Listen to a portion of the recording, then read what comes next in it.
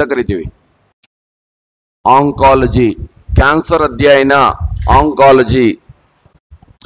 Uncle ಮಾಡಬಾರ್ದು ಇದನ್ನ, oncology.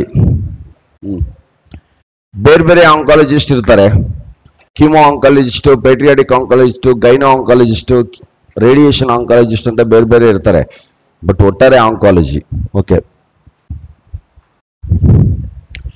ಈ ಕ್ಯಾನ್ಸರ್ ಅನ್ನುವಂಥ ಪದವನ್ನ ಮೊಟ್ಟ ಮೊದಲಿಗೆ ಇಂಟ್ರೊಡ್ಯೂಸ್ ಮಾಡಿದವರು ಅವತ್ತೇ ಹೇಳಿದ್ರು ಹಿಪೋಕ್ರೆಟಿಸ್. ಕ್ಯಾನ್ಸರ್ ಅನ್ನುವಂಥ ಪದವನ್ನ ಇವತ್ತೆಲ್ಲ ಹೇಳಿರೋದು, ತುಂಬಾ ಹಿಂದೆನೆ ಹೇಳಿದ್ರು. ಬರೋದಕ್ಕಿಂತ ಮೊದಲೇನೆ ಈ ತರ ಅನಾಮಲಸ್ ಗ್ರೋತ್ ಅನ್ನ ಕ್ಯಾನ್ಸರ್ ಅಂತ ಅವ್ರು ಡಿಸೈಡ್ ಮಾಡಿದ್ರು.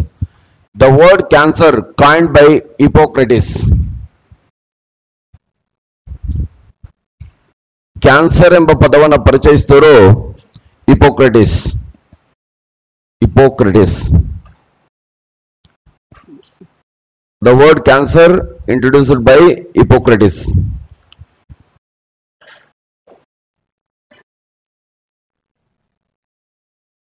ಓಕೆ, ಮೊನ್ನೆ PC ಕ್ವಶನ್ಸ್ ಕಡಿದ ಹಿಪೋಕ್ರೆಟಿಸ್ ಯಾರು ಅಂತ.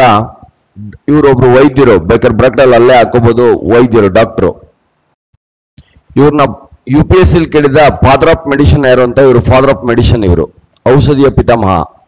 ಔಷಧಿ ಪಿತಾಮಹ ಅನ್ಬೇಕಾದ್ರೆ ಡಾಕ್ಟರ್ ಆಗಬೇಕು. ಡಾಕ್ಟರ್ ಅಂತ ಎಲ್ಲೂ ಬರ್ದಿಲ್ಲ ಲಿಟ್ರೇಚರ್ ಅಲ್ಲಿ, ಬಟ್ ಬೇಸಿಕಲಿ ಡಾಕ್ಟರ್ ಇವರು. ಓಕೆ, ನೆಕ್ಸ್ಟ್,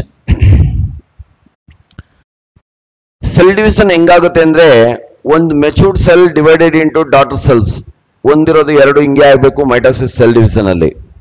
ಕೆಲ ಸಂದರ್ಭದಲ್ಲಿ ಏನಾಗುತ್ತೆ ಅಂದ್ರೆ ಎರಡಕ್ಕಿಂತ ಜಾಸ್ತಿ ಆಗ್ಬಿಡುತ್ತೆ, ಅದೇ ಕ್ಯಾನ್ಸರ್ ಆಗಿ ಟರ್ನ್ ಆಗ್ಬಿಡುತ್ತೆ. The anomalous mitotic cell division ಇಂದ ಕ್ಯಾನ್ಸರ್ ಉಂಟಾಗುತ್ತದೆ.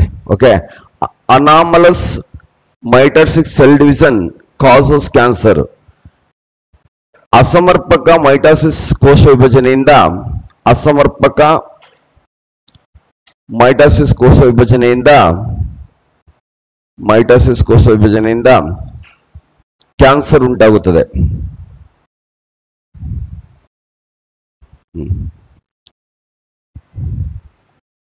ಎರಡು ರೀತಿ ಟ್ಯೂಮರ್ ಬರ್ತವೆ ನಮ್ಮ ಬಾಡಿನಲ್ಲಿ. ಒಂದು ಬ್ಯಾಗ್ನಿನ್ ಟ್ಯೂಮರ್ ಅಂತ ಕರಿತೀವಿ. ಈಗ ಉಲ್ಪುರಿ ಇವೆಲ್ಲ ಏನು ತೊಂದರೆ ಇಲ್ಲ, ಅದ್ರಲ್ಲಿ ಫ್ಯಾಟ್ ಇರುತ್ತೆ, ಕಾನ್ಸ್ಟೆಂಟ್ ಆಗಿರುತ್ತೆ. ನಿಮ್ ಏಜ್ ಆಗ್ತಿದ್ದಂಗೆ ಒಂದು ಸ್ವಲ್ಪ ದಪ್ಪ ಆಗೋದು, ಒಂದು ಸ್ವಲ್ಪ ಲೈಟ್ ಆಗಿ ಆಗ್ಬೋದೇ ಹೊರತು ತುಂಬಾ ದಪ್ಪ ಆಗಲ್ಲ, ಸೆಲ್ ಡಿವಿಷನ್ ಆಗಲ್ಲ, ಪೇನ್ ಇರಲ್ಲ. ಆ ತರ ಇದ್ರೆ ಅದೇನು ತೊಂದರೆ ಇಲ್ಲ. ಯಾವ್ದಾದ್ರು ಗೆಡ್ಡೆ ದಪ್ಪ ಆಗ್ತಾ ಇದ್ದು ಪೇನ್ ಕಾಣಿಸ್ಕೊಳ್ತಾ ಇದೆ ಅಂದ್ರೆ ಅದು ಕ್ಯಾನ್ಸರ್. ಅದು ಮ್ಯಾಲಿಗ್ನೆಂಟ್ ಗ್ರೋತ್ ಅಂತ ಕರಿತೀವಿ. Cancer is malignant growth. Malignant growth. Cancer ಅನ್ನೋದು ಒಂದು ಅಸಮರ್ಪಕ ಬೆಳವಣಿಗೆ. ಕ್ಯಾನ್ಸರ್ ಇಸ್ ಮ್ಯಾಲಿಗ್ನೆಂಟ್ ಗ್ರೋತ್, ಅಸಮರ್ಪಕ ಬೆಳವಣಿಗೆ. ಕ್ಯಾನ್ಸರ್ ಅಂದ್ರೆ ಏನಂದ್ರೆ, ಈಗ ಉದಾಹರಣೆಗೆ ಒಂದು ಮಾವಿನ ಹಣ್ಣಲ್ಲಿ ಉಳುಕ ಆಗಿರುತ್ತೆ ಅಂತ ಇಟ್ಕೊಳ್ಳಿ. ಉಳುಕ ಚಿಕ್ಕದಾಗೆ ಇದ್ದಾಗ ತೆಗೆದ್ಬಿಟ್ರೆ ಹೆಚ್ಚಿಗೆ ಮಾವಿನ ಹಣ್ಣು ಉಪಯೋಗಕ್ಕೆ ಬರುತ್ತೆ ನಮ್ಗೆ. ಅದು ತೆಗ್ದಿಲ್ಲ ಅಂದ್ರೆ ಉಳುಕ ಏನ್ ಮಾಡುತ್ತೆ ಅಂದ್ರೆ ಒಳ್ಳೆ ಜೀವಕೋಶಗಳನ್ನ ಡೆಸ್ಟ್ರಾಯ್ ಮಾಡ್ತಾ ಹೊಟ್ಟೋಗ್ಬಿಡುತ್ತೆ. ಇದಕ್ಕೆ ಇಂಗ್ಲಿಷ್ ಅಲ್ಲಿ ಮೆಟಾಸ್ಟಾಲಿಕ್ ಸೆಲ್ಸ್ ಅಂತ ಕರಿತೀವಿ. ಕೆಟ್ಟೋಗಿರೋ ಜೀವಕೋಶ ಅಂತ, ಕನ್ನಡದಲ್ಲೂ ಕೆಟ್ಟೋಗಿರೋ ಜೀವಕೋಶ ಅಂತ ಹೇಳ್ತೀವಿ. Cancer is metastatic cells. ಕೆಟ್ಟೋಗಿರುವಂತ ಜೀವಕೋಶ ಮೆಟಾಸ್ಟಾಲಿಕ್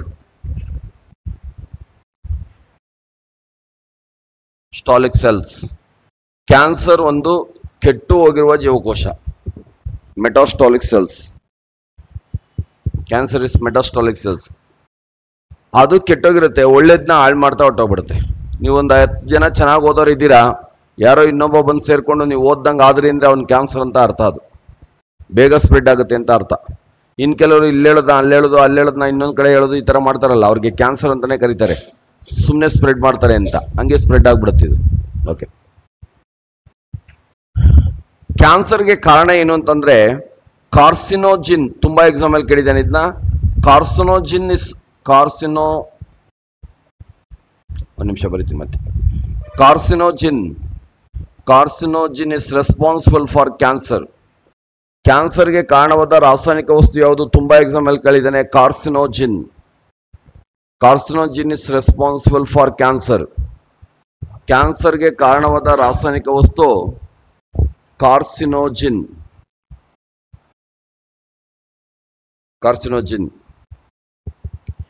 ಈ ಕಾರ್ಸಿನೋಜಿನ್ ಅನ್ನೋ ಕೆಮಿಕಲ್ ಎಲ್ಲಿ ಉತ್ಪತ್ತಿ ಆಗುತ್ತೋ ಆ ಕ್ಯಾನ್ಸರ್ ಬರುತ್ತೆ. ಸ್ಕಿನ್ ಅಲ್ಲಾದ್ರೆ ಸ್ಕಿನ್ ಕ್ಯಾನ್ಸರು, ಬ್ಲಡ್ ಅಲ್ಲಾದ್ರೆ ಬ್ಲಡ್ ಕ್ಯಾನ್ಸರು, ಬೋನ್ ಅಲ್ಲಾದ್ರೆ ಬೋನ್ ಕ್ಯಾನ್ಸರು, ಆ ತರ ಬಂದ್ಬಿಡುತ್ತೆ. ಹಾಗಾದ್ರೆ ಕಾರ್ಸಿನೋಜಿನ್ ಯಾಕೆ ಜಾಸ್ತಿ ಆಗುತ್ತೆ ನೋಡೋಣ. ಒಂದು ನೆಕ್ಸ್ಟ್ ಹೆಡಿಂಗ್ ಬರ್ಕೊಳ್ಳಿ, ಕಾರ್ಸಿನೋಜಿನ್ ಇನ್ಫ್ಲೂಯೆನ್ಸಿಂಗ್ ಫ್ಯಾಕ್ಟರ್ಸ್ ಅಂತ ಹಾಕೊಳ್ಳಿ. ಕಾರ್ಸಿನೋಜಿನ್ ಹೆಚ್ಚಾಗಲು ಕಾರಣವಾದ ಅಂಶಗಳು, ಕಾರ್ಸಿನೋಜಿನ್ ಇನ್ಫ್ಲೂಯೆನ್ಸಿಂಗ್ ಫ್ಯಾಕ್ಟರ್ಸ್, ಕಾರ್ಸಿನೋಜಿನ್ ಹೆಚ್ಚಾಗಲು ಕಾರಣವಾದ ಅಂಶಗಳು.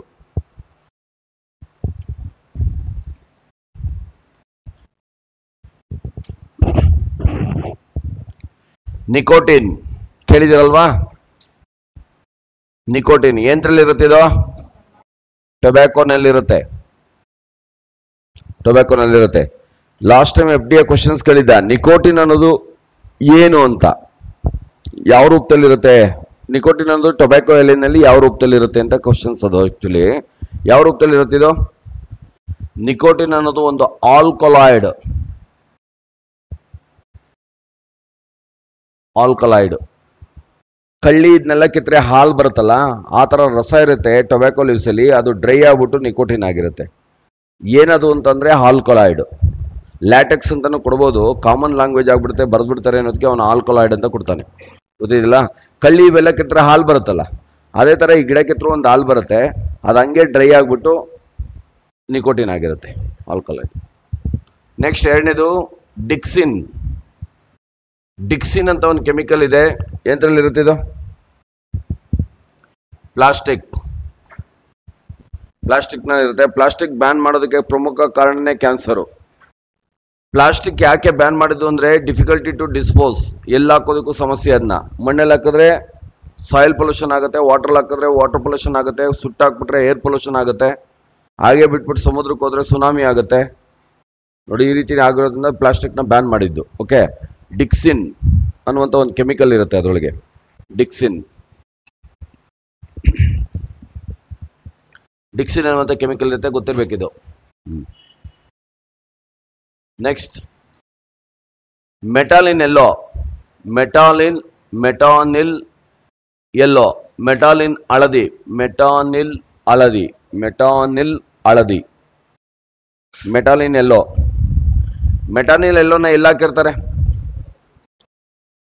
ಟರ್ಮರಿಕ್ ಪೌಡರ್, ಅರ್ಶಿನದ ಪುಡಿಗೆ ಹಾಕಿರ್ತಾರೆ. ಟರ್ಮರಿಕ್ ಪೌಡರ್ ಅಲ್ಲಿ ಹಾಕಿರ್ತಾರೆ. ಅರ್ಶಿನದ ಪುಡಿ ಟರ್ಮರಿಕ್ ಪೌಡರ್ ಅಲ್ಲಿ ಇರುತ್ತೆ. ಇದು ಏನಕ್ಕೆ ಹಾಕ್ತಾರೆ ಅಂತಂದ್ರೆ ಟರ್ಮರಿಕ್ ಪೌಡರ್ಗೆ ಹುಳು ಬಿದ್ದ್ಬಿಡುತ್ತೆ. ಆ ಹುಳು ಬೀಳೋದನ್ನ ಅವಾಯ್ಡ್ ಮಾಡೋದಕ್ಕೆ ಇದು ಹಾಕಿರ್ತಾರೆ. ಜನಗಳಿಗೆ ನಂಬಿಕೆ ಹೆಂಗಿದೆ ಅಂತಂದ್ರೆ ಟರ್ಮರಿಕ್ ಪೌಡರ್ ತಿಂದ್ರೆ ಕ್ಯಾನ್ಸರ್ ಬರುತ್ತೆ ಅಂತ. Turmeric powder, pure turmeric powder very good antiseptic agent.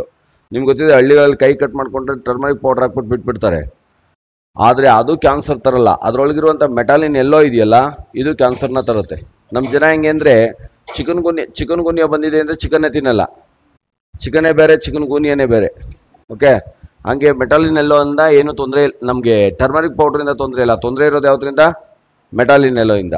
ಮೊನ್ನೆ FDA ಕ್ವಶನ್ಸ್ ಬಂದಿತ್ತು, ಅರ್ಶಿನದ ಪೌಡರ್ ಇರುವಂತ ಲೋಹೀಯ ಅಂಶ ಯಾವುದು, ಮೆಟಾಲಿನ್ ಎಲ್ಲೋನಲ್ಲಿರುವಂತ ಲೋಹೀಯ ಅಂಶ ಯಾವುದು ಅಂತ. ಯಾವ ಲೋಹ ಇದೆ ಅದ್ರೊಳಗೆ ಅಂತ. ಲೆಡ್ ಕ್ರೋಮೇಟ್ ಇರುತ್ತೆ ಇದ್ರೊಳಗೆ. ಲೆಡ್ ಕ್ರೋಮೇಟ್ ಇರುತ್ತೆ. ಕ್ರೋಮಿಯಂ ಅನ್ನೋ ಪದ ಎಲ್ಲೇ ಬಂದ್ರು ಏನಂತ ಅರ್ಥ? ಅದು ಕ್ಯಾನ್ಸರ್ ಅಂತ ಅರ್ಥ. ಕ್ರೋಮಿಯಂ, ಅದು ಲೆಡ್ ಕ್ರೋಮೇಟ್ ಇದೆಯಲ್ಲ, ಅದು ಕ್ಯಾನ್ಸರ್ನ ತರೋದು. ಒಂದ್ಸಲ ನೋಡಿದ. ಅರ್ಶಿನದ ಪೌಡರ್ನಲ್ಲಿ ಏನ್ ಹಾಕಿರ್ತಾರೆ? ಮೆಟಾಲಿನ್ ಎಲ್ಲೋ. ಮೆಟಾಲಿನ್ ಎಲ್ಲೋನಲ್ಲಿ ಏನಿರುತ್ತೆ? ಲೆಡ್ ಕ್ರೋಮೇಟು. ಲೆಡ್ ಕ್ರೋಮೇಟ್ ಏನನ್ನ ತರುತ್ತೆ? ಕ್ಯಾನ್ಸರ್ನ ತರುತ್ತೆ, ಅರ್ಶಿನದ ಪೌಡರ್ ಅಲ್ಲ. ಆಯ್ತಾ?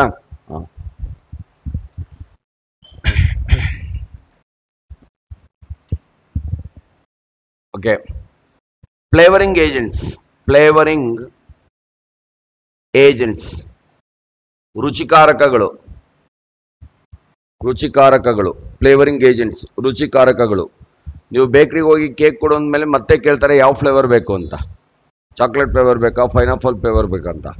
ಫ್ಲೇವರು ಹೇಳ್ಬಿಟ್ಟು ಕೇಕ್ ತೆಗೆದುಕೊಳ್ತಾ ಇದ್ದೀರಿ ಅಂದ್ರೆ ಇದೇ ಕ್ಯಾನ್ಸರ್ ಬರಬೇಕು ಅಂತ ಡಿಸೈಡ್ ಮಾಡ್ಬಿಟ್ಟು ತೆಗೆದುಕೊಳ್ತಾ ಇದ್ದೀರಿ ಅಂತ ಅರ್ಥ. ಅದು ಎಲ್ಲ ಕಲರಿಂಗ್ ಏಜೆಂಟ್ಸ್ಗಳಲ್ಲೂ ಕ್ಯಾನ್ಸರ್ ಕಾರಕ ವಸ್ತು ಇರುತ್ತೆ. ಓಕೆ, ಕಲರ್ಫುಲ್ ಆಗಿದೆ ಅಂತಂದ್ರೆ ಕಲರ್ಫುಲ್ ಆಗಿ ಕಾಯಿಲೆ ಬರುತ್ತೆ ಅಂತ ಅರ್ಥ ಅದು. ನೆಕ್ಸ್ಟ್ ಟೇಸ್ಟ್ ಸಾಲ್ಟ್, ರುಚಿಕಾರಕ ಉಪ್ಪು.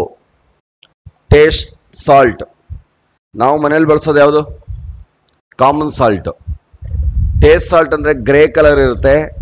ಚೈನಾ ಫುಡ್ ಎಲ್ಲರೂ ಮಾಡ್ತಾ ಇದ್ರೆ ಅವರು ಗ್ರೇ ಕಲರ್ದು ಒಂದು ಪೌಡರ್ ಹಾಕ್ತಾರೆ, ಅದು ಏನು ಹಾಕ್ಲೇ ಆಗ್ತೇವಲ್ಲಿ ಒಂದು ಸ್ವಲ್ಪ ಟೇಸ್ಟ್ ಬರೋ ಥರ ಆಗುತ್ತೆ.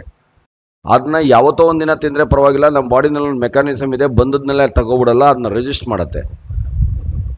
ಡೈಲಿ ತಿನ್ನೋದನ್ನ ಅಥವಾ ವಾರಕ್ಕೊಂದೊಂದು ದಿನ 2 ದಿನ ತಿನ್ನೋದನ್ನ ಪ್ರಾಕ್ಟೀಸ್ ಮಾಡಿಬಿಟ್ರೆ ಕ್ಯಾನ್ಸರ್ ಬಂದ್ಬಿಡುತ್ತೆ. ಓಕೆ, ಈಗ ಚೈನಾ ಆಕ್ಚುಲಿ ಮೋದಿಯವ್ರು ಮಾಡಿದಂಥ ಒಂದು 2-3 ಒಳ್ಳೆ ಕೆಲಸಗಳಲ್ಲಿ ಇದು ಒಂದು. ಚೈನಾ ಗೂಡ್ಸನ್ನು ಬ್ಯಾನ್ ಮಾಡಿದ್ದು ಒಂದು, ಚೈನಾ ಪಟಾಕಿಗಳನ್ನು ಬ್ಯಾನ್ ಮಾಡೋದ್ರಿಂದ ನಮ್ಮ ಪೊಲ್ಯೂಷನ್ ಕಡಿಮೆ ಆಯಿತು, ಮತ್ತು ಅದರೊಳಗೆ ಕೆಮಿಕಲ್ ಇರ್ತಾಯಿತ್ತು, ಕೆಮಿಕಲ್ ಸ್ಪ್ರೆಡ್ ಆಗೋದು ಕಡಿಮೆ ಆಯಿತು. ಟೇಸ್ಟ್ ಸಾಲ್ಟ್ ಬ್ಯಾನ್ ಮಾಡಿದ್ದಾರೆ. ಓಕೆ, ಇನ್ನೊಂದು ತೊಂದರೆ ಆಗಿದ್ದೇನು ಅಂದರೆ ಚೈನಾ ಪೇಪರ್ ಬರ್ತಾಯಿತ್ತು, ತುಂಬ ಕಡಿಮೆಗೆ ಬರ್ತಾಯಿತ್ತು, ತುಂಬ ಲೋ ಕ್ವಾಲಿಟಿ, ಸಿ ಮತ್ತು ಡಿ ಗ್ರೇಡ್ನ ಇದನ್ನ ಪೇಪರ್ಗಳನ್ನು ನಾವು ಪ್ರಿಂಟ್ ಮಾಡೋದು, ಬುಕ್ ಪ್ರಿಂಟು ಇದೆಲ್ಲ. ಈಗ ಅವ್ರು ನಿಲ್ಲಿಸ್ಬಿಟ್ಟ ಮೇಲೆ ತುಂಬ ಕಾಸ್ಟ್ ಆಗ್ಬಿಟ್ಟಿದೆ ಪೇಪರು, ಅದಕ್ಕೆ ಬುಕ್ ಚಾರ್ಜಸ್ಸು ಜಾಸ್ತಿ ಆಗ್ಬಿಟ್ಟಿದೆ ಈಗ. Okay, taste salt grey colour ಇರುತ್ತೆ. ನೀವೇನಾದ್ರು ಮದುವೆ ಸಮಾರಂಭ ಇದೆಲ್ಲ ಬಟ್ರ್ ಕೈನಲ್ಲಿ ಮಾಡಿಸಿದ್ರೆ ಅವರು ಟೇಸ್ಟ್ ಸಾಲ್ಟನ್ನು ಬರೆದಿರ್ತಾರೆ. ಅಂದರೆ ಅದು ಏನು ಗೊತ್ತಾ, ಒಂದು ಸ್ವಲ್ಪ ವೇರಿಯೇಷನ್ ಆಗ್ಬಿಟ್ಟು ಏನಾದ್ರು ಆಗಿದ್ರೆ ಅದು ಮ್ಯಾಚ್ ಮಾಡಿಬಿಟ್ಟು ಟೇಸ್ಟ್ ಬರೋ ಥರ ಮಾಡುತ್ತೆ. Okay, next cosmic rays. ಯಾಕೆ ಇವತ್ತು ಕಾಸ್ಮಿಕ್ ರೇಸ್, ಕಾಸ್ಮಿಕ್ ಕಿರಣಗಳು.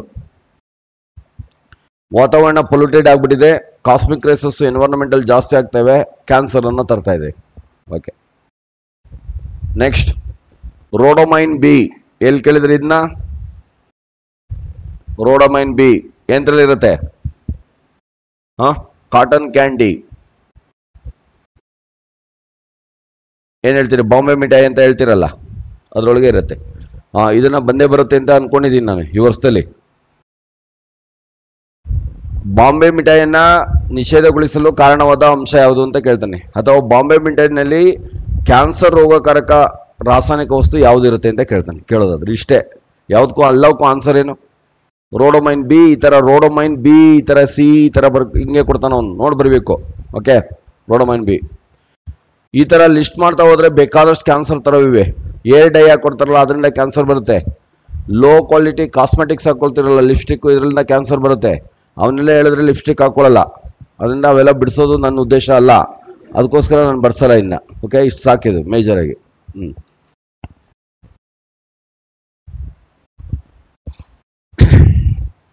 ಆಯ್ತಾ? Next test. ಕ್ಯಾನ್ಸರ್ಗೆ ಏನೇನು ಟೆಸ್ಟ್ಗಳಿವೆ? Very important. ಟೆಸ್ಟ್ಗಳ ಮೇಲಂತೂ ತುಂಬಾ ಕ್ವಶನ್ಸ್ ಬಂದಿದೆ. ಏನೇನ್ರಿಂದ ಟೆಸ್ಟ್ ಮಾಡ್ತೀವಿ, ಯಾವ್ಯಾವ ಟೆಸ್ಟ್ ಇಂದ ಕ್ಯಾನ್ಸರ್ನ ಕನ್ಫರ್ಮ್ ಮಾಡ್ತೀವಿ?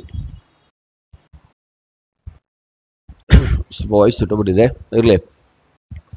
Test biopsy. ಬಯಾಪ್ಸಿ ಬಯಾಪ್ಸಿ ಅಂತ ಒಂದು ಟೆಸ್ಟ್ ಇದೆ. ಇದು ನೋಡಿ, PC ಬಂದಿದೆ, FDA ಬಂದಿದೆ, UPSC ಬಂದಿದೆ, ತುಂಬಾ ಎಕ್ಸಾಮ್ ಬಂದಿದೆ. ಕ್ಯಾನ್ಸರ್ ಟೆಸ್ಟ್ ಯಾವುದು ಅಂತ ಕೊಟ್ಬಿಟ್ಟು ಬಯಾಪ್ಸಿ ಈ ತರ ಒಂದು ಬೇರೆ 3 ಟೆಸ್ಟ್ ಕೊಡ್ತಾನೆ. ಓಕೆ, ಇದಕ್ಕೆ ಇನ್ನೊಂದು ಹೆಸರಿದೆ, ಇದನ್ನ ನೀಡಲ್ ಟೆಸ್ಟ್ ಅಂತಾನೂ ಕರೀತಾರೆ. Needle test.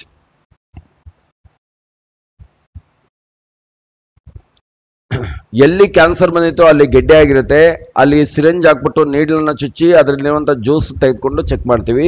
ಅದಕ್ಕೋಸ್ಕರ ಇದನ್ನ ನೀಡಲ್ ಟೆಸ್ಟ್ ಅಂತಾನೂ ಕರೀತಾರೆ. ಎಲ್ಲಿ ಟ್ಯೂಮರ್ ಇರುತ್ತೋ ಟ್ಯೂಮರ್ಗೆ ಗೆಡ್ಡೆಗೆ ಇಂಜೆಕ್ಷನ್ ಕೊಟ್ಟು, ಇದು ಇಂಜೆಕ್ಷನ್ ಕೊಡೋ ಥರ ಬರೀ ಖಾಲಿ ಇದನ್ನು ತೆಗೆದುಕೊಂಡು ಅದರಿಂದ ಜ್ಯೂಸ್ ಎಕ್ಸ್ಟ್ರಾಕ್ಟ್ ಮಾಡ್ತಾರೆ, ಅದನ್ನ ಚೆಕ್ ಮಾಡ್ತಾರೆ. ಜ್ಯೂಸೇ ಬರಲ್ಲ, ಆ ಭಾಗದಲ್ಲಿ ಗೆಡ್ಡೆ ಆಗಿದೆ ಅಂದರೆ ಅಲ್ಲೊಂದಷ್ಟು ಮಾಂಸಖಂಡಗಳನ್ನ ಕಟ್ ಮಾಡಿಕೊಂಡು ಟೆಸ್ಟ್ ಮಾಡ್ತಾರೆ.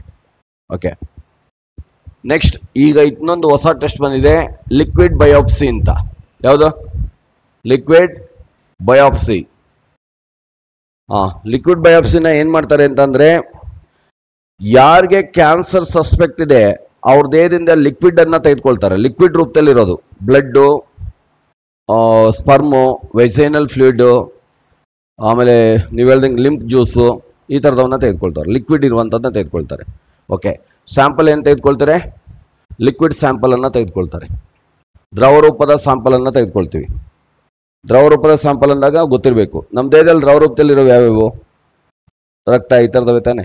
ಓಕೆ, ಇದನ್ನ ಯಾವ ತಂತ್ರಜ್ಞಾನದಿಂದ ಅಭಿವೃದ್ಧಿ ಪಡಿಸಲಾಗಿದೆ ಅಂತ ಒಂದು ಕ್ವಶನ್ಸ್ ಕೇಳ್ತಾನೆ. Developed by biotechnology. ಜೈವಿಕ ತಂತ್ರಜ್ಞಾನದಿಂದ ಇದನ್ನ ಅಭಿವೃದ್ಧಿ ಪಡಿಸಲಾಗಿದೆ. ಡೆವಲಪ್ಡ್ ಬೈ ಬಯೋಟೆಕ್ನಾಲಜಿ, ಜೈವಿಕ ತಂತ್ರಜ್ಞಾನದಿಂದ ಇದನ್ನ ಅಭಿವೃದ್ಧಿ ಪಡಿಸಲಾಗಿದೆ. ಇದನ್ನ ಭಾರತಕ್ಕೆ ಇಂಟ್ರೊಡ್ಯೂಸ್ ಮಾಡಿದವರು ಯಾರು ಅಂತ ಕೇಳ್ತಾರೆ. ಯಾರು ಇದನ್ನ ಭಾರತಕ್ಕೆ ಇಂಟ್ರೊಡ್ಯೂಸ್ ಮಾಡಿದವರು? ಡಾಕ್ಟರ್ ಕಿರಣ್ ಮಜುದಾರ್ ಶಾ. ಯಾರಿವರು? Director Biocon industries.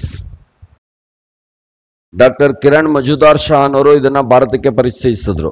ಓಕೆ, ಈ ಟೆಸ್ಟ್ ಒಂದೇ ಕಡೆ ಸಿಗೋದು ಬೆಂಗಳೂರಿನಲ್ಲಿ ನಾರಾಯಣ ಹೃದಯಾಲಯ.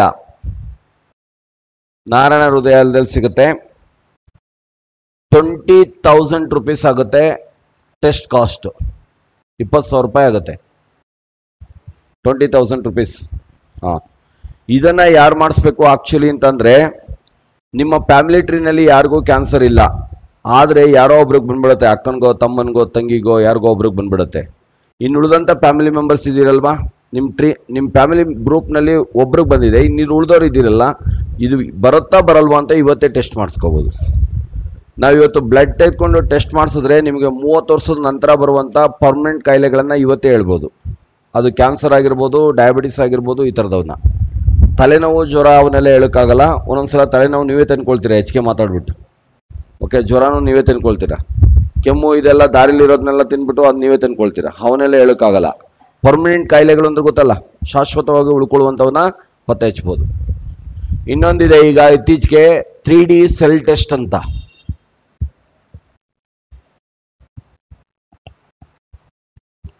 ಒಂದ್ ಸೆಲ್ ಸೈಜ್ ಗೊತ್ತಿದೆ ನಮಗೆ, ಸ್ಟ್ಯಾಂಡರ್ಡ್ ಸೈಜ್. ಈಗ ನ್ಯೂರಾನ್ ಅಂದ್ರೆ ಹಿಂಗಿರ್ಬೇಕು ಅಂತ ಇದೆ. ಆ ಸೈಜ್ಗಿಂತ ಅಬ್ನಾರ್ಮಾಲಿಟಿ ಇದ್ರೆ ಕ್ಯಾನ್ಸರ್ ಅಂತ ಸಸ್ಪೆಕ್ಟ್ ಮಾಡಬಹುದು. 3 dimension ನೋಡ್ತೀವಿ, ಸೈಜು, ಉದ್ದ, ದಪ್ಪ, ಗಾತ್ರ, ಇದನ್ನೆಲ್ಲ. ಅದರೊಳಗೆ ವೇರಿಯೇಷನ್ಸ್ ಏನಾದ್ರು ಇದ್ರೆ, ಸ್ಪೆಲ್ಲಿಂಗು ಆ ಥರದ್ದು ಏನಾದ್ರು ಇದ್ರೆ, ಅಥವಾ ಕೆಟ್ಟೋಗಿರೋ ಥರ ಸೆಲ್ ಇದ್ರೆ ಅದನ್ನ ಕಂಡುಹಿಡಿದು ಬಿಡ್ಬೋದು. 3D ಸೆಲ್ ಟೆಸ್ಟ್ ಅಂತ ಇದೆ. ನೆಕ್ಸ್ಟ್, ಬ್ಲಡ್ ಟೆಸ್ಟ್ ಕೂಡ, ಬ್ಲಡ್ ಟೆಸ್ಟ್ ಇಂದ ಕೂಡ ಕಂಡುಹಿಡಿಬಹುದು. Blood test,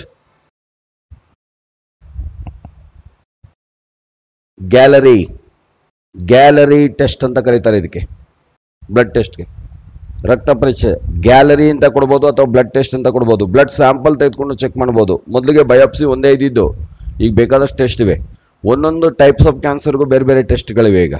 okay, next pet ಅಂತ ಒಂದು ಟೆಸ್ಟ್ ಇದೆ. ಪೆಟ್ ಅಂದ್ರೆ ಏನು ಅಂತಂದ್ರೆ positron emission test, tomography. Positron emission tomography ಅಂತ ಪೆಟ್. ಒಂದು ಕನ್ಫ್ಯೂಷನ್ ಮಾಡ್ಕೋಬೇಡಿ. ಪೆಟ್ಟನ್ನ ಕ್ಯಾನ್ಸರ್ ಇದೆಯಾ ಅಂತಾನು ಚೆಕ್ ಮಾಡೋಕ್ಕೂ ಬಳಸ್ಬೋದು. ಕ್ಯಾನ್ಸರ್ ಕಾಯಿಲೆ ವಾಸಿ ಆಗಿದೆ ಅಂತ ಅನ್ಕೊಳ್ಳಿ, ವಾಸೆ ಸಂಪೂರ್ಣವಾಗಿ ಆಗಿದೆಯಾ, ಇನ್ನು ಕ್ಯಾನ್ಸರ್ ಕಾರಕ ಜೀವಕೋಶಗಳು ಇದೆಯಾ ಅಂತ ಪತ್ತೆ ಹಚ್ಚಕ್ಕೂ ಬಳಸ್ಬೋದು. ಕೊನೆ ಮೂಮೆಂಟ್ ಅಲ್ಲಿ ಪೆಟ್ ನೆಗೆಟಿವ್ ಬಂದಿದೆ, ಕ್ಯಾನ್ಸರ್ ಇಲ್ಲ ಅಂತ ಹೇಳ್ತಾರೆ, ಕೇಳಿದಿರಲ್ಲ. ಓಕೆ, ಆ ರೂಪದಲ್ಲಿ ಎರಡಕ್ಕೂ ಆಗುತ್ತಿದೋ. ಒಂದು ಸ್ವಲ್ಪ ಅರ್ಲಿಯಾಗಿ ಚೆಕ್ ಮಾಡೋದಕ್ಕೂ ಆಗುತ್ತೆ, ಲೇಟಾಗಿ ಚೆಕ್ ಮಾಡೋದಕ್ಕೂ ಆಗುತ್ತೆ. ಕ್ಯಾನ್ಸರ್ ಬಂದಿರುತ್ತೆ, ಟ್ರೀಟ್ಮೆಂಟ್ ಕೊಟ್ಟಿರ್ತಾರೆ, 100% ವಾಸಿ ಆಗಿದೆ ಅಂತ ಅನ್ಕೊಂಡಿದೀವಿ ನಾವು. ಅದಾಗಿದೆಯಾ ಅಂತ ಕನ್ಫರ್ಮ್ ಮಾಡೋದು ಯಾವ ಟೆಸ್ಟ್ ಇಂದ? ಇದರಿಂದ. ಓಕೆ, ಪಪ್ಸ್ ಸ್ಮಿಯರ್ ಟೆಸ್ಟ್ ಅಂತ ಹೇಳ್ತೀವಿ.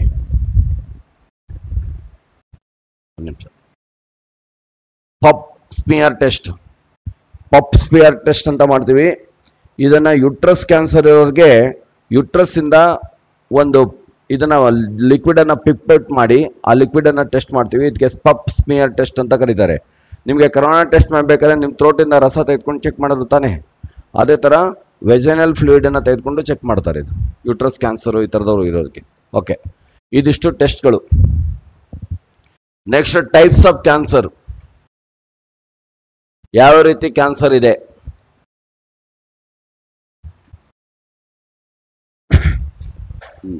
ಒಂದು ವಿಷಯನ ಕ್ಲಮ್ಸಿ ಮಾಡಿ ಬರ್ಕೊಬಿಟ್ರೆ ಮ್ಯಾಪಿಂಗ್ ಆಗಲ್ಲ ಓದೋದಕ್ಕೆ. ಅದನ್ನ ಬಿಡಿಸಿ ಆರ್ಡರ್ ಹೆಡಿಂಗ್ ತರ ಮಾಡ್ಕೊಂಡ್ರೆ ಈಸಿ ಟು ರೀಡ್, ಆಮೇಲೆ ಈಸಿ ಟು ಮೆಮೊರೈಸ್, ಅದಕ್ಕೆ ಹೆಲ್ಪ್ ಆಗುತ್ತೆ. ಕಾರ್ಸಿನೋಮಾ, ಒಂದು ನಿಮಿಷ ಇರಿ. Carcinoma, sarcoma, leukoma, lymphoma, glioma, melanoma. Melanoma. ಇಲ್ಲಿ ಏನ್ ಮಾಡ್ತಾನೆ ಅಂದ್ರೆ ಯಾವ ಅಂಗಕ್ಕೆ ಬರೋ ಕ್ಯಾನ್ಸರ್ನ ಏನಂತ ಕರೀತಾನೆ ಅಂತ ಕೇಳ್ತಾನೆ, ಇಲ್ದ್ರೆ ಆ ಕ್ಯಾನ್ಸರ್ನ ಕೊಟ್ಬಿಟ್ಟು ಅದು ಯಾವ ಭಾಗಕ್ಕೆ ಬರುತ್ತೆ ಅಂತ ಕೇಳ್ತಾನೆ. ಓಕೆ, ಲಂಗ್ಸ್ ಇದಕ್ಕೆಲ್ಲ ಬಂದ್ರೆ ಅದನ್ನ ಕಾರ್ಸಿನೋಮಾ ಅಂತ ಕರಿತೀವಿ, ಲಂಗ್ಸ್ ಕ್ಯಾನ್ಸರ್ ಕೇಳಿದಿರಲ್ಲ. ಓಕೆ, ಬೋನ್ಗೆ ಬಂದ್ರೆ ಅದನ್ನ ಸರ್ಕೋಮಾ ಅಂತ ಕರಿತೀವಿ. ಲ್ಯೂಕೋಮಾ ಏನಿರ್ಬೋದು, ಬ್ಲಡ್. ಲಿಂಪೋಮಾ ಏನಿರ್ಬೋದು, ಗ್ಲ್ಯಾಂಡ್ಸ್, ಗ್ರಂಥಿಗಳು, lymphs, glands. Glioma, nerves including brain ಕೂಡ ಸೇರಿಸಿ, ಬ್ರೈನ್ ಟ್ಯೂಮರ್ ಅಂತ ಹೇಳ್ತಾರೆ, ಕೇಳಿದಿರಲ್ಲ ಅದು. ಮೆಲನೋಮಾ ಏನಿರ್ಬೋದು, ಸ್ಕಿನ್. ಇದನ್ನು ಕೊಟ್ಟು ಇದನ್ನ ಕೇಳ್ಬೋದು ಅಥವಾ ಇದನ್ನು ಕೊಟ್ಟು ಇದನ್ನ ಕೇಳ್ಬೋದು. ಇವಕ್ಕೆ ಕನ್ನಡ ವರ್ಡ್ಗಳಿಲ್ಲ. ಇವನೇ ನೀವೇನಾದ್ರು 8 ಜ್ಞಾನಪೀಠ ಪ್ರಶಸ್ತಿ, ಶಾಸ್ತ್ರೀಯ ಸ್ಥಾನಮಾನ, ಕರಳು ಭಾಷೆ ಅಂತ ಏನಾದ್ರು ಇದ್ರೆ ಇವನೇ ಕನ್ನಡದಲ್ಲಿ ಬರ್ಕೋಬಹುದು.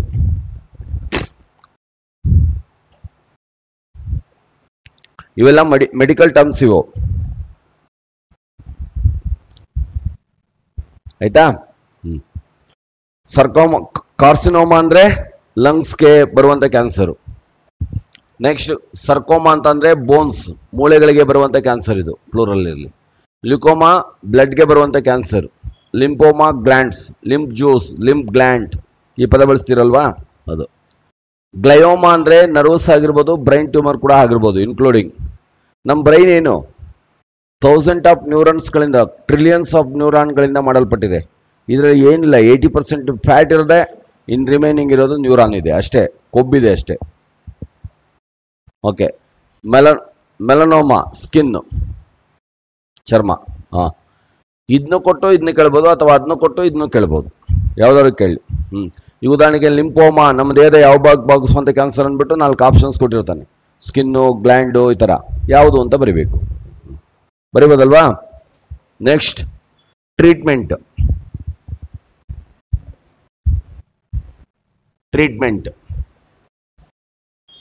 ಚಿಕಿತ್ಸೆಗಳು ಏನೇನ್ ಟ್ರೀಟ್ಮೆಂಟ್ ಇದೆ ಕ್ಯಾನ್ಸರ್ಗೆ?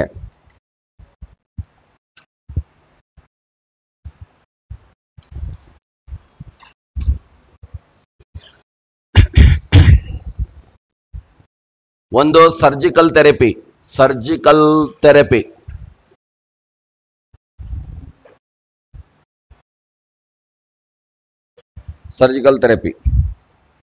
ಮುಂದೆ ಬರ್ಕೊಂಬನ್ನಿ.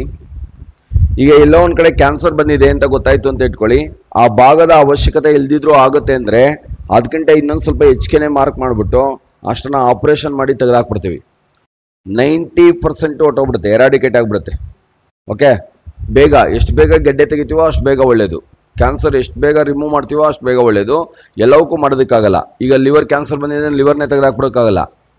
ಯಾವ ಭಾಗ ತೆಗೆದ್ರು ಬದುಕ್ತಾರೆ ಅಂತ ಭಾಗವನ್ನ ತೆಗೆದ್ಬಿಡ್ತೀವಿ. ಓಕೆ, ಇದು ಸರ್ಜಿಕಲ್. 90% ಇದ್ರೊಳಗೆ ಕ್ಯೂರ್ ಆಗ್ಬಿಡುತ್ತೆ, ಅಂದ್ರೆ ಮೀನ್ಸ್ ಇಂಟೆನ್ಸಿಟಿ ಕಡಿಮೆ ಆಗ್ಬಿಡುತ್ತೆ ಅದ್ರದ್ದು. Okay, surgical. ಈಗ ಪಾಕಿಸ್ತಾನ್ ಮಾಡೋದನ್ನ ಸರ್ಜಿಕಲ್ ಸ್ಟ್ರೈಕ್ ಅಂತ ಕರೆದ್ರು. ಯಾಕೆ ಸರ್ಜಿಕಲ್ ಸ್ಟ್ರೈಕ್ ಅನ್ನೋ ಮೆಡಿಕಲ್ ಪದ ಕರೆದ್ರು? ಮೊದಲಿಗೆ ಪ್ಲಾನ್ ಮಾಡಿದ್ವಿ ಪಾಕಿಸ್ತಾನದ ಎಲ್ಲಿವರೆಗೆ ನಾವು ಕವರ್ ಮಾಡಬೇಕು ಅಂತ. ಆಮೇಲೆ ಪ್ಲಾನ್ ಮಾಡಿದ್ವಿ ಅಲ್ಲಿ ಯಾರಿಗೆ ಮಾತ್ರ ಹೊಡಿಬೇಕು ನಾವು ಅಂತ. ನಮಗೆ ಸೋಲ್ಜರ್ಸು, ಟೆರರಿಸ್ಟು ಎರಡೇ ಟಾರ್ಗೆಟ್. ಸೋಲ್ಜರ್ಸು, ಎಷ್ಟು ಹೊಡಿಬೇಕು ಅಂತ ಪ್ಲಾನ್ ಮಾಡಿ ಅಷ್ಟಕ್ಕೆ ಕವರ್ ಮಾಡಿದ್ವಿ. ಸೋಲ್ಜರ್ಸು ಮತ್ತು ಇವ್ರನ್ನ ಟೆರರಿಸ್ಟನ್ನ ಮಾತ್ರ ಟಾರ್ಗೆಟ್ ಮಾಡಿದ್ವಿ. ಕಾಮನ್ ಲೇಮನ್ಗೆ ಒಂದು ಸ್ವಲ್ಪನೂ ತೊಂದರೆ ಕೊಟ್ಟಿಲ್ಲ ನಾವು. ಅದಕ್ಕೆ ಅದನ್ನ ಸರ್ಜಿಕಲ್ ಸ್ಟ್ರೈಕ್ ಅಂತ ಕರಿತೀವಿ. ಇಲ್ಲೂ ಅಷ್ಟೇ, ಕ್ಯಾನ್ಸರ್ ಕಾರಕ ರೋಗ ಜೀವಿಗಳನ್ನ ಮಾತ್ರ ಎಷ್ಟು ಏರಿಯಾ ಇದೆಯೋ ಅದನ್ನ ಮಾತ್ರನೇ ರಿಮೂವ್ ಮಾಡ್ತೀವಿ. ಅದಕ್ಕೋಸ್ಕರ ಇದನ್ನ ಸರ್ಜಿಕಲ್ ಥೆರಪಿ ಅಂತ ಹೇಳ್ತೀವಿ, medical term. Next surgical therapy ಆದ್ಮೇಲೆ ಕೀಮೋಥೆರಪಿ.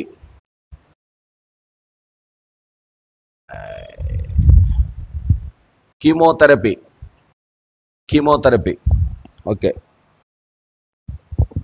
ನಿಮ್ಗೆ ಒಂದು ಕ್ವಶನ್ಸ್ ಬಂದಿದೆ, ಕೀಮೋಥೆರಪಿ ಯಾವ್ದಕ್ಕೆ ಕೊಡುವಂತ ಟ್ರೀಟ್ಮೆಂಟ್ ಅಂತ. ಕ್ಯಾನ್ಸರ್ಗೆ ಕೊಡುವಂತ ಟ್ರೀಟ್ಮೆಂಟ್ ಅಂತ ಗೊತ್ತಿರಬೇಕು. ಓಕೆ, ಏನ್ ಕೊಡ್ತೀವಿ ಕೀಮೋಥೆರಪಿಯನ್ನ? ಕ್ಯಾನ್ಸರ್, ಅದು ಗೊತ್ತಿರಬೇಕು ಒಂದು. ಈಗ ಹೈಡ್ರೋಥೆರಪಿ ಅಂದ್ರೆ ಏನು? ನೀರು ಕೊಟ್ಟು ಚಿಕಿತ್ಸೆ ಮಾಡ್ತೀವಿ. ಕೀಮೋಥೆರಪಿ ಅಂದ್ರೆ ಏನಿರ್ಬೋದು? ಕೆಮಿಕಲ್ಸ್. ಇದು ಕೆಮಿಕಲ್ಸ್ ಟ್ರೀಟ್ಮೆಂಟ್. ಇದು ಕೆಮಿಕಲ್ಸ್ ಟ್ರೀಟ್ಮೆಂಟ್, ಕೆಮಿಕಲ್ಸ್ ಚಿಕಿತ್ಸೆ.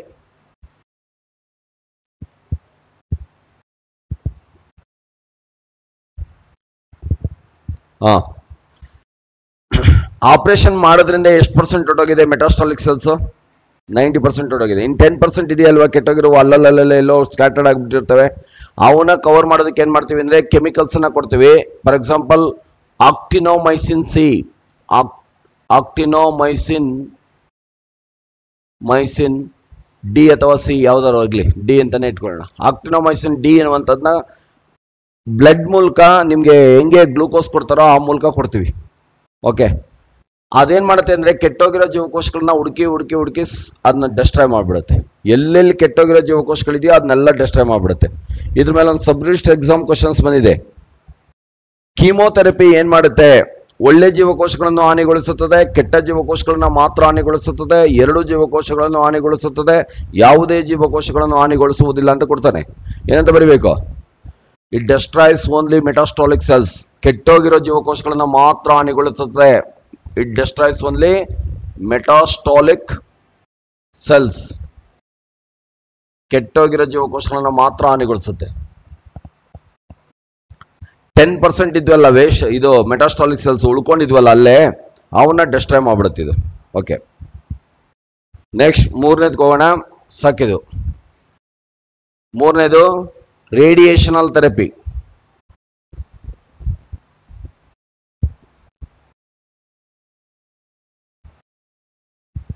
ರೇಡಿಯೇಷನಲ್ ಥೆರಪಿ ವಿಕಿರಣ ಚಿಕಿತ್ಸೆ. 10% ಅನ್ನ ಕರೆಕ್ಟ್ ಆಗಿ ಡೆಸ್ಟ್ರಾಯ್ ಮಾಡ್ಬಿಡಲ್ಲ ಕೀಮೋಥೆರಪಿ. ಅದ್ರ ಕಣ್ ತಪ್ಸು 1, 2, 3 ಈ ತರ ಸೆಲ್ಸ್ಗಳು ಉಳ್ಕೊಬಿಡ್ತವೆ. ಸೆಲ್ ಏನ್ ಮಾಡ್ತವೆ? 1 ಇರೋದು 2, 2 ಇರೋದು 4 ಹಿಂಗೆ ಡಿವೈಡ್ ಆಗ್ತಾ ಇರ್ತವೆ ತಾನೆ. ಅದ್ರಲ್ಲೂ ಮೆಟಾಸ್ಟಾಲಿಕ್ ಸೆಲ್ಸ್ ಇನ್ನು ಫಾಸ್ಟ್ ಆಗಿ ಡಿವೈಡ್ ಆಗ್ತವೆ. ಎಲ್ಲಿ ಆಪರೇಷನ್ ಮಾಡಿದ್ವು ಆ ಭಾಗದಲ್ಲಿ 1, 2 ಸೆಲ್ಸ್ ಉಳ್ಕೊಬಿಟ್ಟಿದ್ರೆ ಸಾಕು, ಅದು ಬೆಳೀತಾ ಬಂದ್ಬಿಡುತ್ತೆ.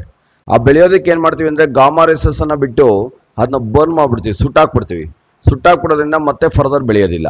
ಓಕೆ, ಈ ರೇಡಿಯೇಷನಲ್ ಥೆರಪಿ ಏನ್ ಮಾಡ್ತೀವಿ ಅಂದ್ರೆ ರೇಡಿಯೇಷನ್ ಬಳಸ್ತೀವಿ ಅಷ್ಟೇ. ಯಾವುದನ್ನ ಬಳಸ್ತಾರೆ? ಮೊನ್ನೆ ಕೇಳಿದೆ STA ಕ್ಯಾನ್ಸರ್ ರೋಗದ ಚಿಕಿತ್ಸೆಯಲ್ಲಿ ಬಳಸುವ ವಿಕಿರಣ ಯಾವುದು ಅಂತ. Gamma race. In treatment of cancer use might gamma race ಅಂತ ಬರ್ಕೊಂಡಿರಿ. ಇರ್ಲಿ, ಮೈಡ್ ಗಾಮಾ ರೇಸ್.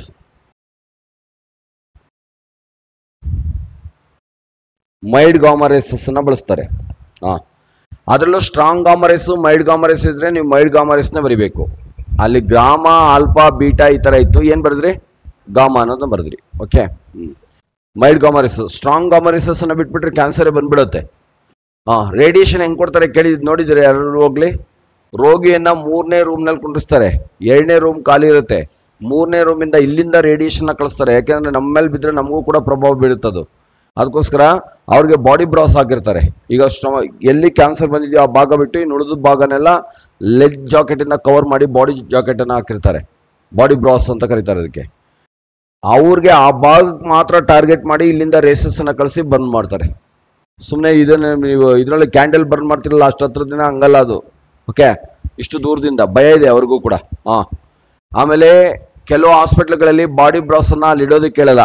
ಅಲ್ಲಿ ಇಡಬೇಡಿ, ತಗೊಂಡೋಗಿ ಮನೆಗೆ ನೀವೇ ತಗೊಂಡ್ಬನ್ನಿ, ಮಿಕ್ಸ್ ಆಗ್ಬಿಡುತ್ತೆ ಬೇರೆಯವ್ರಿಗೆ ಅಂತ ಹೇಳ್ತಾರೆ. ಆಕ್ಚುಲಿ ತರಲೇಬಾರ್ದು, ಅಲ್ಲೇ ಇಡೋದು ಬೆಸ್ಟು. ಇನ್ ಕೇಸ್ ಮನೆಗೆ ತಂದಾದ್ಮೇಲೆ ಸಣ್ಣ ಮಕ್ಳುಗಳು ಮುಡ್ತಿರೋ ರೀತಿನಲ್ಲಿ ನೋಡ್ಕೋಬೇಕು. ನಾವೆಲ್ಲ ಒಂದು ಸ್ವಲ್ಪ ಬಲ್ತಿದೀವಿ, ಏಜ್ ಆಗಿದೆ ನಮಗೆ. ಗಾಮಾ ರೇಸ್ ಮೈಲ್ಡ್ ಆಗಿದ್ದಾಗೆ ಅದನ್ನೆಲ್ಲ ಏನು ತೊಂದರೆ ಇಲ್ಲ ನಮಗೆ. ಸಣ್ಣ ಮಕ್ಳುಗಳಿಗೆ ಎಫೆಕ್ಟ್ ಆಗ್ಬಿಡುತ್ತೆ. ಅದನ್ನ ಮುಟ್ಟಿದ್ರೆ ಅವಕ್ಕೇನೋ ಒಂದು ಸ್ವಲ್ಪ ಕ್ಯೂರಿಯಾಸಿಟಿ ಬರುತ್ತೆ. ಅದನ್ನ ನೋಡಿದ್ರೆ ಅದನ್ನೆಲ್ಲ ಮುಟ್ಟೋದು, ಕೂತ್ಕೊಳ್ಳೋದು ಇದೆಲ್ಲ ಮಾಡಿಬಿಟ್ರೆ ಅವಕ್ಕೂ ಕೂಡ ಎಫೆಕ್ಟ್ ಆಗ್ಬಿಡುತ್ತೆ. ಬಾಡಿ ಬ್ರಾಸ್ ಮಾಡಿರ್ತಾರೆ, ಪ್ರತಿ ಸಲ ರೇಡಿಯೇಷನ್ಗೆ ಹೋದಾಗ್ಲೂ ತೊಗೊಂಡು ಹೋಗ್ಬೇಕಾಗುತ್ತೆ ಅದನ್ನ. ಓಕೆ, ಈ ಗಾಮಾ ರೇಸ್ನ ಏನ್ರಿಂದ ಪ್ರೊಡ್ಯೂಸ್ ಮಾಡ್ತಾರೆ ಅಂತಂದ್ರೆ ರೆಡಾನ್ 120 ಅಂತ ಕೇಳಿದಾರಲ್ವಾ. Radon 120, cobalt 60. PSI ಕ್ವಶನ್ಸ್ ಇದೆ ಇದು. ಈ ಕೆಳಗಿನ ಯಾವ ರಾಸಾಯನಿಕ ವಸ್ತುವನ್ನ ಕ್ಯಾನ್ಸರ್ ರೋಗದ ಚಿಕಿತ್ಸೆಯಲ್ಲಿ ಬಳಸ್ತಾರೆ ಅಂದ್ಬಿಟ್ಟು ಕೋಬಾಲ್ಟ್ 60 ಅಂತ ಕೊಟ್ಟಿದ್ದಾನೆ. ಕೋಬಾಲ್ಟ್ 60 ಅಥವಾ ರೇಡಿಯೋ ಕೋಬಾಲ್ಟ್ ಅಂತಾನೂ ಕೊಡ್ಬೋದು. ಕೋಬಾಲ್ಟ್ 60. ಅಯೋಡಿನ್ 131 ಈ ತರ ಕೆಮಿಕಲ್ಸ್ ನ ಪ್ರೊಡ್ಯೂಸ್ ಮಾಡಿ. ಇವೆಲ್ಲ ಏನು radioactive elements. Radioactive elements ಎಷ್ಟು ರೀತಿಯ ರೇಸ್ ಅನ್ನ ಹೊರಗಡೆ ಆಗ್ತವೆ? 3. ಯಾವ್ಯಾವುದು? Alpha, beta, gamma. ಓಕೆ, ಆ ರೇಸಸ್ ಅನ್ನ ಮೈಲ್ಡ್ ಮಾಡಿ ಅದರ ಇಂಟೆನ್ಸಿಟಿಯನ್ನು ಕಡಿಮೆ ಮಾಡಿ ಬಾಡಿ ಮೇಲೆ ಹಾಯಿಸ್ತೀವಿ. ಏನೇನು ಕೆಮಿಕಲ್ ನ ಬಳಸ್ತಾರೆ? ರೆಡಾನ್ 120, ಕೋಬಾಲ್ಟ್ 60, ಅಯೋಡಿನ್ 1, ಇದು ಬೋರಾನ್ 10. ವೆರಿ ಇಂಪಾರ್ಟೆಂಟ್ ಇದು. Boron boron 10 especially brain tumour ಕ್ಯಾನ್ಸರ್ಗೆ ಬಳಸ್ತಾರೆ. ಬೋರಾನ್ 10 ಈ ತರದ ಒಂದಷ್ಟಿವೆ. ಅವ ಒಂದು 2-3 ಇಂಪಾರ್ಟೆಂಟ್. ಕೊಬಾಲ್ಟ್ 60 ಏನಕ್ಕೆ ಬಳಸ್ತಾರೆ ಅನ್ನೋದನ್ನ PSI ಕ್ವಶನ್ಸ್ ಕೇಳಿದ್ದಾನೆ. ಓಕೆ, ಎಲ್ಲವಕ್ಕೂ ಗಾಮಾ ರೇಸೇ ಆಗಲ್ಲ. ತುಂಬಾ ಸೆನ್ಸಿಟಿವ್ ಪಾರ್ಟ್ಗೆ ಕ್ಯಾನ್ಸರ್ ಬಂದ್ಬಿಟ್ಟಿದೆ ಅಂದ್ರೆ ಗಾಮಾ ರೇಸ್ ಅನ್ನ ಡೇಂಜರ್ ಮಾಡ್ಬಿಡುತ್ತೆ, ಅದನ್ನ ಓಲೆ ಮಾಡ್ಬಿಡುತ್ತೆ. ಅದಕ್ಕೋಸ್ಕರ ಎಕ್ಸ್ರೇಸ್ ಅನ್ನ ಬಳಸ್ತಾರೆ. ಅಂದ್ರೆ ಕೆಲವು ಕ್ಯಾನ್ಸರ್ ಮಾತ್ರ, ಎಲ್ಲವಕ್ಕೂ ಎಕ್ಸ್ರೇಸ್ ಆಗಲ್ಲ. ಓಕೆ, ಇನ್ ಕ್ಯಾನ್ಸರ್ ಟ್ರೀಟ್ಮೆಂಟ್ ಯೂಸ್ ಎಕ್ಸ್ರೇಸ್ ಅಂತಾನು ಬರ್ಕೊಂಡಿರಿ. ಅವನೇನೋ ಜೋಡಿ ಕೊಟ್ಬಿಟ್ಟು gamma race X-rays, gamma race beta race ಹಿಂಗ್ ಕೊಟ್ಬಿಟ್ಟಿದ್ರೆ ಏನ್ ಬರಿಬೇಕು ನೀವು? ಗಾಮಾ ರೇಸ್ ಮತ್ತು ಎಕ್ಸ್ರೇಸ್ ಅನ್ನೋದನ್ನ ಬರಿಬೇಕು. ಎಕ್ಸ್ರೇಸ್ ಬರಿಸ್ತೀವಿ. ಫಾರ್ ಎಕ್ಸಾಂಪಲ್ ಸ್ಕಿನ್ ಕ್ಯಾನ್ಸರ್ ಆಗಿದ್ರೆ ನಿಮ್ಗೆ ಗಾಮಾ ರೇಸ್ ಬಿಟ್ಬಿಟ್ರೆ ರಪ್ಚರ್ ಆಗ್ಬಿಡುತ್ತೆ ಸ್ಕಿನ್, ಆಗ ಎಕ್ಸ್ರೇಸ್ ಅನ್ನ ಬಳಸಬೇಕಾಗತ್ತೆ. ನಿಮ್ಗೊಂದು ಕ್ವಶನ್ಸ್ ಕೇಳಿದ್ದಾನೆ, ಚರ್ಮ ರೋಗದ ನಿವಾರಣೆಯಲ್ಲಿ ಯಾಕೆ ಎಕ್ಸ್ರೇಸ್ನೇ ಬಳಸ್ತಾರೆ ಅಂತ. ಲೋ ಫ್ರೀಕ್ವೆನ್ಸಿಯನ್ನ ಹೊಂದಿರ್ತವೆ, ಇವು ಕಡಿಮೆ ಆವೃತ್ತಿಯನ್ನ ಹೊಂದಿರ್ತವೆ, ಅದಕ್ಕೋಸ್ಕರ ಎಕ್ಸ್ರೇಸ್ನ ಬಳಸ್ತಾರೆ. ಯಾಕೆ ಎಕ್ಸ್ರೇಸ್ ಬಳಸ್ತಾರೆ ಇಲ್ಲಿ? ಲೋ ಫ್ರೀಕ್ವೆನ್ಸಿ, ಕಡಿಮೆ ಆವೃತ್ತಿಯನ್ನ ಹೊಂದಿರ್ತವೆ, ಲೋ ಫ್ರೀಕ್ವೆನ್ಸಿಯನ್ನ ಹೊಂದಿರ್ತವೆ. ರೇಡಿಯೇಷನ್ ಅಂದ್ರೆ ರೇಡಿಯೇಷನ್ ನ ಹಾಯಿಸಿ ಟ್ರೀಟ್ಮೆಂಟ್ ಕೊಟ್ರೆ ರೇಡಿಯೇಷನಲ್ ಥೆರಪಿ ಹೇಳ್ಬೋದಲ್ವಾ ಇದನ್ನ. Next, hormonal therapy. Hormonal therapy, hormonal therapy, hormonal therapy ಇದು ಎಲ್ಲವಕ್ಕೂ ಆಗಲ್ಲ, ಎಲ್ಲದಕ್ಕೂ ಹಾರ್ಮೋನಲ್ ಥೆರಪಿ ಮಾಡೋಕ್ಕಾಗಲ್ಲ. ಈಗ ಉದಾಹರಣೆಗೆ ಬ್ರೆಸ್ಟ್ ಕ್ಯಾನ್ಸರ್ ಇದೆ ಅಂತ ಇಟ್ಕೊಳ್ಳಿ. ಆ ಟೈಮಲ್ಲಿ ಮಿಲ್ಕ್ ಪ್ರೊಡ್ಯೂಸ್ ಆಗುವಂಥ ಟೈಮು, ಪ್ರೊಡಕ್ಷನ್ ಆಕ್ಟಿವ್ ಆಗಿರುತ್ತೆ. ನಾವು ಬ್ರೆಸ್ಟ್ ಕ್ಯಾನ್ಸರ್ಗೆ ನೀವು ಮಿಲ್ಕ್ ಪ್ರೊಡಕ್ಷನ್ಸ್ ನಿಲ್ಲಿಸ್ತೇನೆ ನೀವು ಏನೇ ಟ್ರೀಟ್ಮೆಂಟ್ ಕೊಟ್ಟರು ವೇಸ್ಟ್. ಅದು ಒಂದು ಅವರಲ್ಲೂ ಇಂಟೆನ್ಸಿಟಿ ಜಾಸ್ತಿ ಆಗುತ್ತೆ, ಇನ್ನೊಂದು ಮಗು ಕೂಡ ಟ್ರಾನ್ಸ್ಫರ್ ಆಗುತ್ತೆ. ಅದಕ್ಕೋಸ್ಕರ ಏನು ಮಾಡಬೇಕು? ಪ್ರೊಲ್ಯಾಕ್ಟಿನ್ ಹಾರ್ಮೋನ್ನ ಕಂಟ್ರೋಲ್ ಮಾಡಬೇಕು, ಅದು ಮಿಲ್ಕ್ ಪ್ರೊಡ್ಯೂಸ್ ಮಾಡ್ದಾಗ ಮಾಡಬೇಕು, ಆಮೇಲೆ ಅದಕ್ಕೆ ಟ್ರೀಟ್ಮೆಂಟ್ ಕೊಡಬೇಕು. ಆ ಥರ ಗ್ಲ್ಯಾಂಡ್ಗಳಿಗೆ ಹಾರ್ಮೋನಲ್ ಥೆರಪಿಯನ್ನು ಕೊಡ್ತಾರೆ, ಎಸ್ಪೆಷಲಿ ಗ್ಲ್ಯಾಂಡ್ಗಳಿಗೆ. ಆಯ್ತಾ? ಎಲ್ಲವಕ್ಕೂ ಆಗಲ್ಲ ಇದು. ಗ್ಲ್ಯಾಂಡ್ ಈಗ ಬ್ರೆಸ್ಟ್ ಕ್ಯಾನ್ಸರ್ ಇದ್ಬಿಟ್ಟು ನೀವು ಮಿಲ್ಕ್ ಪ್ರೊಡ್ಯೂಸ್ ಆಗ್ತಾ ಇದ್ರೆ ಒಂದು ಆ ತಾಯಿನಲ್ಲೂ ಇಂಟೆನ್ಸಿಟಿ ಜಾಸ್ತಿ ಆಗ್ತಾ ಇರುತ್ತೆ, ಇನ್ನೊಂದು ಮಗುಗೆ ಫೀಡಿಂಗ್ ಮಾಡಿದ್ರೆ ಮಗುನಲ್ಲೂ ಆಗ್ಬಿಡುತ್ತೆ. ಅದಕ್ಕೋಸ್ಕರ ಏನು ಮಾಡ್ತೀವಿ? ಪ್ರೊಲಾಕ್ಸಿನ್ ಹಾರ್ಮೋನ್ ಇದ್ರಲ್ಲ, ಪ್ರೊಲ್ಯಾಕ್ಟಿನ್ ನ ಕಂಟ್ರೋಲ್ ಮಾಡಿದ್ರೆ ಏನು ಪ್ರೊಡ್ಯೂಸ್ ಆಗಲ್ಲ? ಮಿಲ್ಕ್ ಪ್ರೊಡ್ಯೂಸ್ ಆಗಲ್ಲ. ಮಿಲ್ಕ್ ನಿಂತಾದ್ಮೇಲೆ ಆ ಟ್ರೀಟ್ಮೆಂಟ್ ಅನ್ನು ಕೊಡ್ತಾರೆ. ಅದು ಎಲ್ಲವಕ್ಕೂ ಆಗಲ್ಲ, ಗೊತ್ತಿರಲಿ. ಒಟ್ಟಿನಲ್ಲಿ ಇದೊಂದು ಟ್ರೀಟ್ಮೆಂಟ್ ಇದೆ ಅಂತ ಬರ್ಕೊಂಡಿದ್ರೆ ಸಾಕು. Next, gene therapy.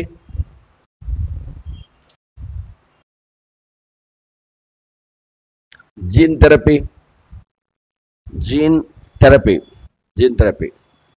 ಏನು ಬರ್ಕೊಳ್ಳೋದು ಬೇಡ, ಹಂಗೆ ಕೇಳಿಸ್ಕೊಳ್ಳಿ. ಜೀನ್ ಥೆರಪಿನ ಎಲ್ಲಿ ಮಾಡ್ತೀವಿ ಅಂತಂದ್ರೆ, ಅನುವಂಶೀಯವಾಗಿ ಕ್ಯಾನ್ಸರ್ ಬಂದಿರುತ್ತಲ್ಲ ಅಂಥವಕ್ಕೆ ವಾಸಿ ಮಾಡೋದಕ್ಕೆ ಬಳಸ್ತೀವಿ. ಜೆನೆಟಿಕ್ ಕ್ಯಾನ್ಸರ್ ಅಂದ್ರೆ ತಂದೆ ತಾಯಿಗಳಿದ್ದು ಮಕ್ಕಳಿಗೆ ಬಂದಿರುವಂಥ ಕ್ಯಾನ್ಸರ್ಗಳಲ್ಲಿ ಬಳಸ್ತೀವಿ. ಇನ್ನೊಂದೇನು ಅಂತಂದ್ರೆ, ಜೀನ್ ಥೆರಪಿಯಲ್ಲಿ ಎಲ್ಲಿ ಕ್ಯಾನ್ಸರ್ ಆಗುತ್ತೆ ಅಲ್ಲಿರುವಂಥ ಜೀವಗಳನ್ನ ನೆಕ್ರೋಸಿಸ್ ಮಾಡ್ತೀವಿ. ನೆಕ್ರೋಸಿಸ್ ಅಂದ್ರೆ ಇದಕ್ಕಿದಂಗೆ ಜೀವಗಳು ಸತ್ತೋಗೋ ಥರ ಮಾಡ್ಬಿಡ್ತೀವಿ, ಸತ್ತೋಗಿರೋ ಸೆಲ್ಸನ್ನ ರಿಮೂವ್ ಮಾಡ್ಬಿಡ್ತೀವಿ. ಏನ್ ಮಾಡ್ತಾರೆ ಅಂತ ಬರ್ಕೊಂಡ್ರೆ ಸಾಕು ನೀವು. ಇದು ಯಾರಿಗಾಗುತ್ತೆ ಜೀನ್ ಥೆರಪಿ? ಜೆನೆಟಿಕ್ ಕ್ಯಾನ್ಸರ್ ಅಲ್ಲಿ ಆಗುತ್ತೆ. ಜೆನೆಟಿಕ್ ಕ್ಯಾನ್ಸರ್ ಅಲ್ಲಿ ಆಗುತ್ತೆ. ಏನ್ ಮಾಡ್ತಾರೆ ಇದಕ್ಕೆ? ನೆಕ್ರೋಸಿಸ್ ಅನ್ನ ಮಾಡ್ತಾರೆ. ನೆಕ್ರೋಸಿಸ್ ಅಂದ್ರೆ ಏನು? UPSC ಕೇಳಿದೆ, ಇದನ್ನ ಹೇಳಿದೆ ಮೊದಲಿಗೆ. ಜೀವಕೋಶಗಳು ಇದ್ದಕ್ಕಿದ್ದಂಗೆ ಸತ್ತೋಗೋದಕ್ಕೆ ನೆಕ್ರೋಸಿಸ್ ಅಂತ ಕರೀತಾರೆ. ಜೀವಕೋಶಗಳು ಸಾವನ್ನಪ್ಪೋದಕ್ಕೆ ನೆಕ್ರೋಸಿಸ್ ಅಂತ ಕರೀತಾರೆ. ಬ್ರಾಕೆಟ್ ಅಲ್ಲಿ ಬೇಕಾದ್ರೆ ಹಾಕೊಳ್ಳಿ, dead conditions of cells. Next, stem cell therapy. Stem cell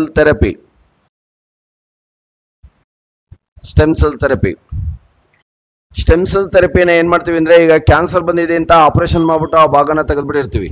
ಆ ಭಾಗ ಇನ್ಅಪ್ರೋಪ್ರಿಯೇಟ್ ಆಗಿ ಕಾಣುತ್ತೆ ತಾನೆ. ಅದೆಲ್ಲ ವಾಸಿ ಆದ್ಮೇಲೆ ಒಂದು ಜೀವಕೋಶವನ್ನ ನಾಟಿ ಮಾಡಿ ಆ ಭಾಗವನ್ನ ಬೆಳೆಸ್ತೀವಿ. ಎಲ್ಲಿ ತೆಗೆದ್ಬಿಟ್ಟಿದೀವೋ ಆ ಜೀವಕೋಶವನ್ನ ಮತ್ತೆ ಬೆಳೆಸ್ಬಿಟ್ಟು ಅದು ಹಂಗ ಅದೇ ರೀತಿ ಇರೋ ತರ ನೋಡ್ಕೊಳ್ತೀವಿ. ಸ್ಟೆಮ್ ಸೆಲ್ಸ್ ಥೆರಪಿ ಇದೆ ಅಂತ ತಲೆಯಲ್ಲಿ ಇಟ್ಕೊಂಡ್ರೆ ಸಾಕು, ಬೇಡ ಇನ್ನೇನು ಬರ್ಕೊಳ್ಳೋದು. Next, targeted therapy.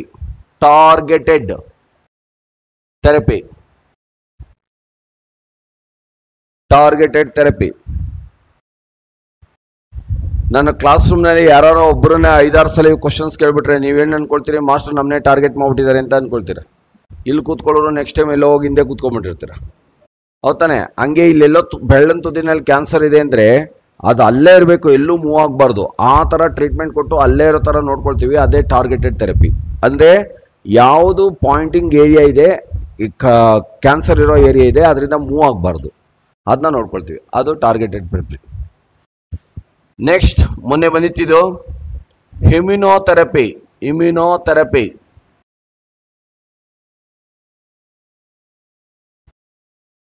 Immunotherapy immunotherapy ಇದು ಅವರಿಗೆ ಅಸಿಸ್ಟೆಂಟ್ ಇಂಜಿನಿಯರ್ಗೆ ಇದು ಬಂದಿತ್ತು. ಕ್ಯಾನ್ಸರ್ನ ಇತ್ತೀಚಿನ ಚಿಕಿತ್ಸೆ ಯಾವುದು ಅಂತ ಕೇಳ್ಬಿಟ್ಟು ರೇಡಿಯೇಷನ್ ಥೆರಪಿ, ಕೀಮೋಥೆರಪಿ, ಇಮ್ಯುನೋಥೆರಪಿ ಈ ಥರ ಕೊಟ್ಟಿದ್ದಾನೆ. ಎಲ್ಲವೂ ಕ್ಯಾನ್ಸರ್ ಟ್ರೀಟ್ಮೆಂಟ್ಗಳೇ. ಇತ್ತೀಚಿನ ಅಂತ ಒಂದು ಪದ ಇದೆಯಲ್ವಾ, ರೀಸೆಂಟಾಗಿ ಮಾಡಿರೋದು ಇಮ್ಯುನೋಥೆರಪಿ. ನಮ್ಮ ಬಾಡಿ ಇಮ್ಯುನಿಟಿಯನ್ನು ಜಾಸ್ತಿ ಮಾಡಿದ್ರೆ ರೋಗವನ್ನು ಡಿಪ್ರೆಸ್ ಮಾಡಿಬಿಡ್ಬೋದು, ಅದರ ಇಂಟೆನ್ಸಿಟಿಯನ್ನು ಕಡಿಮೆ ಮಾಡಿಬಿಡ್ಬೋದು. ಅದಕ್ಕೆ ಇಮ್ಯುನೋಥೆರಪಿಯನ್ನು ಮಾಡ್ತೀವಿ. ಇಮ್ಯುನೋಥೆರಪಿ ಇದೊಂದಕ್ಕೆ ಮಾಡಲ್ಲ, ಏಡ್ಸ್ ಕೂಡ ಮಾಡ್ತಾರೆ. ಸ್ಟ್ರಾಂಗ್ ಆಂಟಿಬಯೋಟಿಕ್ಸು, ಪೇನ್ ಕಿಲ್ಲರ್ಸು ಇದನ್ನೆಲ್ಲ ಕೊಟ್ಟು ಅದ್ರ ರೋಗದ ತೀವ್ರತೆ ಬೆಳೀಕೆ ಹೋಗ್ದಂಗೆ ಅವ್ರನ್ನ ಡಿಪ್ರೆಸ್ ಮಾಡ್ಬಿಡ್ತಾರೆ. ನಿಮ್ಗೊಂದು ಅಡ್ವರ್ಟೈಸ್ಮೆಂಟ್ ಕೊಡ್ತಾರೆ, ಕೇಳಿದ್ದೀರಾ? ಗರ್ಭದಲ್ಲಿ ಪ್ರೆಗ್ನೆನ್ಸಿ ಆಗಿದ್ದು ಏಡ್ಸ್ ರೋಗಿ ಆಗಿದ್ದರೆ ಮಗುವನ್ನು ಏಡ್ಸ್ ರೋಗದಿಂದ ಮುಕ್ತಗೊಳಿಸಬಹುದು ಅಂತ. ಅಂದರೆ ತಾಯಿ ಸಮಾಲೋಚನೆಗೊಳಪಟ್ಟರೆ ಸ್ಟ್ರಾಂಗ್ ಆಂಟಿಬಯೋಟಿಕ್ಸನ್ನು ಕೊಟ್ಟು, ನ್ಯೂಟ್ರಿಷಿಯಸ್ ಫುಡ್ಡನ್ನು ಕೊಟ್ಟು ತಾಯಿನಲ್ಲಿ ಇಮ್ಯುನಿಟಿಯನ್ನು ಜಾಸ್ತಿ ಮಾಡಿ ಮಗುಗೆ ಸ್ಪ್ರೆಡ್ ಆಗ್ದಂಗೆ ಮಾಡ್ಬೋದು, ಎಂಬ್ರಿಯೋಗೆ ಸ್ಪ್ರೆಡ್ ಆಗ್ದಂಗೆ ಮಾಡ್ಬೋದು. ಆಮೇಲೆ ಮಗುವನ್ನು ನಾರ್ಮಲ್ ಡೆಲಿವರಿ ಮಾಡೋಕ್ಕಾಗಲ್ಲ, ಕಾರಣ ತಾಯಿಯ ಬ್ಲಡ್ ಕಾಂಟ್ಯಾಕ್ಟ್ ಆಗಿಬಿಡುತ್ತೆ. ಅದನ್ನ ಸಿಸೇರಿಯನ್ ಮಾಡಿ ತೆಗಿಬೇಕು. ಸಿಸೇರಿಯನ್ ಮಾಡಿ ಮಗು ತೆಗೆದಾದ್ಮೇಲೆ 3 ತಿಂಗಳಿಗೊಂದ್ಸಲ, 9 ತಿಂಗಳಿಗೊಂದ್ಸಲ, 9 ಇಯರ್ಸ್ಗೊಂದ್ಸಲ ಟೆಸ್ಟ್ ಮಾಡ್ತೀವಿ ಏಡ್ಸ್ ಇದೆಯಾ ಅಂತ ಮಗುವಿನಲ್ಲಿ ಅದು ಇಲ್ಲ ಅಂತ ನೆಗೆಟಿವ್ ಬಂತು ಅಂದರೆ ಮಗುವಿನಲ್ಲಿ ಬರಲ್ಲ ಏಡ್ಸ್. ಓಕೆ, ಆ ಥರ ಮಾಡೋದಕ್ಕಾಗುತ್ತೆ. ಅದಕ್ಕೆ ಇಮ್ಯುನೋಥೆರಪಿ ಅಂತ ಕರೀತಾರೆ. ದಿಸ್ ಇಸ್ ರೀಸೆಂಟ್ ಇದು ಥೆರಪಿ ಇದು. ಓಕೆ, ಇದೇ ಕ್ವಶನ್ಸ್ನೇ ಕೇಳಿದ್ದು, ಗೊತ್ತಿರಬೇಕು. Next precision medicine. Precision medicine, ಒಂದು ನಿಮಿಷ.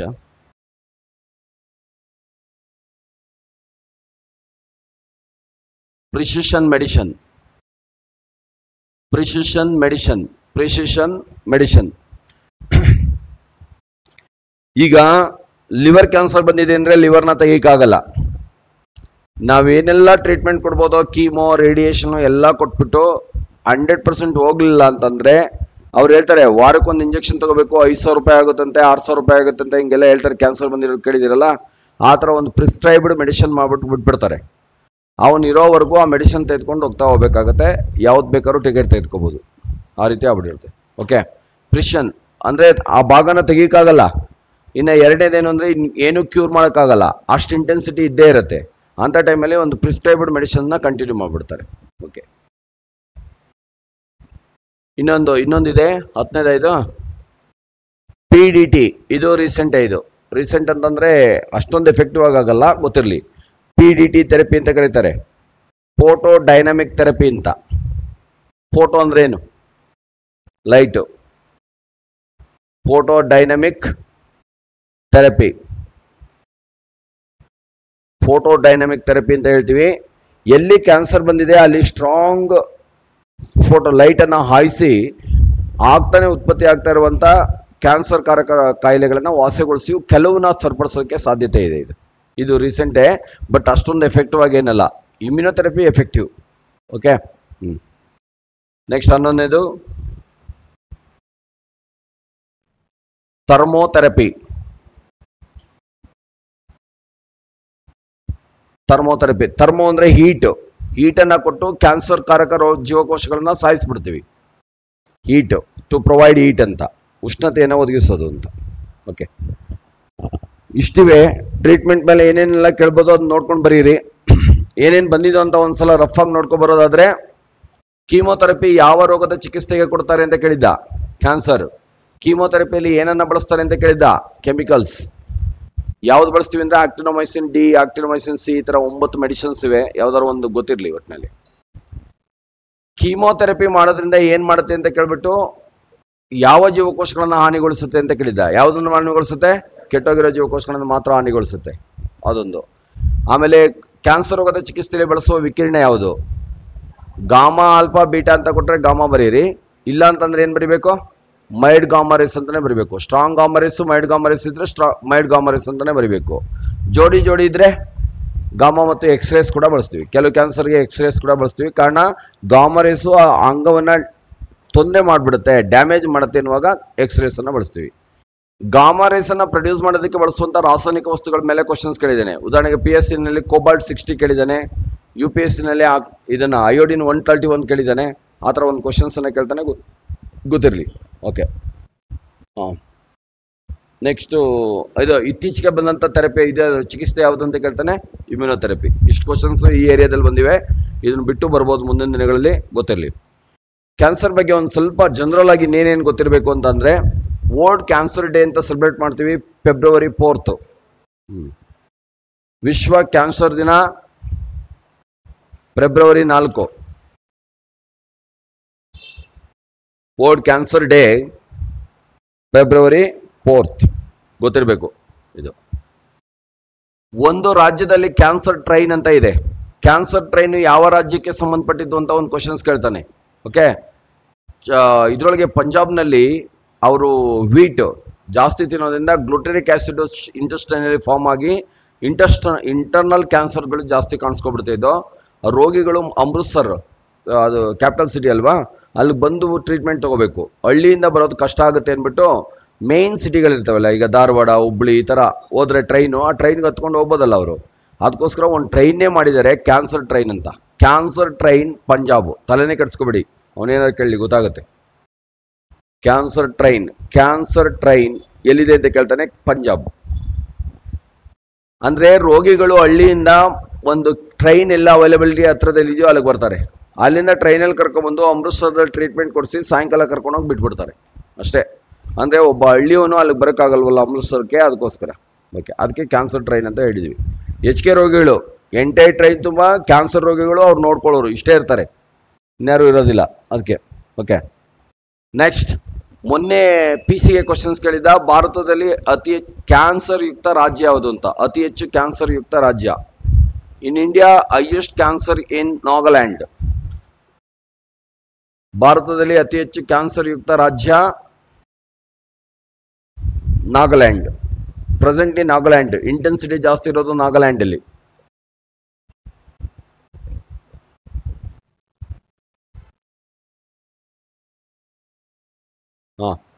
ಇದು ಅಷ್ಟೇ, ಏಡ್ಸು ಅಷ್ಟೇ. ಏಡ್ಸ್ನ ಇಂಟೆನ್ಸಿಟಿ ಹೆಚ್ಚಿಗೆ ಇರೋ ರಾಜ್ಯ ಅಂತಂದ್ರೆ, ಅಂದ್ರೆ ನಿಮ್ಗೆ ನ್ಯಾಕೋ ಆಧಾರದ ಮೇಲೆ ಇಂಟೆನ್ಸಿಟಿ ಹೆಚ್ಚಿಗೆ ಇರೋ ರಾಜ್ಯ ಯಾವುದು ಅಂದ್ರೆ ಅದನ್ನ ಬರಿಬೇಕು. ಹೆಚ್ಚಿಗೆ ಇರೋ ರಾಜ್ಯ ಅಂದಾಗ ಬೇರೆ, ಏಡ್ಸ್ ಮಾಡಿದಾಗ ನೋಡೋಣ. ಓಕೆ, ಇರಲಿ, ತಕ್ಕೋ. ನೆಕ್ಸ್ಟ್, ಕ್ಯಾನ್ಸರ್ ಟ್ರೀಟ್ಮೆಂಟ್ಗೆ ಮುಂದೆ ಬರುವಂತ ಭಾರತೀಯ ವ್ಯಕ್ತಿ ಯಾರು ಅಥವಾ ಯಾವ ಸಂಸ್ಥೆ ಇದನ್ನು ಕೊಡ್ತಾ ಇದೆ ಅಂದ್ರೆ ರತನ್ ಟಾಟಾ. ಟಾಟಾ ಗ್ರೂಪ್ನವರು ಕ್ಯಾನ್ಸರ್ ರೋಗಿಗಳಿಗೆ ಟ್ರೀಟ್ಮೆಂಟ್ ಕೊಡೋದಕ್ಕೆ ಬಂದಿದ್ದಾರೆ. ಭಾರತದ ಕ್ಯಾನ್ಸರ್ ನಿರ್ಮೂಲನೆ ರತನ್ ಟಾಟಾ ಅಂತ ಒಂದ್ ಕಡೆ ಹಾಕಿರಿ. Indian cancer eradication Ratan Tata 4 ರೀಜನ್ಗಳಲ್ಲಿ 4 ಹಾಸ್ಪಿಟಲ್ಗಳನ್ನ ತೆಗೆದಿದ್ದಾರೆ. ಉತ್ತರ, ದಕ್ಷಿಣ, ಪೂರ್ವ, ಪಶ್ಚಿಮ ಅಂತ. ನಮ್ಮ ದಕ್ಷಿಣದ್ದು ಹೈದರಾಬಾದ್ನಲ್ಲಿದೆ. ಬೇಕಾದ್ರೆ ಬರ್ಕೊಳ್ಳಿ, ಹೈದರಾಬಾದ್. 4 ಹಾಸ್ಪಿಟಲ್ಗಳನ್ನ ತೆರೆದು ವಾಸಿ ಆಗೋದಕ್ಕೆ ನೋಡ್ತಾ ಇದ್ದಾರೆ, ವಾಸಿ ಮಾಡಿಸೋದಕ್ಕೆ ನೋಡ್ತಾ ಇದ್ದಾರೆ. ಸಾಕಿಷ್ಟು. ಓಕೆ, ಕ್ಯಾನ್ಸರ್ ಅಂದಾಗ ಇಷ್ಟು ಗೊತ್ತಿರ್ಬೇಕು ಮಾಹಿತಿ. ಇದು ಎಲ್ಲಾದ್ರೂ ಅಷ್ಟೇ, ಕಾರ್ಸಿನೋಜಿನ್ ಅನ್ನೋ ಕೆಮಿಕಲ್ ಯಾವ ಭಾಗದಲ್ಲಿ ಉತ್ಪತ್ತಿ ಆಗುತ್ತೋ ಆ ಕ್ಯಾನ್ಸರ್ ಬರುತ್ತೆ.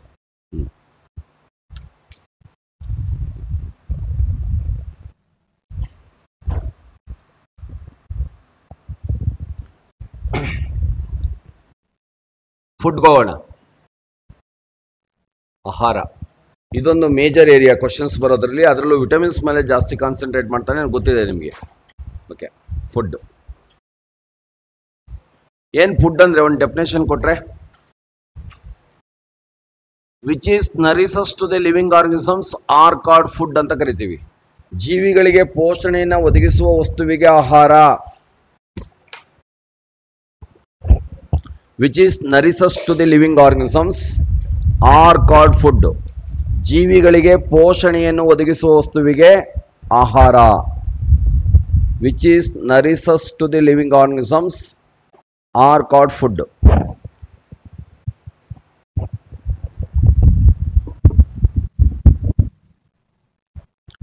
ನಮ್ಮ ಫುಡ್ ಅಲ್ಲಿ ಎಷ್ಟು ಕಾಂಪೋನೆಂಟ್ಸ್ ಇರಬೇಕು ಆರೋಗ್ಯಕರವಾಗಿರ್ಬೇಕು ಅಂತಂದ್ರೆ ಇನ್ ಫುಡ್ 7 ಕಾಂಪೋನೆಂಟ್ಸ್ ಇರಬೇಕು, 7 ಘಟಕಗಳಿರ್ಬೇಕು. ಆಹಾರದ 7 ಘಟಕಗಳು ಅಂತ ಹಾಕೊಳ್ಳಿ. ಫುಡ್ 7 ಕಾಂಪೋನೆಂಟ್ಸ್, ಆಹಾರದ 7 ಘಟಕಗಳು. Food 7 components.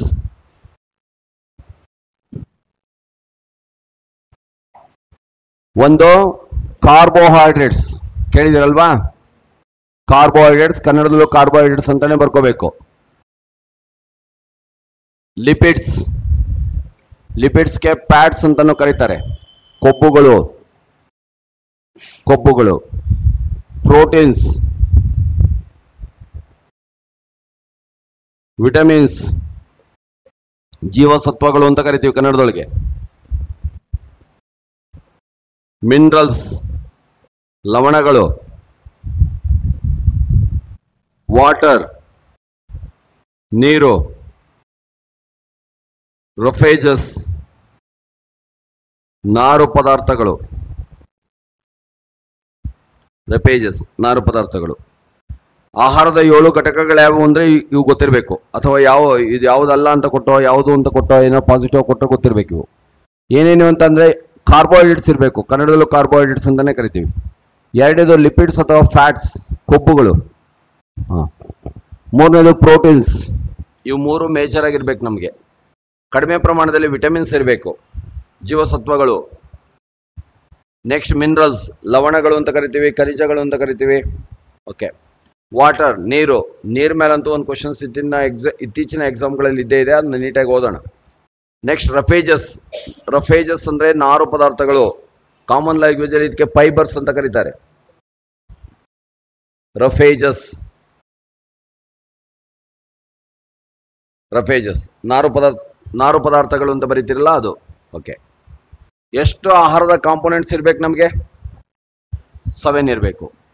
ಇವು ನಮ್ಮ ಬಾಡಿಗೆ ಬಂದು ಏನ್ ಕೆಲಸ ಮಾಡ್ತವೆ ಅನ್ನೋದ್ರ ಆಧಾರದ ಫಂಕ್ಷನ್ಸ್ನ ಆಧಾರದ ಮೇಲೆ 3 ಗುಂಪುಗಳಾಗಿ ಇಂಗ್ಲಿಸ್ಕೊಂಡಿದ್ವಿ. ಆನ್ ಬೇಕ್ಸ್ ಆಫ್ ಫಂಕ್ಷನ್ಸ್ ಎಷ್ಟು ಗುಂಪುಗಳಾಗಿ ಮಾಡ್ಕೊಳ್ತೀವಿ ಆಹಾರನ? 3 ಗುಂಪುಗಳು. ಯಾವ್ಯಾವು ಅಂದ್ರೆ, ಒಂದೇದು ಎನರ್ಜಿ ಪ್ರೊಡ್ಯೂಸರ್ಸ್. ಎನರ್ಜಿ ಪ್ರೊಡ್ಯೂಸರ್ಸ್, ಶಕ್ತಿ ಉತ್ಪಾದಕಗಳು. ಎನರ್ಜಿ ಪ್ರೊಡ್ಯೂಸರ್ಸ್, ಶಕ್ತಿ ಉತ್ಪಾದಕಗಳು. ಏನೇನನ್ನ ತಿಂದ್ರೆ ಎನರ್ಜಿ ಬರುತ್ತೆ ಅದ್ರ ಆಧಾದ್ಮೇಲೆ ಶಕ್ತಿ ಉತ್ಪಾದಕಗಳು ಅಂತ ಬರ್ತೀವಿ. ಇದ್ರ ಮೇಲೆ ಕ್ವಶನ್ಸ್ ಕೇಳ್ತಾನೆ. ನೀವು ಇದ್ರ ಮುಂದೆ ಬೇಕಾದ್ರೆ ಬರ್ಕೋಬಹುದು, ಅಥವಾ ನೀವು ಮಾರ್ಕ್ ಹಾಕೊಂಡು ಬೇಕಾದ್ರೆ ಬರ್ಕೋಬಹುದು. ಇದಕ್ಕೊಂದು ಸ್ಟಾರ್ ಮಾರ್ಕ್ ಅನ್ನ ಹಾಕಿದ್ರೆ ಕಾರ್ಬೋಹೈಡ್ರೇಟ್ಸ್ ಇಂದ ಎನರ್ಜಿ ಬರುತ್ತೆ, ಲಿಪಿಡ್ಸ್ ಇಂದ ಎನರ್ಜಿ ಬರುತ್ತೆ, ಅಥವಾ ಇದ್ರ ಮುಂದೆ ಬರ್ಕೋಬಿಡ್ಬೋದು. ಇದ್ರ ಮೇಲೆ ಬರುತ್ತೆ ಕ್ವಶನ್ಸ್ ಅಂದ್ರೆ ಬಂದಿವೆ. ಅತ್ಯಂತ ಸರಳ ಕಾರ್ಬೋಹೈಡ್ರೇಟ್ಸ್ ಯಾವುದು? ಗ್ಲೂಕೋಸ್. ನಿಶಕ್ತಿ ಹೊಂದಿದ ರೋಗಿಗೆ ಮತ್ತು ಕ್ರೀಡಾಪಟುವಿಗೆ ಕೊಡುವ ಕಾರ್ಬೋಹೈಡ್ರೇಟ್ಸ್ ಯಾವುದು? ಗ್ಲೂಕೋಸ್. ನಮ್ಮ ದೇಹದಲ್ಲಿ ತೀಕ್ಷ್ಣವಾಗಿ ಶಕ್ತಿಯನ್ನು ವರ್ಧಿಸುವಂತ ಕಾರ್ಬೋಹೈಡ್ರೇಟ್ಸ್ ಯಾವುದು? ಗ್ಲೂಕೋಸ್. ಪಂಚಾಯತ್ ಎಕ್ಸಾಮ್ ಅಲ್ಲಿ ಕೇಳಿದ್ದಾನೆ, ಈ ಕೆಳಗಿನ ಯಾವ ಆಹಾರದ ಘಟಕದಿಂದ ಅತಿ ಹೆಚ್ಚು ಶಕ್ತಿ ವರ್ಧಿಸುತ್ತದೆ ಅಂತ. ಬರ್ಕೊಳ್ಳೋದು ಬೇಡ, ಈಗ ಹೇಳೋದನ್ನೆಲ್ಲ ಮುಂದೆ ಬರುತ್ತೆ. ಅತಿ ಹೆಚ್ಚು ಶಕ್ತಿ ಬರುತ್ತೆ ಅಂತ ಕೇಳ್ಬಿಟ್ಟು ಕಾರ್ಬೋಹೈಡ್ರೇಟ್ಸು, ಲಿಪಿಡ್ಸು, ಪ್ರೋಟೀನ್ಸು ಈ ತರ ಕುಟ್ಕೊಂಡು ಹೋಗಿದ್ದಾನೆ. ಯಾವ್ದು ಬರಬೇಕಲ್ಲಿ? ಕಾರ್ಬೋಹೈಡ್ರೇಟ್ಸ್ ಇಂದ ಎನರ್ಜಿ ಬರುತ್ತೆ. ಅತಿ ಹೆಚ್ಚು ಅಂತಂದಾಗ ಫ್ಯಾಟು, ಕೊಬ್ಬು.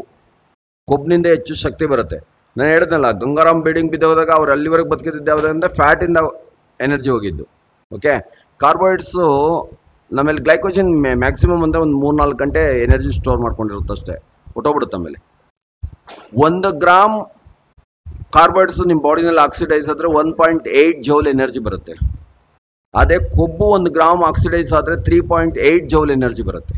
ಯಾವ್ದು ಜಾಸ್ತಿ ಆಗಾದ್ರೆ ಎನರ್ಜಿ ಬರೋದು? ಫ್ಯಾಟ್, ಕೊಬ್ಬಿನಿಂದ ಬರೋದು. ಅದನ್ನ ಗೊತ್ತಿರ್ಬೇಕು, ಆ ತರ ಕೇಳ್ತಾನ ಅವನು. ನೆಕ್ಸ್ಟ್ ಎರಡನೇದು ಬಾಡಿ ಬಿಲ್ಡರ್ಸ್. ಬಾಡಿ ಬಿಲ್ಡರ್ಸ್, ದೇಹ ನಿರ್ಮಾಣಕಾರಿಗಳು. ದೇಹ ನಿರ್ಮಾಣಕಾರಿಗಳು, ಬಾಡಿ ಬಿಲ್ಡರ್ಸ್. ದೇಹ ನಿರ್ಮಾಣ ಬರಿಬೇಕು, ನಿರ್ನಾಮ ಬರಿಬಾರ್ದು. ಓಕೆ. ಬಾಡಿ ಬಿಲ್ಡರ್ಸ್ ಯಾವ ಬಾಡಿಯನ್ನು ಬಿಲ್ಡ್ ಮಾಡೋದಕ್ಕೆ ಹೆಲ್ಪ್ ಮಾಡ್ತವೆ? ಇದಕ್ಕೊಂದು ಪ್ಲಸ್ ಮಾರ್ಕ್ ಕಳ್ಕೊಳ್ಳೋದಾದ್ರೆ proteins are body builders. Water ಕೂಡ ಬಾಡಿ ಬಿಲ್ಡರ್ಸ್. ವಾಟರ್ ಇಲ್ಲ ಅಂತಂದ್ರೆ ವಾಟರ್ನ ನ್ಯೂಟ್ರಿಷನ್ಸ್ ಏನು ಸಪ್ಲೈ ಆಗಲ್ಲ, ಬಟ್ ಆ ವರ್ಕ್ ಆಗೋದಕ್ಕೆ ಹೆಲ್ಪ್ ಮಾಡುತ್ತದು, ಮೆಟಬಾಲಿಕ್ ಆಕ್ಟಿವಿಟೀಸ್ಗೆ ಹೆಲ್ಪ್ ಮಾಡುತ್ತದು. ನೆಕ್ಸ್ಟ್ ಮೂರನೇದು ರೆಗ್ಯುಲೇಟರ್ಸ್ ಅಂತ ಕರೀತಾರೆ. ರೆಗ್ಯುಲೇಟರ್ಸ್ ನಿಯಂತ್ರಕಗಳು ಅಂತ, ಅಥವಾ ಇನ್ನೊಂದು ಹೆಸರು ಕಂಟ್ರೋಲರ್ಸ್ ಅಂತಾನೂ ಕರೀತಾರೆ.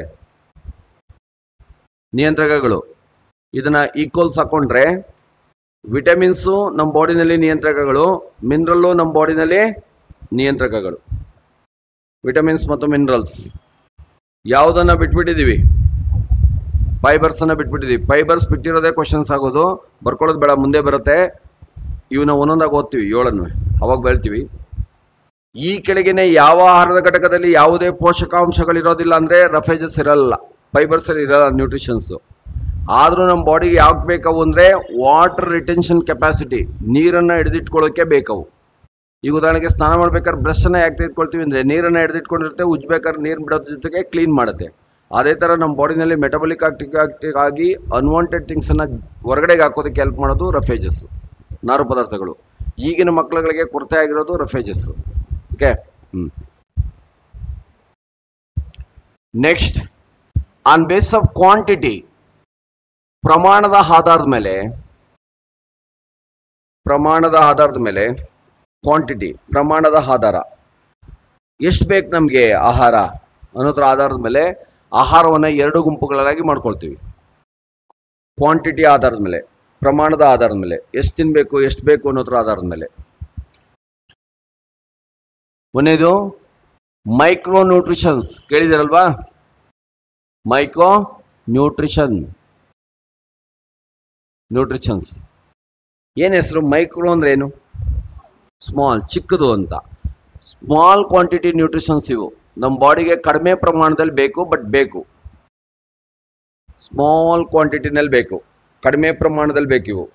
ಅದಕ್ಕೆ ಕನ್ನಡದಲ್ಲಿ ಇವಕ್ಕೆ ಲಘು ಪೋಷಕಾಂಶಗಳು ಅಂತ ಕರೀತಾರೆ, ಸೂಕ್ಷ್ಮ ಪೋಷಕಾಂಶಗಳು ಅಂತ ಕರೀತಾರೆ. 2 ಈಕ್ವಲ್ ಪದ ತಾನೆ?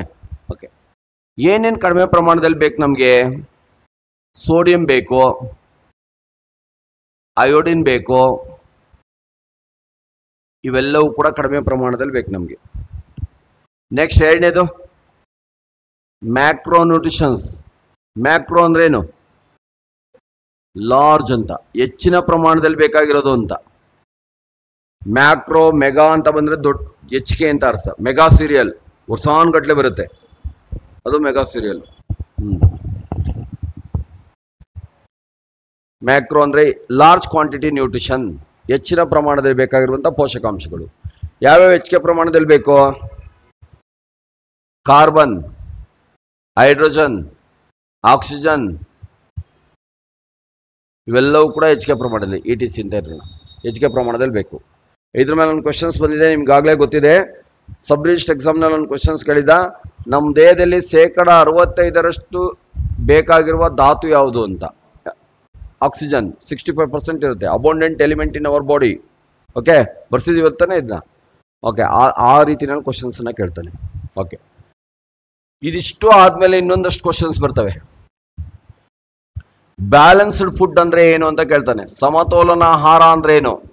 ಬ್ಯಾಲೆನ್ಸ್ಡ್ ಫುಡ್, ಸಮತೋಲನ ಆಹಾರ ಅಂದ್ರೆ ಏನು ಅಂತ ಕೇಳ್ತಾನೆ. ಬ್ಯಾಲೆನ್ಸ್ಡ್ ಫುಡ್ FDA ಬಂದಿದೆ ಇದು ಕ್ವಶನ್ಸ್.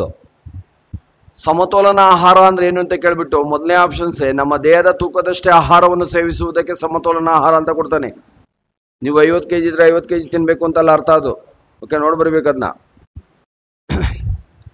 ನಿಗದಿತ ಪ್ರಮಾಣದಲ್ಲಿ ಲಘು ಪೋಷಕಾಂಶಗಳು ಮತ್ತು ಅಧಿಕ ಪೋಷಕಾಂಶಗಳನ್ನ ತೆಗೆದುಕೊಳ್ಳೋದಕ್ಕೆ ಸಮತೋಲನ ಆಹಾರ ಅಂತ ಕರಿತೀವಿ.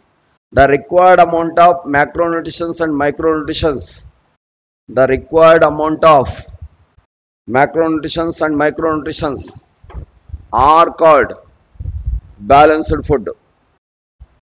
ನಿಗದಿತ ಪ್ರಮಾಣದಲ್ಲಿ ಅಧಿಕ ಮತ್ತು ಸೂಕ್ಷ್ಮ ಪೋಷಕಾಂಶಗಳನ್ನು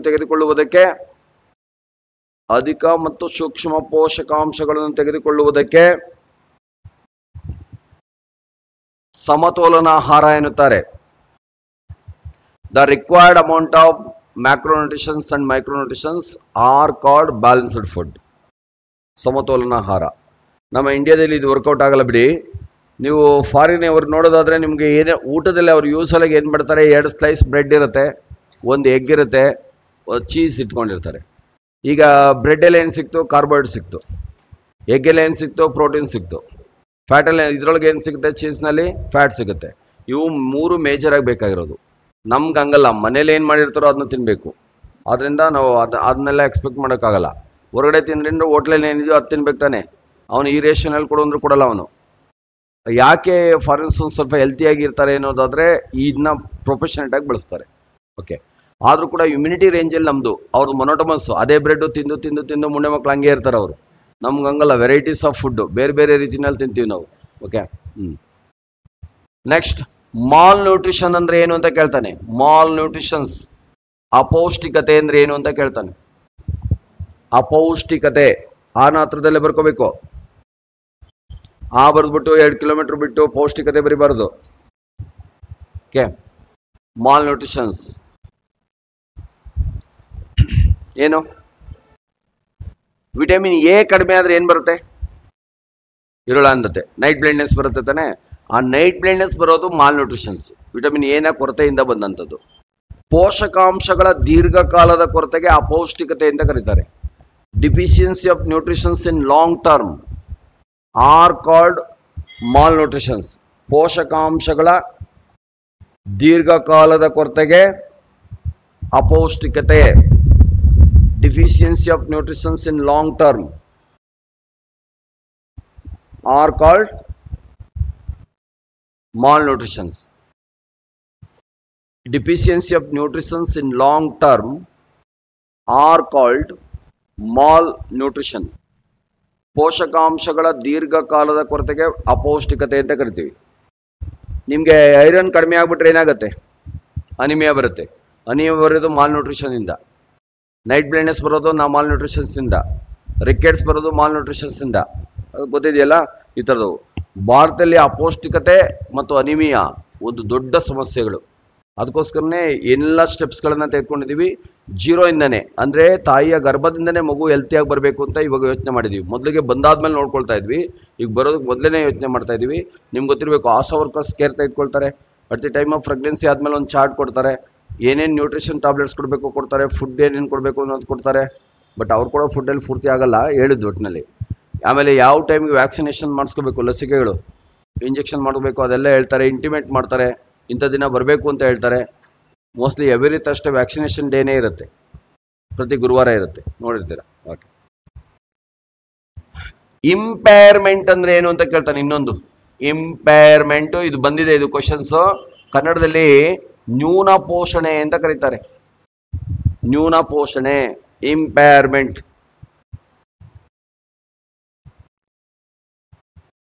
ನ್ಯೂನ ಪೋಷಣೆ ಅಂತ ಕರಿತೀವಿ. ಈಗ ವಿಟಮಿನ್ ಎ ಕಡಿಮೆ ಆದ್ರೆ ಏನ್ ಬರುತ್ತೆ ಅಂತ ಹೇಳಿದ್ರಿ ನೀವು? Night blindness. ನಾಳೆ ಬೆಳಗ್ಗೆಯಿಂದನೇ ವಿಟಮಿನ್ ಎ ತೆಗೆದುಕೊಳ್ತಾ ಹೋಗ್ಬಿಟ್ರೆ ಸರೋಗ್ಬಿಡುತ್ತೆ ನಿಮಗೆ, ಅದು ಇರಲ್ಲ. ಅದು ಅಂದ್ರೆ ಮಾಲ್ ನ್ಯೂಟ್ರಿಷನ್ಸ್ ಇರೋದನ್ನ ಹೋಗ್ಲಾಡಿಸ್ಬೋದು. ಅದನ್ನ ಹೋಗಿಸ್ಲಿಲ್ಲ ಅಂದ್ರೆ ಕೊನೆ ಹಂತಕ್ಕೆ ತಲುಪಿಡುತ್ತೆ. ಜರಪ್ತಾಲ್ಮಿಯಾ ಅಂತ ಆಗುತ್ತೆ, ಹೈಡ್ರೈಟ್ ಡಿಸೀಸ್ ಅಂತ ಆಗುತ್ತೆ, ಸ್ಕಾರ್ಸ್ಗಳು ಕಣ್ಣಿಂದ ಬೆಳ್ಕೊಬಿಡ್ತವೆ. ಆಮೇಲೆ ನೀವು ವಿಟಮಿನ್ ಎನ ಲಿಕ್ವಿಡ್ ರೂಪದಲ್ಲಿ ತೆಗೆದುಕೊಳ್ಳಿ, ಟ್ಯಾಬ್ಲೆಟ್ಸ್ ರೂಪದಲ್ಲಿ ತೆಗೆದುಕೊಳ್ಳಿ, ಫುಡ್ ರೂಪದಲ್ಲಿ ತೆಗೆದುಕೊಳ್ಳಿ, ಎಲ್ಲ ವೇಸ್ಟ್. ಅದು ಸರ್ವ ಆಗೋದೇ ಇಲ್ಲ. ಆ ಸರಿ ಆಗದಂತ ಕಂಡೀಷನ್ ಇದೆಯಲ್ಲ ನಮ್ಮಲ್ಲಿ, ಅದನ್ನ ನ್ಯೂನ ಪೋಷಣೆ ಅಂತ ಕರೀತಾರೆ. Difficulty to balance the nutritions are called impairment ಅಂತ ಕರೀತಾರೆ. ಪೋಷಕಾಂಶಗಳನ್ನು ಸರಿಪಡಿಸಲಾಗದ ಹಂತಕ್ಕೆ, ಪೋಷಕಾಂಶಗಳನ್ನು ಸರಿಪಡಿಸಲಾಗದ ಹಂತಕ್ಕೆ ನ್ಯೂನ ಪೋಷಣೆ. Difficulty to balance the nutritions, difficulty to balance the nutritions are called impairment. ಪೋಷಕಾಂಶಗಳನ್ನು ಸರಿಪಡಿಸಲಾಗದ ಹಂತಕ್ಕೆ ನ್ಯೂನ ಪೋಷಣೆ. ಕ್ಲಿಯರ್, ಅರ್ಥ ಆಗಿದೆ ಅಂತ ಅನ್ಕೊಂಡಿರ್ತೀನಿ. ಈಗ ರಿಕೆಟ್ಸ್ ಸಿವಿಯರ್ ಆದ್ಮೇಲೆ ನೀವು ಕ್ಯಾಲ್ಸಿಯಂ ತೆಗೆದುಕೊಂಡ್ರೆ ಏನು ಪ್ರಯೋಜನ ಇಲ್ಲ. ಓಕೆ, ಅನಿಮಿಯಾ ಸಿಂಗಲ್ ಡಿಜಿಟ್ ಬಂದಾದ್ಮೇಲೆ ನೀವು ಕಮಲ ತಿಂದ್ರೆ ಏನು ಪ್ರಯೋಜನ ಇಲ್ಲ. ಸಿಂಗಲ್ ಡಿಜಿಟ್ ಬಂದಾದ್ಮೇಲೆ ಕೆಲವು ಸಮಯದಲ್ಲಿ ಡಾಕ್ಟರ್ ಕೊನೆಗೆ ಹೇಳ್ಬಿಡ್ತಾರೆ, ರೇಡಿಯೋ ಐರನ್ ಅಂತ ಒಂದು ಟ್ರೀಟ್ಮೆಂಟ್ ಇದೆ, this is the final treatment. ಇದರಲ್ಲಿ ಗೆಟನ್ ಟ್ರೈ ಮಾಡ್ತೀನಿ ನಾನು, ಗೆಟನ್ ಆದರೆ ಪರವಾಗಿಲ್ಲ, ಇಲ್ಲ ಟಿಕೆಟ್ ಅಂತ ಹೇಳ್ಬಿಡ್ತಾರೆ ಕೊನೆ ಹಂತಕ್ಕೆ. ಅದಕ್ಕೆ ನಮ್ಮಲ್ಲಿ ಹಿಮೋಗ್ಲೋಬಿನ್ ಯಾವಾಗಲೂ ಡಬಲ್ ಡಿಜಿಟಲ್ಲಿ ಇರಬೇಕು ಅಂತ ಹೇಳ್ತೀವಿ. ಡಬಲ್ ಡಿಜಿಟ್ ಅಂದರೆ ಏನರ್ಥ? 10ಕ್ಕಿಂತ ಜಾಸ್ತಿ ಇರಬೇಕು. ಅಟ್ಲೀಸ್ಟ್ ಜಾಸ್ತಿ ಎಷ್ಟಿರಬೇಕು ಅಷ್ಟಿರೋದು ಬೇಡ, ಕಡಿಮೆಗೆ ಹೋಗ್ಬಾರ್ದು, ಸಿಂಗಲ್ ಡಿಜಿಟ್ಗೆ ಹೋಗ್ಬಾರ್ದು. ಓಕೆ, ನ್ಯೂನ ಪೋಷಣೆ ಅಂತ ಹೇಳ್ತೀವಿ. ಸಾಕಿದೆ ಇಷ್ಟು. ಈ ಕ್ಲಾಸಿಫಿಕೇಶನ್ ಮೇಲೆ ಕ್ವಶನ್ಸ್ ಬರ್ತವೆ, ಆಯ್ತಾ. ಅದು ಇಲ್ಲಿವರೆಗೆ ಹೇಳಿರೋದು ಫುಡ್ ಅಂದ್ರೆ ಏನೆಲ್ಲ ಕವರ್ ಆಗುತ್ತೆ ಅನ್ನೋದ್ರ ಮೇಲೆ ಹೇಳಿದೀವಿ. ಈಗ ಒಂದೊಂದಾಗಿ ಹೋಗೋಣ. ಮೊದಲನೇದು ಯಾವುದು? ಕಾರ್ಬೋಹೈಡ್ರೇಟ್ಸ್. ಒಂದೊಂದಾಗಿ ಹೋಗೋಣ. 7 ಲಿಸ್ಟ್ ಮಾಡ್ಕೊಂಡಿದೀವಿ. ಕಾರ್ಬೋಹೈಡ್ರೇಟ್ಸ್.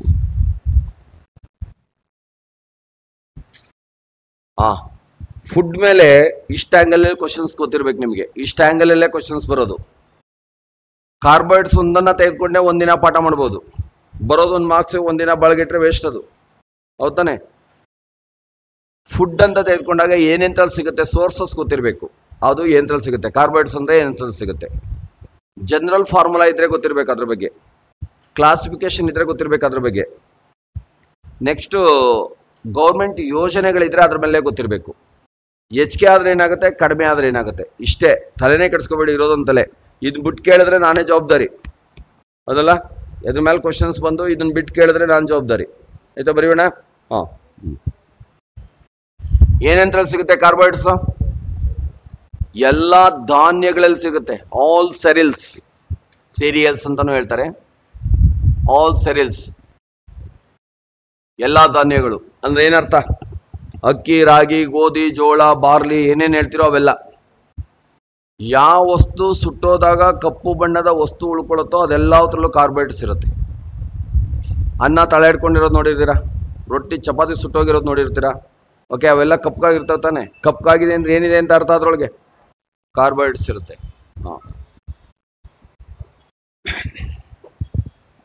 ಇದ್ರ ಜನರಲ್ ಫಾರ್ಮುಲಾ, ಸಾಮಾನ್ಯ ಅಣುಸೂತ್ರ, ಜನರಲ್ ಫಾರ್ಮುಲಾ. ಕಾರ್ಬೋಹೈಡ್ರೇಟ್ಸ್ ಗಳ ಸಾಮಾನ್ಯ ಅಣುಸೂತ್ರ ಬರೆಯಿರಿ ಅಥವಾ ಜನರಲ್ ಫಾರ್ಮುಲಾ ಬರೆಯಿರಿ ಅಂತ ಕೇಳ್ತಾರೆ. ಎಲ್ಲಾ ಬುಕ್ಗಳಲ್ಲೂ CH2O ಇರುತ್ತೆ, ಅದು ಕೂಡ ಕರೆಕ್ಟೇ. ಆದ್ರೆ CH2O ಬರ್ಕೊಳ್ಳೋದ್ರಿಂದ ಇನ್ನೂ ಉಪಯೋಗ ಜಾಸ್ತಿ. CH2O ಕರೆಕ್ಟೇ, ತಪ್ಪಂತ ಅನ್ಕೋಬೇಡಿ. CH2O ಇನ್ನೂ ಒಂದ್ ಸ್ವಲ್ಪ ಹೆಲ್ಪ್ ಆಗುತ್ತೆ. ಏನು ಅಂತ ಹೇಳ್ತೀನಿ. ಇವು 3 ಮೇಜರ್ ಆಗಿರ್ತವೆ. ಕಾರ್ಬನ್, ಹೈಡ್ರೋಜನ್, ಆಕ್ಸಿಜನ್ ಮೇಜರ್ ಆಗಿರ್ತವೆ. CH2O ಇದ್ರು ಅದು ಕರೆಕ್ಟೇ. ಇನ್ನೊಂದು ಸ್ವಲ್ಪ ಮುಂದುವರೆದ ಕ್ವಶನ್ಸ್ ಕೇಳ್ತಾನೆ. ಕಾರ್ಬನ್, ಹೈಡ್ರೋಜನ್, ಆಕ್ಸಿಜನ್ ಅಲ್ಲಿ ಯಾವ ರೇಷಿಯೋನಲ್ಲಿ ಇರುತ್ತೆ ಕಾರ್ಬೋಹೈಡ್ರೇಟ್ಸ್ ಅಲ್ಲಿ ಅಂತ.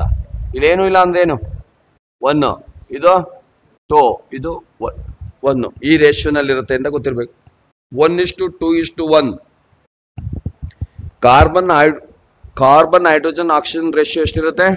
1:2:1 ರೇಷಿಯೋನಲ್ಲಿ ಇರುತ್ತೆ. ಸಬ್ ರಿಜಿಸ್ಟರ್ ಎಕ್ಸಾಮ್ ನಲ್ಲಿ ಕ್ವಶನ್ಸ್ ಬಂದಿದೆ.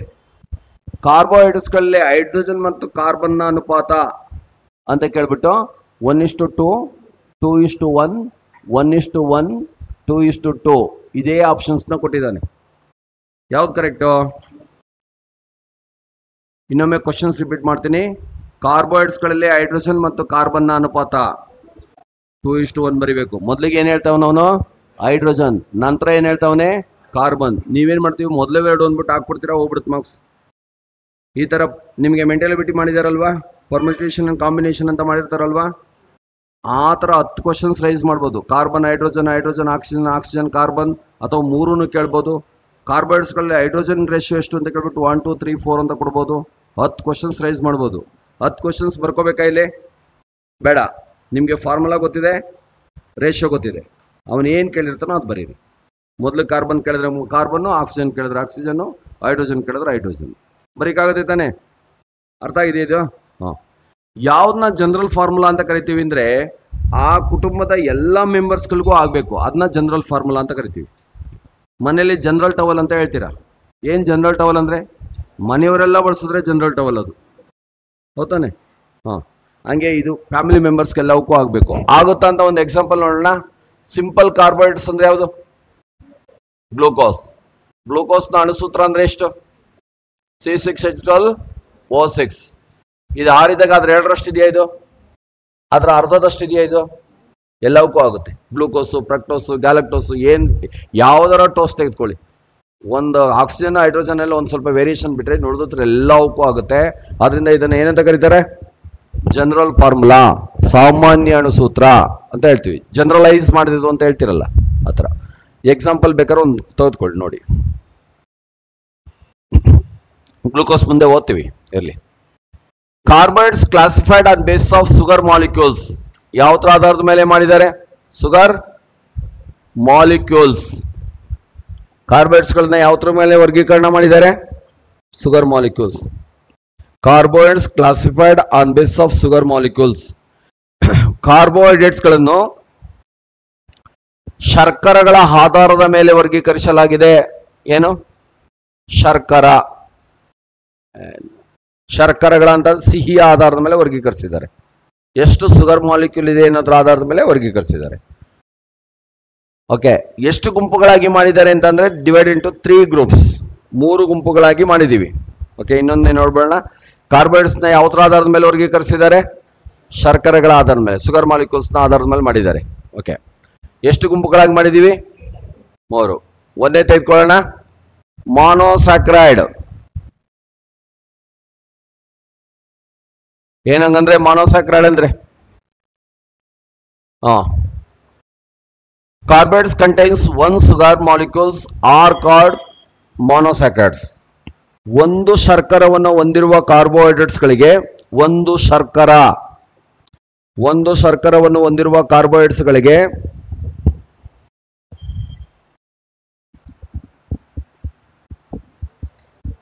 ಏಕ ಶರ್ಕರಗಳು ಎನ್ನುತ್ತಾರೆ. Carbohydrates contains single sugar molecules are called monosaccharides. ಮಾನೋ ಅಂದ್ರೆ ಒಂದು, ಕನ್ನಡದಲ್ಲಿ ಏಕ ಶರ್ಕರ. ಏಕ ಅಂದ್ರೆ ಒಂದು, ಏಕ ಶರ್ಕರ. ಓಕೆ, ಇನ್ನೊಂದು ಕಾಮನ್ ಸ್ಟೇಟ್ಮೆಂಟ್ ಬರ್ಕೊಳ್ಳಿ.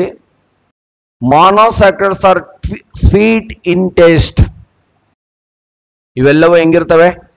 ಸಿಹಿಯಾಗಿರ್ತವೆ. ಮಾನೋಸ್ಯಾಕ್ರೈಡ್ಸ್ ಆರ್ ಸ್ವೀಟ್ ಇನ್ ಟೇಸ್ಟ್. ಏಕ ಶರ್ಕರೆಗಳು ಸಿಹಿಯಾಗಿರುತ್ತವೆ. ಅಕ್ಕಿ ತಿಂದ್ರೆ ಸ್ವೀಟ್ ಅನ್ಸುತ್ತೆ ತಾನೆ? ಓಕೆ, ಏನು ಬೇಡ, ಗ್ಲೂಕೋಸ್ ತಿಂದ್ರೆ ಸ್ವೀಟ್ ಅನ್ಸುತ್ತೆ, ಜೇನುತುಪ್ಪ ತಿಂದ್ರೆ ಸ್ವೀಟ್ ಅನ್ಸುತ್ತೆ. ಕಾರಣ ಅದ್ರೊಳಗೆ ಒಂದು ಸಕ್ಕರೆ ಮಾಲಿಕ್ಯೂಲ್ಸ್ ಇರುತ್ತೆ, ಅದಕ್ಕೋಸ್ಕರ. All monosaccharides soluble in water. ಎಲ್ಲ ಏಕ ಶರ್ಕರೆಗಳು ನೀರಿನಲ್ಲಿ ವಿಲೀನಗೊಳ್ಳುತ್ತವೆ. All monosaccharides are soluble in water. ಎಲ್ಲ ಏಕ ಶರ್ಕರೆಗಳು ನೀರಿನಲ್ಲಿ ವಿಲೀನಗೊಳ್ಳುತ್ತವೆ.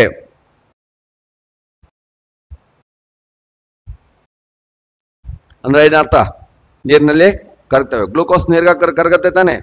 ಓಕೆ, ಆ ರೀತಿ. ಎಕ್ಸಾಂಪಲ್ ನೋಡೋಣ ಮೊನೋಸ್ಯಾಕ್ರೈಡ್ಗೆ. ಎಕ್ಸಾಂಪಲ್ ಒಂದೇದು ಗ್ಲೂಕೋಸ್. ಫಾರ್ಮುಲಾ ಈಗ ಆಲ್ರೆಡಿ ಗೊತ್ತಿದೆ, ಬೇಡ ಇದು ಫಾರ್ಮುಲಾ ಬರೆಯೋದು ಬೇಡ. Glucose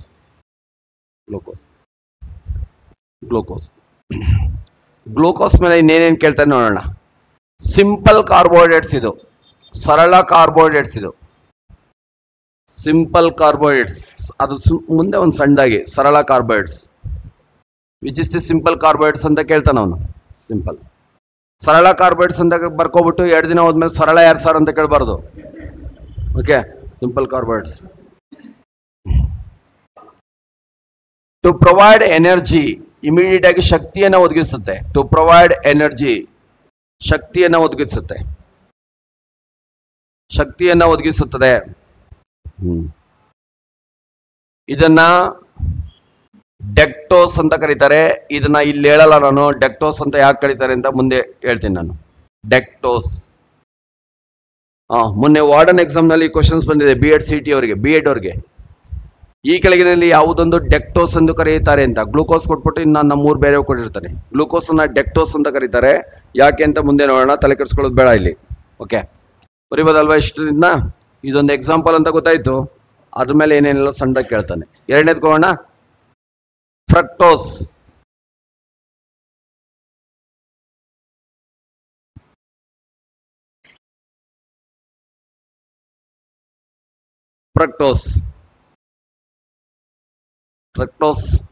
fructose last time panchayat exam questions ಬಂದಿದೆ.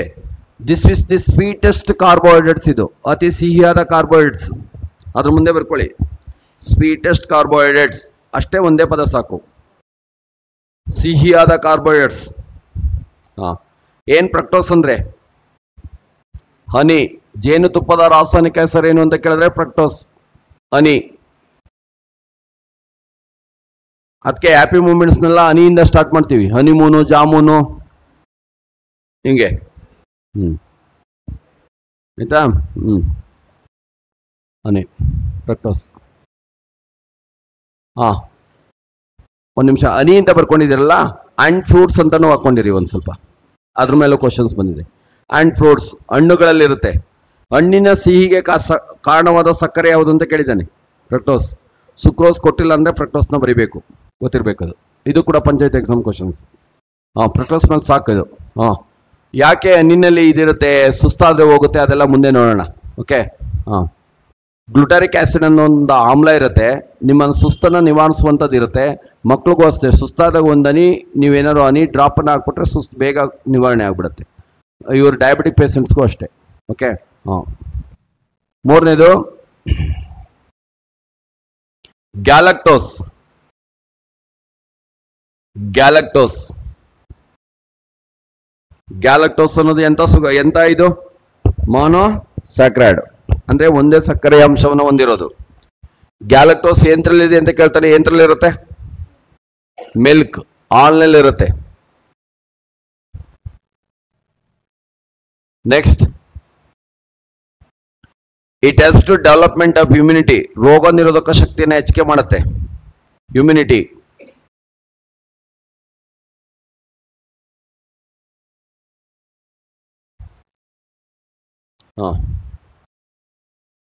ಆಕ್ಚುಲಿ ಇದನ್ನ ಬ್ರೆಸ್ಟ್ ಮಿಲ್ಕ್ ಇಂದ ವಂಚಿತರಾಗಬಾರ್ದು ಮಕ್ಕಳು ಅಂತ ಹೇಳ್ತಾರೆ, ಕೇಳಿದಿರಲ್ಲ. ಈ ಗ್ಯಾಲಕ್ಟೋಸ್ ಕಂಟೆಂಟು 5 to 6% ಇರೋದು ಹ್ಯೂಮನ್ ಮಿಲ್ಕ್ ಅಲ್ಲಿ ಮಾತ್ರನೇ. ಓಕೆ, ಬ್ರೆಸ್ಟ್ ಮಿಲ್ಕ್ ಅಲ್ಲಿ. ಅದನ್ನ ಮಿಸ್ ಆಗಬಾರ್ದು, ಮಕ್ಕಳಲ್ಲಿ ಇಮ್ಯುನಿಟಿ ಬೆಳೆದೇ ಹೋಗುತ್ತೆ. Okay. To avoid the heart attack, ಹೃದಯಘಾತವನ್ನು ತಪ್ಪಿಸುತ್ತಿದ್ದು. ಅವಾಯ್ಡ್ ದಿ ಹಾರ್ಟ್ ಅಟ್ಯಾಕ್, ಹೃದಯಘಾತವನ್ನು ತಪ್ಪಿಸುತ್ತಿದ್ದು.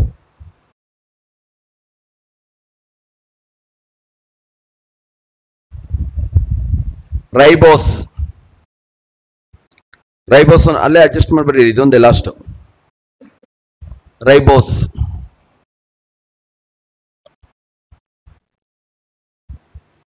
ರೈಬೋಸ್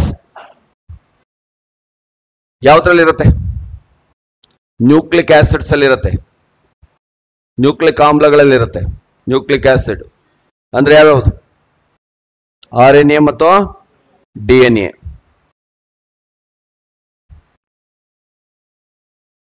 ಆಯ್ತು. ಇದು ಎಂತ ಸುಗರ್ ಅಂತ ಒಂದು ಕ್ವಶನ್ಸ್ ಕೇಳ್ತಾನೆ. ಎಂತ ಸುಗರ್ ಇದು? DNA ಮತ್ತು RNA. ಎಂತ ಸುಗರ್ ಇದು? ಪೆಂಟೋ ಸುಗರ್. ಇವೆಲ್ಲ ಎಕ್ಸೋಸ್ C6 ಇಂದ ಸ್ಟಾರ್ಟ್ ಆಗ್ತವೆ. ಇದು ಮಾತ್ರ 5ರಿಂದ ಸ್ಟಾರ್ಟ್ ಆಗುತ್ತೆ. ಅದರಿಂದ ಎಂತ ಸುಗರ್ ಇದು? ಪೆಂಟೋ ಸುಗರ್. ಇದು ಪೆಂಟೋ ಸುಗರ್. ಕನ್ನಡದಲ್ಲೂ ಪೆಂಟೋ ಸುಗರ್ ಅಂತಾನೆ ಬರ್ಕೋಬೇಕು. ಐ ಸುಗರ್ ಅಂತ ಕೊಡಲ್ಲ ಅವನು. ಪೆಂಟೋ ಸುಗರ್. ಈಗ ಒಂದ್ಸಲ ರಿವ್ಯೂ ಮಾಡ್ಬೇಡ, ಸುಮ್ಮನೆ ಬರ್ಕೊಂಬಂದಾಗ ಅರ್ಥ ಆಗದೇ ಇರಲಿ. ಮಾನೋಸ್ಯಾಕ್ರೈಡ್ ಅಂದ್ರೆ ಏನು? ಒಂದು ಸಕ್ಕರೆನ ಹೊಂದಿರೋದು, ಏಕ ಸರ್ಕರವನ್ನ ಹೊಂದಿರೋದು. ಓಕೆ. ಏನಿದ್ರು ಗುಣ ಏನು? ಸ್ವೀಟ್ ಟೇಸ್ಟ್ ಇರುತ್ತೆ, ನೀರಿನಲ್ಲಿ ಕರಗತ್ತೆ. ಕ್ಲಿಯರ್? ಯಾವ್ಯಾವ ಎಕ್ಸಾಂಪಲ್ ಅಂತ ಕೊಟ್ಬಿಡ್ತಾನೆ. ಈ ಕೆಳಗಿನಲ್ಲಿ ಮಾನೋಸ್ಯಾಕ್ರೈಡ್ ಯಾವುದು ಅಂತ ಕೇಳ್ಬಿಟ್ಟು ಒಂದು ಕೊಟ್ಬಿಟ್ಟು ಇನ್ನು 3 ಬೇರೆ ಕೊಟ್ಬಿಡ್ತಾನೆ. 3 ಕೊಟ್ಬಿಟ್ಟು ಮೇಲಿನ ಎಲ್ಲವೂ ಕೊಟ್ಬಿಟ್ಟಿರ್ತಾನೆ. ನೋಡ್ಕೊಂಬರ್ಬೇಕು ಕೇರ್ಫುಲ್ ಆಗಿ. ಇಲ್ಲ ಜೋಡಿ ಕೊಡ್ತಾನೆ, ಯಾವ ಜೋಡಿ ಅಲ್ಲ ಅಂತ ಕೇಳ್ತಾನೆ. ಅವ್ನು ಹೆಂಗಾರು ಕೇಳ್ಕೊಳ್ಳಿ, ಇಷ್ಟು ಮಾನೋಸ್ಯಾಕ್ರೈಡ್ಸ್ ಅಂತ ತಲೆಯಲ್ಲಿ ಇಟ್ಕೊಳ್ಳಿ ಸಾಕು. ಓಕೆ. ಅದ್ರ ಬಗ್ಗೆ ಒಂದು ಸ್ವಲ್ಪ ಕೇಳ್ತಾನೆ, ಅವನ್ನ ಹಾಗೆ ಗೊತ್ತಿರಲಿ. ಸಿಂಪಲ್ ಯಾವುದು, ಬೇಗ ಯಾವ್ದು ಎನರ್ಜಿ ಕೊಡುತ್ತೆ, ಆ ಥರ ಎಲ್ಲ ಕೇಳ್ತಾ ಹೋಗ್ತಾನೆ. ಓಕೆ. PSIಗೆ ಕೇಳಿದ್ದಾನೆ, ನಿಶಕ್ತಿ ಹೊಂದಿದ ರೋಗಿಗೆ ಮತ್ತು ಕ್ರೀಡಾಪಟುವಿಗೆ ನೀಡುವ ಕಾರ್ಬೋಹೈಡ್ರೇಟ್ಸ್ ಯಾವುದು ಅಂತ. ಗ್ಲೂಕೋಸ್. ಆ ಥರ ಕ್ವಶನ್ಸ್ ಕೊಡ್ತಾನೆ. ಎರಡನೇದ್ಕೋಣ. ಎರಡನೇದು ಯಾವುದು? ಡೈಸ್ಯಾಕರೈಡ್. ದ್ವಿಸರ್ಕರಗಳು. Okay. Carbohydrates consist 2 sugar molecules. Carbohydrates consist 2 sugar molecules are called disaccharides. 2 ಸಕ್ಕರೆಯ ಶರ್ಕರೆಗಳನ್ನು ಹೊಂದಿರುವುದಕ್ಕೆ, 2 ಸರ್ಕರೆಗಳನ್ನು ಹೊಂದಿರುವುದಕ್ಕೆ ದ್ವಿಸರ್ಕರಗಳು ಎನ್ನುತ್ತಾರೆ. ದ್ವಿಸರ್ಕರಗಳು ಎನ್ನುತ್ತಾರೆ. 2 ಸರ್ಕರೆಗಳನ್ನು ಹೊಂದಿರೋದಕ್ಕೆ ದ್ವಿಸರ್ಕರ. ಸರ್ಕರ ಅಂದ್ರೆ ಸಿಹಿ ಅಂತ ಅಷ್ಟೇ ಕನ್ನಡದೊಳಗೆ. ಓಕೆ. ಓಕೆ. ಇದಕ್ಕೆ ಜನರಲ್ ಕ್ಯಾರೆಕ್ಟರಿಸ್ಟಿಕ್ಸ್ ಗಿಂತನೂ ಉದಾಹರಣೆಗೆ ನೇರವಾಗಿ ಹೋಗೋಣ. ಒಂದೇದು ಲ್ಯಾಕ್ಟೋಸ್. ಲ್ಯಾಕ್ಟೋಸ್ ಲ್ಯಾಕ್ಟೋಸ್ ಮೇಲೆ ಏನೆಲ್ಲ ಕ್ವಶನ್ಸ್ ಬರ್ತವೆ ಒಂದೊಂದಾಗಿ ನೋಡಬೇಡ. ತುಂಬಾ ಕ್ವಶನ್ಸ್ ಬರ್ತವೆ ಲ್ಯಾಕ್ಟೋಸ್ ಮೇಲೆ. ಇದು ಎಂತ ಶುಗರ್ ಅಂತ ಹೇಳಿದೆ ನಾನು? ಡೈಸ್ಯಾಕ್ರೈಡ್. ಡೈಸ್ಯಾಕ್ರೈಡ್ ಅಂದ್ಮೇಲೆ ಎಷ್ಟು ಶುಗರ್ ಇರಬೇಕು? ಎರಡು ಯಾವ್ಯಾವ ಇರ್ತವೆ ಇದ್ರೊಳಗೆ? ಲ್ಯಾಕ್ಟೋಸ್ ಅಲ್ಲಿ ಗ್ಲೂಕೋಸ್ ಒಂದಿರುತ್ತೆ, ಮತ್ತೆ ಇನ್ನೊಂದು ಗ್ಯಾಲಕ್ಟೋಸ್ ಇರುತ್ತೆ. ಗ್ಲೂಕೋಸ್ ಮತ್ತು ಗ್ಯಾಲಕ್ಟೋಸ್ ಇರುತ್ತೆ. ನಿಮ್ಗೆ ಎಕ್ಸಾಮ್ ಮೇಲೆ ಹೆಂಗ್ ಕೊಡ್ತಾನೆ ಅಂದ್ರೆ ಲ್ಯಾಕ್ಟೋಸ್ ಕೊಟ್ಬಿಟ್ಟು ಇವೆರಡನ್ನ ಆಪ್ಷನ್ಸ್ ಅಲ್ಲಿ ಕೊಟ್ಟಿರ್ತಾನೆ, ಅಥವಾ ಕ್ವಶನ್ಸ್ ಎಲ್ಲ ಇದನ್ನ ಕೊಟ್ಬಿಟ್ಟು ಇದನ್ನ ಲ್ಯಾಕ್ಟೋಸ್, ಮಾಲ್ಟೋಸ್, ಇದನ್ನ ಸುಕ್ರೋಸ್ ಈ ತರ ಕೊಟ್ಟಿರ್ತಾನೆ. ಬರೀಕಾಗಲ್ವಾ ಇದನ್ನ? ಓಕೆ, ಇದನ್ನ ಲ್ಯಾಕ್ಟೋಸ್ ಅನ್ನ ಏನಂತ ಕರೀತಾರೆ ಅಂತ ಒಂದು ಕ್ವಶನ್ಸ್ ಕೇಳ್ತಾನೆ. ಮಿಲ್ಕ್ ಶುಗರ್ ಅಂತ ಕರೀತಾರೆ, ಹಾಲಿನ ಸಕ್ಕರೆ. ಮಿಲ್ಕ್, ಹಾಲ್ ಸಿಹಿಯಾಗಿರೋದಕ್ಕೆ ಕಾರಣ ಆಗಿರೋದೇ ಇದು ಲ್ಯಾಕ್ಟೋಸ್, ಮಿಲ್ಕ್ ಶುಗರ್. ಹಾಲು ವೈಟ್ ಪಿಗ್ಮೆಂಟ್ಗೆ ಕಾರಣ ಆಗಿರೋ ಪಿಗ್ಮೆಂಟ್ ಯಾವುದು ಅಂತ ಕೇಳ್ತಾನೆ. ಹಾಲು ಬಿಳಿಯಾಗಿರೋದಕ್ಕೆ ಕಾರಣ ಯಾವುದು? Lactose. White pigment of the milk, lactose. ಹಾಲಿನ ಬಿಳಿ ವರ್ಣಕ ಲ್ಯಾಕ್ಟೋಸ್. ಹಾಲಿನ ಬಿಳಿ ವರ್ಣಕ lactose. White pigment of the milk, lactose. Okay. Yellow pigment of the milk, ಹಾಲಿನ ಹಳದಿ ಬಣ್ಣಕ್ಕೆ ಕಾರಣವಾಗಿರೋದು ರೈಬೋಪ್ಲಮಿನ್. ಮೊನ್ನೆ ಬಂದಿತ್ತು ಇವ್ರಿಗೆ, ಬಿ ಅವರಿಗೆ, ಎ ಎಕ್ಸಾಮ್ಗೆ. ರೈಬೋಪ್ಲಮಿನ್ ಇದು ಕೊಟ್ಟಿಲ್ಲ ಅಂದ್ರೆ ಏನ್ ಕೊಡ್ತಾನೆ? ಝಾಂಥೋಫಿಲ್. ಕೊಟ್ಟಿಲ್ಲ ಅಂದ್ರೆ ಝಾಂಥೋಫಿಲ್ ಅಂತ ಇರುತ್ತೆ.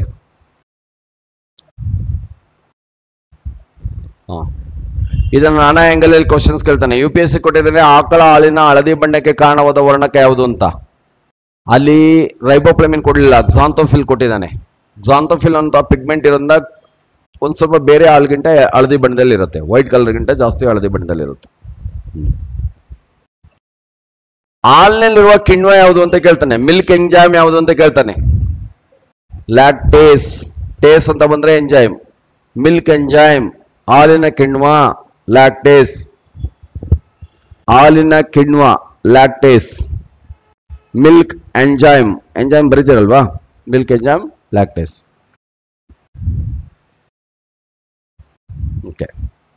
ಹಾಲಿನಲ್ಲಿರುವ ಉಪಯುಕ್ತ ಬ್ಯಾಕ್ಟೀರಿಯಾ ಯಾವುದು? PSI ಕ್ವಶನ್ಸ್ ಇದೆ, ಹಂಗೆಲ್ಲ ಬರ್ಕೊಳ್ಬೇಡಿ. Milk bacteria, lactobacillus. ಹಾಲಿನ ಬ್ಯಾಕ್ಟೀರಿಯಾ ಯಾವುದು ಅಂತ ಕೇಳ್ತಾನೆ, ಅಥವಾ ಕ್ವಶನ್ಸ್ ಮಾಡಿದ್ರೆ ಹಾಲಿನಲ್ಲಿರುವ ಉಪಯುಕ್ತ ಬ್ಯಾಕ್ಟೀರಿಯಾ ಯಾವುದು ಅಂತ ಕೇಳ್ತಾನೆ. Milk bacteria, lactobacillus. ಏನಿದಿರೋದ್ರಿಂದ ಏನು ಉಪಯೋಗ? ಹಾಲು ಮೊಸರಾಗೋದಕ್ಕೆ ಹೆಲ್ಪ್ ಮಾಡುತ್ತೆ. ಓಕೆ. ನೀವು ಹಾಲು ಕಾಯಿಸ್ಬಿಟ್ಟು ಫ್ರಿಜ್ಜಲ್ಲಿ ಇಡ್ದೇನೆ ಬಂದ್ಬಿಟ್ಟಿದ್ರೆ ಕೆಟ್ಟೋಗ್ಬಿಡುತ್ತೆ ಅಂತ ಹೇಳ್ತಿರಲ್ಲ, ಕಾರಣ ಆ ಲ್ಯಾಕ್ಟೇಸ್ ಅನ್ನುವಂಥ ಎಂಜೈಮ್ ಇದೆಯಲ್ಲ, ಅದು ಹಾಲನ್ನ ಹಾಳಾಗೋದಕ್ಕೆ ಮಾಡ್ಬಿಡ್ತದೆ. ಓಕೆ. ಹಾಲಿನಲ್ಲಿರುವ ಆಮ್ಲ ಯಾವುದು ಅಂತ ಕೇಳ್ತಾರೆ. Milk acid.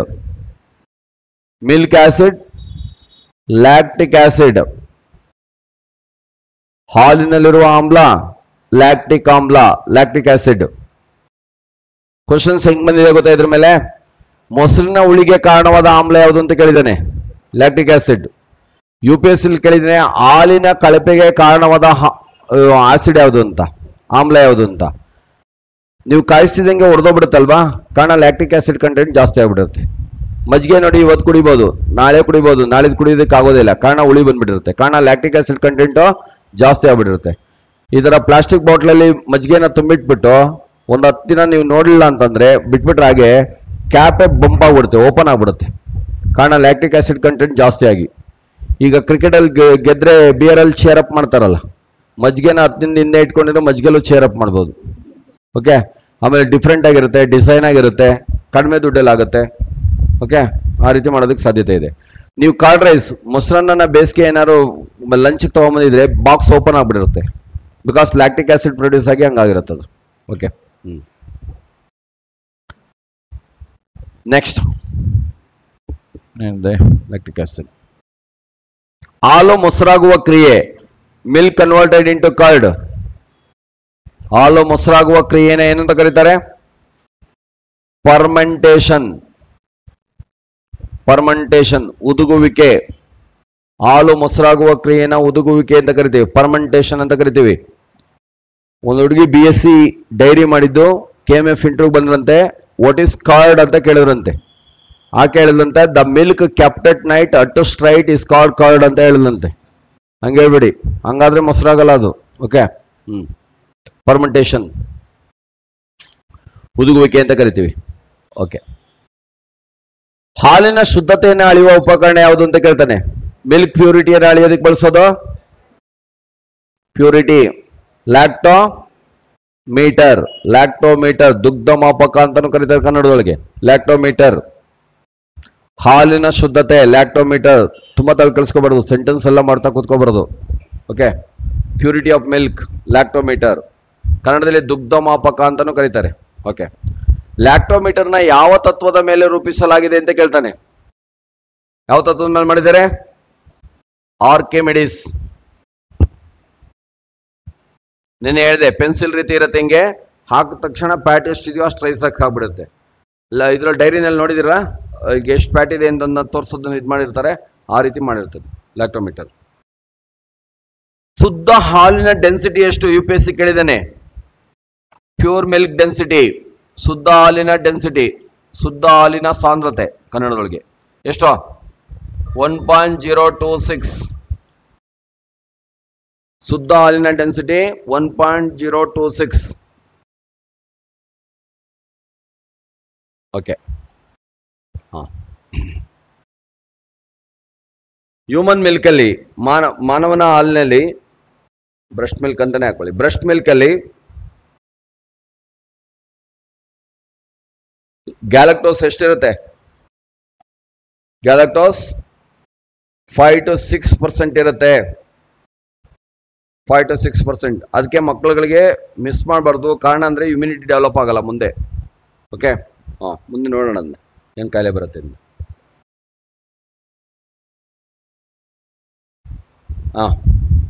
World milk day ಅಂತ ಸೆಲೆಬ್ರೇಟ್ ಮಾಡ್ತೀವಿ.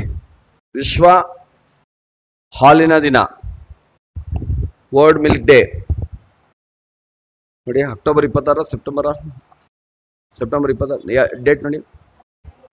ನವೆಂಬರ್ 26. ಓಕೆ. ನವೆಂಬರ್ 26 ಈ ಡೇಟ್ ಮರ್ತೋಗ್ಬಿಡುತ್ತೆ ನನಗೆ ಒಟ್ಟಿನಲ್ಲಿ. ಅದಕ್ಕೆ ಇದನ್ನ ನಾನು ಇದಕ್ಕೋಗ್ಲಿಲ್ಲ, ಹಿಸ್ಟ್ರಿ ತೆಗೆದುಕೊಳ್ಳಲಿಲ್ಲ. ಸತ್ತೋಗಿರೋದು ಅದನ್ನೆಲ್ಲ ಈ ಇಯರ್ನೆಲ್ಲ ಯಾವನ್ ತಲೆಯಲ್ಲಿ ಇಟ್ಕೊಳ್ತಾನೆ ಅಂತ. ಆಮೇಲೆ ಇನ್ನೊಂದೇನು ಅಂದ್ರೆ ನಾನು ಬದುಕಿದ್ದೀನಿ, ಸತ್ತೋಗಿರೋದನ್ನ ಯಾಕೆ ಓದಬೇಕು ಅಂತ ತೆಗೆದುಕೊಳ್ಳಲಿಲ್ಲ. ಓಕೆ. ಸತ್ತೋಗಿರೋದನ್ನ ಯಾಕೆ ಓದಬೇಕು? ಅವ್ರು ಹಿಸ್ಟ್ರಿ ಕ್ರಿಯೇಟ್ ಮಾಡ್ಬಿಟ್ಟು ಹೋದ್ರು, ನಾವು ಹಿಸ್ಟ್ರಿ ಕ್ರಿಯೇಟ್ ಮಾಡ್ಬೇಕು ತಾನೆ. ಅವ್ರನ್ನ ಓದೋದ್ರಲ್ಲೇ ಆಗೋಗುತ್ತೆ. ಇನ್ನು ಹಿಸ್ಟ್ರಿ ಯಾವಾಗ ಕ್ರಿಯೇಟ್ ಮಾಡೋದು? ಅದಕ್ಕೋಸ್ಕರ ಮಾಡಲ್ಲ. ಅದು ಹೇಳಿ ಹೊಡೆದ, ಅದು ಡೇಟ್ ಎಲ್ಲವೂ ಒಂದೇ ರೀತಿ ಇರ್ತಾವಲ್ಲ, ಕನ್ಫ್ಯೂಷನ್ ಆಗುತ್ತೆ ಒಂದ್ಸಲ. ಕರೆಕ್ಟಾಗಿ ಬರ್ಸ್ಬೇಕಲ್ಲ. ಆಲ್ಮೋಸ್ಟ್ ಎಲ್ಲ ಕವರ್ ಮಾಡಿದ್ವಿ. ಲ್ಯಾಕ್ಟೋಸ್ ಅಲ್ಲಿ ಏನು ಬರಲ್ಲ, ಏನು ಬಿಟ್ಟಿಲ್ಲ ಇಲ್ಲಿ. ಇದೊಂದೇ ಫುಡ್ ಒಂದೇ ಹೇಳ್ಬೇಕು ಅಂತ ಅಂದ್ರೆ 5-6 ಲೈನಲ್ಲಿ ಹೇಳ್ಬಿಟ್ಟು ಬಿಟ್ಬಿಡ್ಬೋದಾಗಿತ್ತು. ಇನ್ಯಾವತ್ತೂ ಲ್ಯಾಕ್ಟೋಸ್ ಜೀವನದಲ್ಲಿ ಬರಿಬಾರ್ದು, ಒಂದೇ ಕಡೆ ಇರಬೇಕು. ಓಕೆ.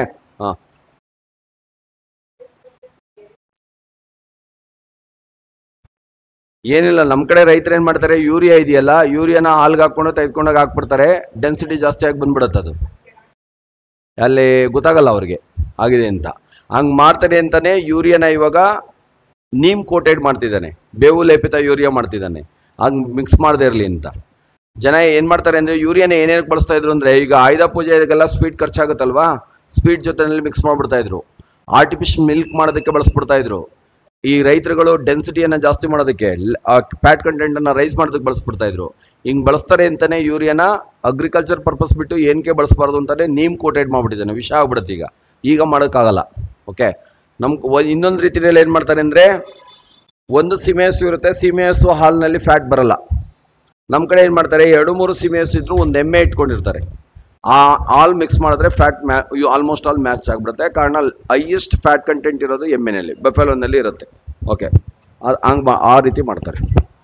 ಯೂರಿಯಾ ಮಿಕ್ಸ್ ಮಾಡ್ತಾರೆ. ಯೂರಿಯಾ ಮಿಕ್ಸ್ ಮಾಡ್ತಾರೆ ಅಂತ ಬಳಸಿದ್ರೆ ನೀವು ಮಿಕ್ಸ್ ಮಾಡೋಕೆ ಹೋಗ್ತೀರಿ, ಅದರಿಂದ ಚೆನ್ನಾಗಿ ಕಾಣಲ್ಲ, ಬೇಡ ಅದು. ಓಕೆ, ಇರಲಿ. ಎಲ್ಲ ಕವರ್ ಆಗಿದೆಯಲ್ಲಪ್ಪ. ಇನ್ನೇನಿದೆ? ಏನಿಲ್ಲ ಅಲ್ವಾ ಅದ್ರೊಳಗೆ?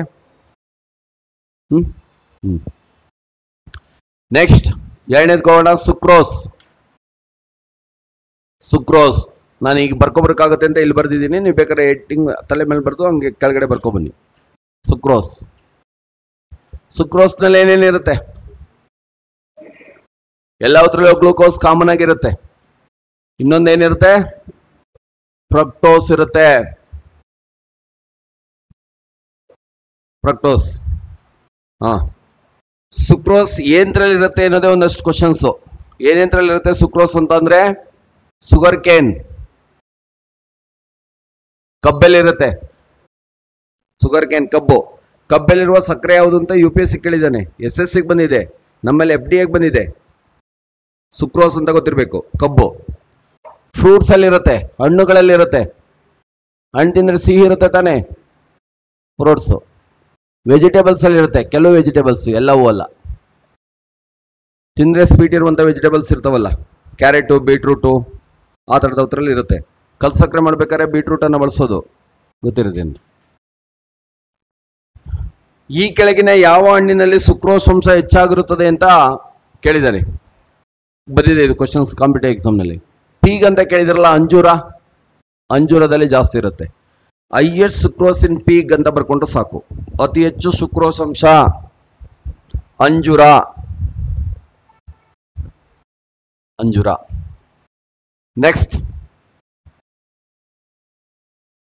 ಲಾಸ್ಟ್ ಟೈಮ್ ಎಕ್ಸೈಸ್ ಇನ್ಸ್ಪೆಕ್ಟರ್ ಕೇಳಿದ ಈ ಕೆಳಗಿನ ಯಾವ ಹಣ್ಣಿನಲ್ಲಿ ಸುಕ್ರೋಸ್ ಅಂಶ ಇರುತ್ತೆ ಅಂತ ಕೇಳ್ಬಿಟ್ಟು ಆಪಲ್, ಪೈನಾಪಲ್, ಗ್ರೇಪ್ಸ್, ಆರೆಂಜ್ ಅಂತ ಕೊಟ್ಟಿದ್ದ. ಯಾವ್ದು ಬರೀಬೇಕಿಲ್ಲಿ? ಯಾವ್ದ್ರಲ್ಲಿ ಸುಕ್ರೋಸ್? ಎಲ್ಲತ್ರಲ್ಲೂ ಇರುತ್ತೆ, ಯಾವ್ದ್ರಲ್ಲಿ ಜಾಸ್ತಿ ಇದೆ ಈ 4ರಲ್ಲಿ ಅಂತ ಕೇಳಿದಾನ ಅವನು. ಹಂಗ್ ಬರೀಬೇಕು ತಾನೆ? Okay. Grapes. Grapes contain sucrose ಅಂತ ಬರೀರಿ ಅಷ್ಟೇ, ಜಾಸ್ತಿ ಕಡಿಮೆ ಏನ್ ಬೇಡ. ಗ್ರೇಪ್ಸ್. ಅದಕ್ಕೆ ಗ್ರೇಪ್ಸ್ ಅನ್ನ ವೈನ್ ತಯಾರಿಕೆನಲ್ಲಿ ಬಳಸ್ತಾರೆ. ಇಲ್ಲ, ಅದ್ರಲ್ಲಿ ಸುಕ್ರೋಸ್ ಅಂಶ ಇರೋದ್ರಿಂದನೇ ವೈನ್ ತಯಾರು ಮಾಡೋದು. ಓಕೆ.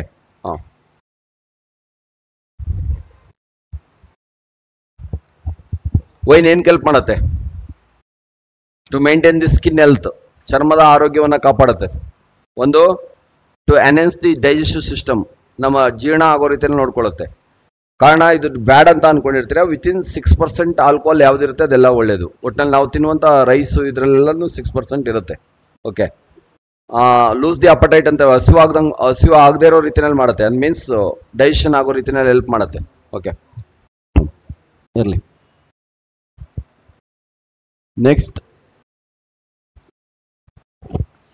ಇದರಲ್ಲಿ ಜೇನುತುಪ್ಪದ ಬಗ್ಗೆ, ಫ್ರಕ್ಟೋಸ್ ಬಗ್ಗೆ ಒಂದ್ ಸ್ವಲ್ಪ ಕಾನ್ಸಂಟ್ರೇಟ್ ಮಾಡ್ತಾನೆ. ಫ್ರಕ್ಟೋಸ್ ಅಂತಂದ್ರೆ ಏನು? ಹನಿ. ಹನಿ ಅಂತ ಬರ್ಕೊಂಡು ಮುಂದೆ ಫ್ರಕ್ಟೋಸ್ ಅಂತ ಬರೋದು ಸಾಕು. ಹನಿಯ ಜೇನುತುಪ್ಪದ ರಾಸಾಯನಿಕ ಹೆಸರೇನು ಅಂತ ಕೇಳ್ತಾನೆ. ಏನಂತ ಬರೀಬೇಕು? Fructose.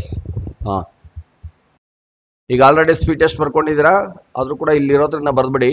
Sweetest carbohydrates fructose.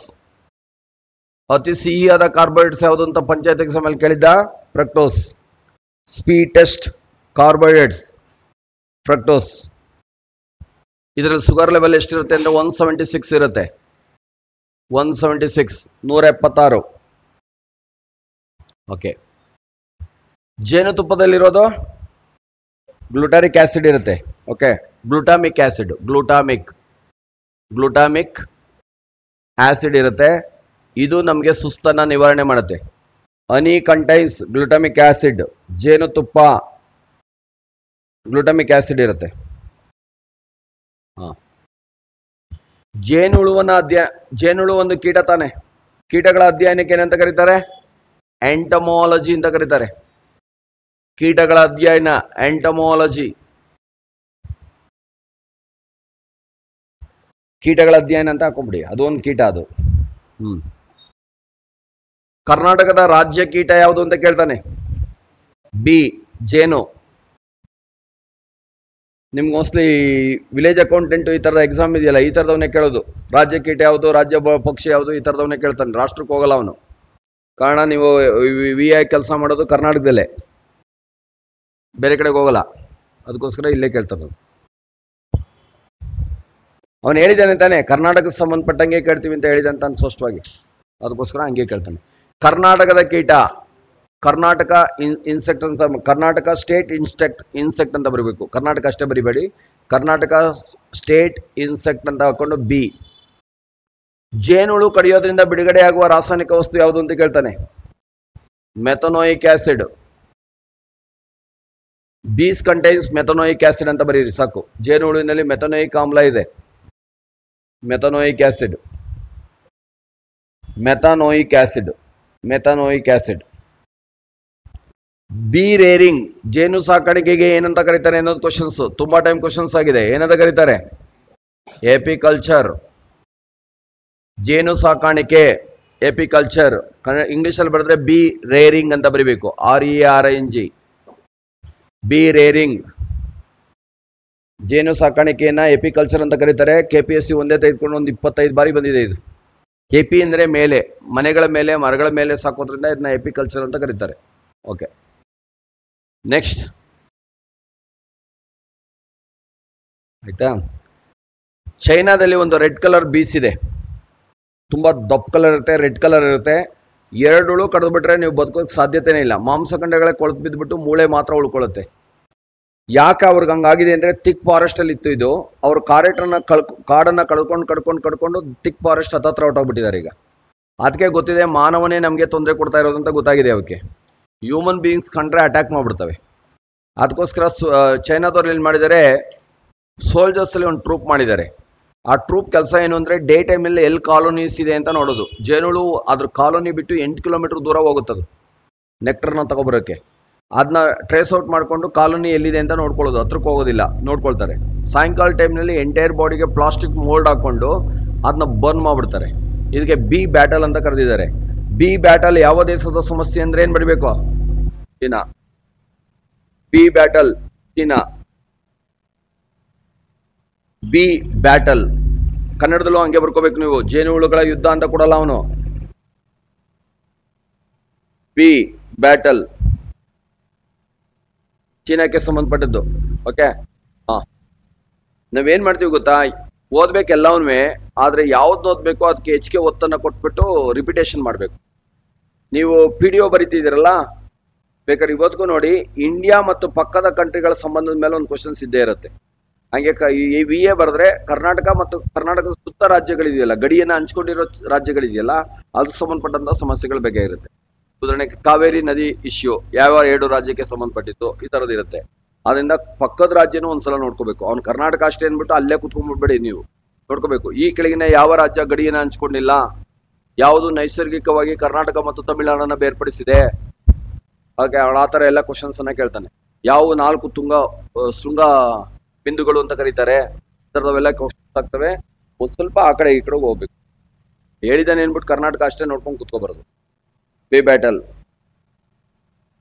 Central bee research centre ಇದೆ ಅಂತ ಕೇಳ್ತಾನೆ. ಇದಂತೂ ತುಂಬಾ ಎಕ್ಸಾಮ್ ಅಲ್ಲಿ ಕ್ವಶನ್ಸ್ ಆಗಿದೆ, ಆದಷ್ಟು ಮ್ಯಾಥ್ ಫಾಲೋಯಿಂಗ್ ಅಲ್ಲಿ ಬಂದಿದೆ, ಬರ್ಕೊಳ್ಳಿ. ಕೇಂದ್ರೀಯ ಜೇನು ಸಂಶೋಧನಾ ಕೇಂದ್ರ, ಸೆಂಟ್ರಲ್ ಬಿ ರಿಸರ್ಚ್ ಸೆಂಟರ್. ಕೇಂದ್ರೀಯ ಜೇನು ಸಂಶೋಧನಾ ಕೇಂದ್ರ ಎಲ್ಲಿದೆ? ಪುಣೆ, ಮಹಾರಾಷ್ಟ್ರ. ಪುಣೆ, ಮಹಾರಾಷ್ಟ್ರ. ರಾಜ್ಯ ಜೇನು ಸಂಶೋಧನಾ ಕೇಂದ್ರ, ಸ್ಟೇಟ್ ಬಿ ರಿಸರ್ಚ್ ಸೆಂಟರ್, ರಾಜ್ಯ ಜೇನು ಸಂಶೋಧನಾ ಕೇಂದ್ರ, ಕೂರ್ಗ್, ಕೊಡಗು.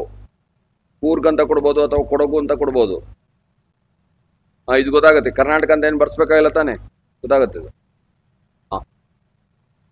ಜೇನು ಸಂಬಂಧಪಟ್ಟಂಗೆ ಕೇಳಿದ್ರೆ ಇಷ್ಟು ಬರ್ತವೆ. ಜೇನ್ ಮೇಣ ಇದೆಯಲ್ಲ, ವ್ಯಾಕ್ಸ್, ಹನಿ ವ್ಯಾಕ್ಸ್, ಅದನ್ನ ಇವತ್ತಿಗೂ ಕೂಡ ಆಯುರ್ವೇದ POP ಅಂತ ಐತಲ್ಲ, ಮೂಳೆ ಮುರಿದೋದ್ರೆ ಈಗ ಆಗ್ತಾರಲ್ಲ, ಅದ್ ಬರೋದಕ್ಕೆ ಮೊದಲು ಜೇನ್ ಮೇಣವನ್ನೇ ಹಳ್ಳಿಗಳೆಲ್ಲ ಆಗ್ತಾ ಇದ್ರು, ಮೂಳೆಗಳನ್ನ ಅದಕ್ಕೆಲ್ಲ. Honey wax used in Ayurvedic medicines ಅಂತ ಒಂದು ಸ್ಟೇಟ್ಮೆಂಟ್ ಬರುತ್ತೆ. ಜೇನು ಮೇಣವನ್ನ ಆಯುರ್ವೇದ ಔಷಧಿಯಲ್ಲಿ ಬಳಸುತ್ತಾರೆ. Honey wax used in Ayurvedic medicine. ಜೇನು ಮೇಣವನ್ನ ಆಯುರ್ವೇದ ಔಷಧಿಯಲ್ಲಿ ಬಳಸುತ್ತಾರೆ. ಕ್ಲಿಯರ್? ಜೇನ್ ಮೇಣ ನಿಮ್ಮ ಮನೇಲಿ ಇದ್ರೆ ನೀವೇ ವ್ಯಾಸ್ಲಿನ್ ಅನ್ನ ಪ್ರಿಪೇರ್ ಮಾಡ್ಕೋಬಹುದು. 50 ಗ್ರಾಮ್ ಜೇನು ಮೇಣ ಇದೆ ಅಂತ ಇಟ್ಕೊಳ್ಳಿ. 50 ಗ್ರಾಮ್ನಷ್ಟೇ ಕೊಬ್ಬರಿ ಎಣ್ಣೆಯನ್ನ ತೆಗೆದುಕೋಬೇಕು. ವೇಸ್ಟ್ ಪಾತ್ರೆ ಇರುತ್ತಲ್ಲ, ಹಾಕೋ ಲೆವೆಲ್ಗೆ ಬಿಸಾಕ್ಬೇಕು, ಆ ತರ ಪಾತ್ರೆ ತೆಗೆದುಕೋಬೇಕು, ಕಾರಣ ಕಲೆ ಉಳ್ಕೊಳ್ಳೋದು. ಎಣ್ಣೆನ ಹಾಕ್ಬಿಟ್ಟು ಕೊಬ್ಬರಿ ಎಣ್ಣೆನ ಕಾಯಿಸಿ. ಎಲ್ಲಿವರೆಗೆ ಅಂದ್ರೆ ಡ್ರಾಪ್ಲೆಟ್ ಬರ್ಬೇಕು, ಮೇಲ್ಗಡೆ ಉಪ್ಪು ಹಿಂಗೆ ಚುಮ್ಮೋ ರೀತಿಯಲ್ಲಿ ಉಪ್ಪಬೇಕದು, ಕಾಯ್ಬೇಕು. ಕಾದಿರೋದಕ್ಕೆ ವ್ಯಾಕ್ಸ್ ಹಾಕ್ಬಿಟ್ಟು ಕರ್ಗೋಗ್ಬಿಡುತ್ತೆ. ಕರ್ಗಾದ್ಮೇಲೆ ಅದು ಕೂಲ್ ಆಗೋದಕ್ಕೆ ಬಿಡಿ. ಗಟ್ಟಿ ಆಗೋದಕ್ಕೆ ನೀವು ಯಾವ ಡಬ್ಬಿನಲ್ಲಿ ಸ್ಟೋರ್ ಮಾಡಬೇಕು ಆ ಡಬ್ಬಿಗೆ ಒಂದು ತಿನ್ನಾಗಿರುವಂತ ಪಂಚೆ, ಇದು ವೈಟ್ ಕಲರ್ ಪಂಚೆ, ಇದು ಇದಿರುತ್ತಲ್ಲ ತರ ತಿನ್ನಾಗಿರುವಂತ ಬಟ್ಟೆಯಲ್ಲಿ ಅದನ್ನ ಹಾಕಿ ಫಿಲ್ಟರ್ ಮಾಡಿ, ಕಾರಣ ಅದರಲ್ಲಿ ಕಲ್ಲು ಚಕ್ಕೆ ಇದೆಲ್ಲ ಇರುತ್ತೆ, ಅದೆಲ್ಲ ಫಿಲ್ಟರ್ ಆಗಿ ಆ ಡಬ್ಬಿಗೆ ಬರುತ್ತೆ. ಅದಿನ್ನು ಪಾಯಸದ ರೂಪದಲ್ಲಿ ಇರುತ್ತೆ, ಲಿಕ್ವಿಡ್ ರೂಪದಲ್ಲಿ ಇರುತ್ತೆ.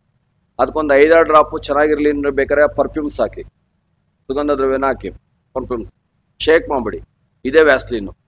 ನೀವು ಅಂಗಡಿನಲ್ಲಿ ತೆಗೆದುಕೊಳ್ಳುವಂಥ ವ್ಯಾಸ್ಲಿನ್ ಪೆಟ್ರೋಲಿಯಂ ಜೆಲ್ಲಿಂದ ಆಗಿರುತ್ತೆ, ಕೆಲವ್ರಿಗೆ ಅಲರ್ಜಿ ಆಗುತ್ತೆ, ಅದನ್ನ ಹಾಕೊಂಡ್ಮೇಲೆ ಜಾಸ್ತಿ ಹೊಡೆದೋಗುತ್ತೆ. ಆಯ್ತಲ್ಲ, ಹಂಗ ಇದು ಆಯುರ್ವೇದಿಕ್ಕೂ ಹೊಡೆಯೋದಿಲ್ಲ. ಓಕೆ, ಹಂಗೂ ಹೊಡಿತಾ ಇದೆ ಅಂದ್ರೆ ನೀವು ಮಾನವರೇ ಅಲ್ಲ ಅಂತ. ಓಕೆ, ನೆಕ್ಸ್ಟ್ ಇನ್ನೇನು ಬಿಡಿ.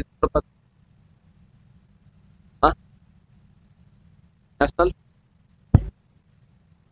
ಬಿ ಡೇ ಇವತ್ತು ಫೆಬ್ರವರಿ ಮೇ 20.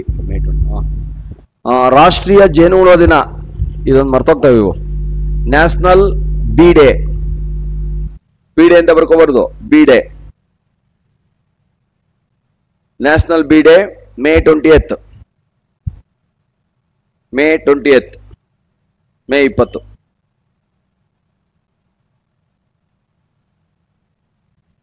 ರಾಷ್ಟ್ರೀಯ ಜೇನು ದಿನ, ರಾಷ್ಟ್ರೀಯ ಜೇನು ದಿನ ಮೇ 20, ಮೇ 20.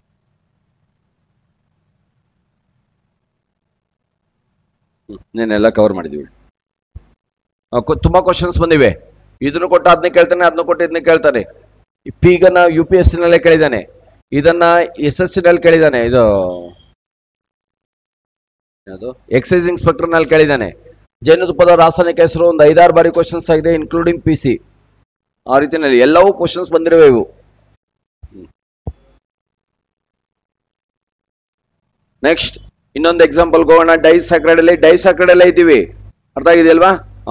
ಇನ್ನೊಂದು ಎಕ್ಸಾಂಪಲ್ ಹೋಗೋಣ. 3ನೇದು ಮಾಲ್ಟೋಸ್. Maltose, maltose.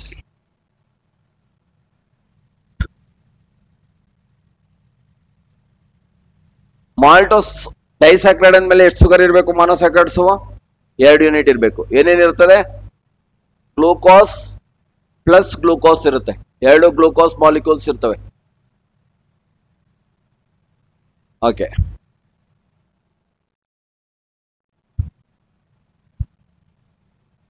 ಮಾಲ್ಟ್ ಅಂತ ಯಾವ್ದು ಕೇಳ್ತೀವಿ? ಮಾಲ್ಟ್ ರಾಗಿ ಮಾಲ್ಟ್, ಗೋಧಿ ಮಾಲ್ಟ್, ಅಕ್ಕಿ ಮಾಲ್ಟ್ ಅಂತ ಕೇಳ್ತಾರಲ್ಲ. ಮಕ್ಕಳುಗಳಿಗೆ ಜ್ವರ ಬಂದ್ರೆ ಡಾಕ್ಟರ್ ಏನ್ ಹೇಳ್ತಾರೆ? ರವೆ ಗಂಜಿ ಮಾಡ್ಕೊಡ್ಸಿ ಅಂತ ಹೇಳ್ತಾರೆ. ಮಾಲ್ಟ್ ಅಂತ ಅಂದ್ರೆ ಯಾಕೆ ಹೇಳ್ತೀವಿ ಅಂತಂದ್ರೆ, ಬಾಯ್ಲ್ ಆಗ್ಬೇಕಾದ್ರೆ ಡೈಜೆಸ್ಟ್ ಆಗ್ಬಿಡುತ್ತೆ, ನೀವು ಕುಡಿದ್ರೆ ಸಾಕು ಎನರ್ಜಿ ಪ್ರೊಡ್ಯೂಸ್ ಆಗುತ್ತೆ. ಅದರಲ್ಲೂ 2 ಗ್ಲೂಕೋಸ್ ಇರುತ್ತೆ. ಅದಕ್ಕೋಸ್ಕರನೇ ಈಗ ಜ್ವರ ಬಂದಿರೋರಿಗೆ ನೀವು ಗಟ್ಟಿ ಫುಡ್ಡನ್ನೇ ಮಾಡಿ ಅದು ಡೈಜೆಸ್ಟ್ ಆಗಿ ಶುಗರ್ ಸಪ್ಲೈ ಆಗೋಷ್ಟು ಟಿಕೆಟ್ ತೆಗೆದುಕೊಳ್ತಾರೆ.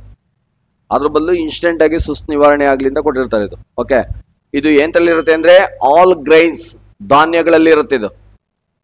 ಮಾಲ್ಟೋಸ್ ಎಂತರಲ್ಲಿರುತ್ತೆ ಅಂದ್ರೆ ಗ್ರೈನ್ಸ್, ಧಾನ್ಯಗಳು ಅಥವಾ ಸೆರಿಯಲ್ಸ್ ಅಂತಾನೂ ಹೇಳ್ಬೋದು. ಅದಕ್ಕೆ ಇದನ್ನ ಮಾಡಿದಂಥವಕ್ಕೆಲ್ಲವಕ್ಕೂ ಮಾಲ್ಟ್ ಅಂತ ಕರಿತೀವಿ. ರಾಗಿ ಮಾಲ್ಟ್, ಗೋಧಿ ಮಾಲ್ಟ್, ಅಕ್ಕಿ ಮಾಲ್ಟ್ ಈ ತರ ಕೇಳಿದಿರಲ್ಲ. ಮಾಲ್ಟ್ ಅಂದ್ರೆ ಗಂಜಿ ಅಂತ ಅರ್ಥ ಅದು. Okay, maltose. ನಮ್ಮಲ್ಲಿ ಸಲೈವರಿ ಅಮೈಲೇಸ್ ಅಂತ ಒಂದು ಕಿಣ್ವ ಇದೆ, ಗೊತ್ತಿದೆ ಇದು ನಿಮ್ಗೆ? ಸಲೈವರಿ ಅಮೈಲೇಸ್ ಏನ್ ಮಾಡುತ್ತೆ? Salivary amylase starch converted into maltose, ಪಿಷ್ಟವನ್ನು ಮಾಲ್ಟೋಸ್ ಅನ್ನಾಗಿ ಪರಿವರ್ತಿಸುತ್ತದೆ. ಸಲೈವರಿ ಅಮೈಲೇಸ್ ಪಿಷ್ಟವನ್ನು ಮಾಲ್ಟೋಸ್ ಅನ್ನಾಗಿ ಪರಿವರ್ತಿಸುತ್ತದೆ. ಪಿಷ್ಟವನ್ನು ಮಾಲ್ಟೋಸ್ ಅನ್ನಾಗಿ ಪರಿವರ್ತಿಸುತ್ತದೆ.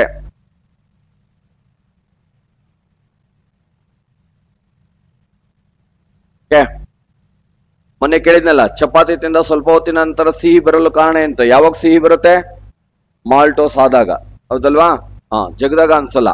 ಕಸ್ಕುಟ ಅಂತ ಒಂದು ಬಳ್ಳಿ ಇದೆ, ನೀವು ಜಗದಾಗ ಕಹಿ ಕಹಿ ಇರುತ್ತೆ, ಆಮೇಲೆ ನೀವು ಆಕ್ಸಿಜನ್ ತೆಗೆದುಕೊಂಡಷ್ಟು ಸ್ವೀಟ್ ಅನ್ಸ್ತಾ ಇರುತ್ತೆ. ನೋಡಿದ್ರಲ್ಲ? ಮೊದ್ಲಿಗೆ ಏನಿತ್ತು? ಸ್ಟಾರ್ಚ್ ಇತ್ತು, ಆಮೇಲೆ ಏನಾಯ್ತು? ಮಾಲ್ಟೋಸ್ ಆಯ್ತು. ಓಕೆ, ಸಾಕಿದೆ. ಇದ್ರೊಳಗೆ ಇನ್ನೇನಿರಲ್ಲ. ಇದು ಏತರಲ್ಲಿ ಇರುತ್ತೆ, ಮತ್ತೆ ಇವೆರಡನ್ನ ಇಂಪಾರ್ಟೆಂಟ್ ಆಗಿ ಕೇಳ್ತಾನೆ. 3 ಇಂಪಾರ್ಟೆಂಟ್ ಇದ್ರೊಳಗೆ. ಅದನ್ನ ಅಪ್ಲೈಡ್ ಅಲ್ಲಿ ಕೇಳ್ತಾನೆ. ಒಂದ್ಸಲ ಬ್ರೆಡ್ ಕೊಡ್ತಾನೆ, ಇನ್ನೊಂದ್ಸಲ ಚಪಾತಿ ಕೊಡ್ತಾನೆ, ಈ ತರ ಕೊಟ್ಬಿಟ್ಟು ಕೇಳ್ಬಿಡ್ತಾನೆ. ಬೇಕಾದ್ರೆ ಒಂದು ಸಣ್ಣ ಬಗ್ಗೆ ಬ್ರೆಡ್, ಚಪಾತಿ ಇವನ್ನ ಜನರಲ್ ಆಗಿ ಕೊಡ್ತಾನೆ. ಶುಗರು ಮನೆಗೆ ಹೋಗಿ ಟೆಸ್ಟ್ ಮಾಡ್ಬೋದು ಬೇಕಾರೆ. 1 ಸ್ಪೂನ್ ಶುಗರ್ ಹಾಕೊಂಡು ಬಾಯಿನಲ್ಲಿ ಜಗಿಬೇಡಿ, ಹಂಗೆ ಇದ್ಬಿಡಿ, ಕರ್ಗೆ ನೀರಾಗೋಗ್ಬಿಡುತ್ತೆ. ನೀರಾದ್ಮೇಲೆ ಸ್ವೀಟ್ ಅನ್ಸುತ್ತೆ ನಿಮ್ಗೆ. ಜಗಿಯೋದು ಬೇಡ, ತೆಗೆದು ಇಷ್ಟು. ಈಗ ಏನ್ ಮುಗೀತು? ಡೈಸ್ಯಾಕ್ರೈಡ್ ಮುಗೀತು. ಮೂರನೇದು ಯಾವುದು? ಪಾಲಿಸ್ಯಾಕ್ರೈಡ್. ಪಾಲಿಸ್ಯಾಕ್ರೈಡ್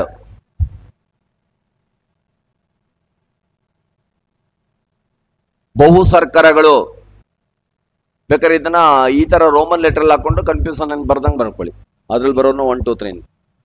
ಒಂದು ಮಾನೋಸ್ಯಾಕ್ರೈಡ್, ಇನ್ನೊಂದು ಡೈಸ್ಯಾಕ್ರೈಡ್, ಮೂರನೇದು ಪಾಲಿಸ್ಯಾಕ್ರೈಡ್. ಪಾಲಿಸ್ಯಾಕ್ರೈಡ್ ಅಂತ ಓದ್ಬೇಕು, ಪೋಲಿಸ್ಯಾಕ್ರೈಡ್ ಅಂತ ಓದ್ಬಾರ್ದು ಇದನ್ನ. ಬಹು ಸರ್ಕರಗಳು, ಕನ್ನಡದಲ್ಲಿ ಬಹು ಸರ್ಕರಗಳು. ಯಾವ್ದನ್ನ ಪಾಲಿಸ್ಯಾಕ್ರೈಡ್ ಅಂತ ಕರಿತೀವಿ ಅಂತ ಅಂದ್ರೆ, ಮೋರ್ ದೆನ್ 10 ಯೂನಿಟ್ಸ್ ಆಫ್ ಮಾನೋಸ್ಯಾಕ್ರೈಡ್ ಇದ್ರೆ ಅದನ್ನ ಪಾಲಿಸ್ಯಾಕ್ರೈಡ್ ಅಂತ ಕರಿತೀವಿ. ಎಷ್ಟು ಯೂನಿಟ್ ಗಿಂತ ಜಾಸ್ತಿ ಇರಬೇಕು? 10 ಯೂನಿಟ್ ಗಿಂತ ಜಾಸ್ತಿ ಇರಬೇಕು. More than 10 units of monosaccharides are called polysaccharides. 10 ಘಟಕಗಳಿಗಿಂತ ಹೆಚ್ಚು ಏಕ ಸರ್ಕರಗಳನ್ನು ಹೊಂದಿರುವುದಕ್ಕೆ ಬಹು ಸರ್ಕರಗಳು ಎನ್ನುತ್ತಾರೆ. ಬಹು ಶರ್ಕರಗಳು ಎನ್ನುತ್ತಾರೆ. ಕ್ಲಿಯರ್?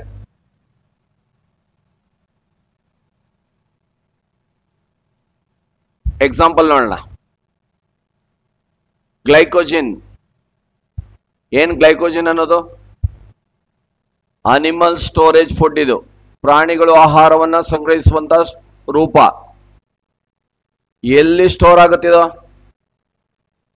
ಲಿವರ್, ಯಕೃತ್ನಲ್ಲಿ ಸ್ಟೋರ್ ಆಗುತ್ತೆ. ಇದನ್ನೇ PSI ನಲ್ಲಿ ಒಂದು ಕ್ವಶನ್ಸ್ ಕೇಳಿದ್ದ, ಯಕೃತ್ತಿನಲ್ಲಿ ಸಂಗ್ರಹಿಸುವ ಒಂದು ಪಾಲಿಸ್ಯಾಕ್ರೈಡ್ ಯಾವುದು ಅಂತ.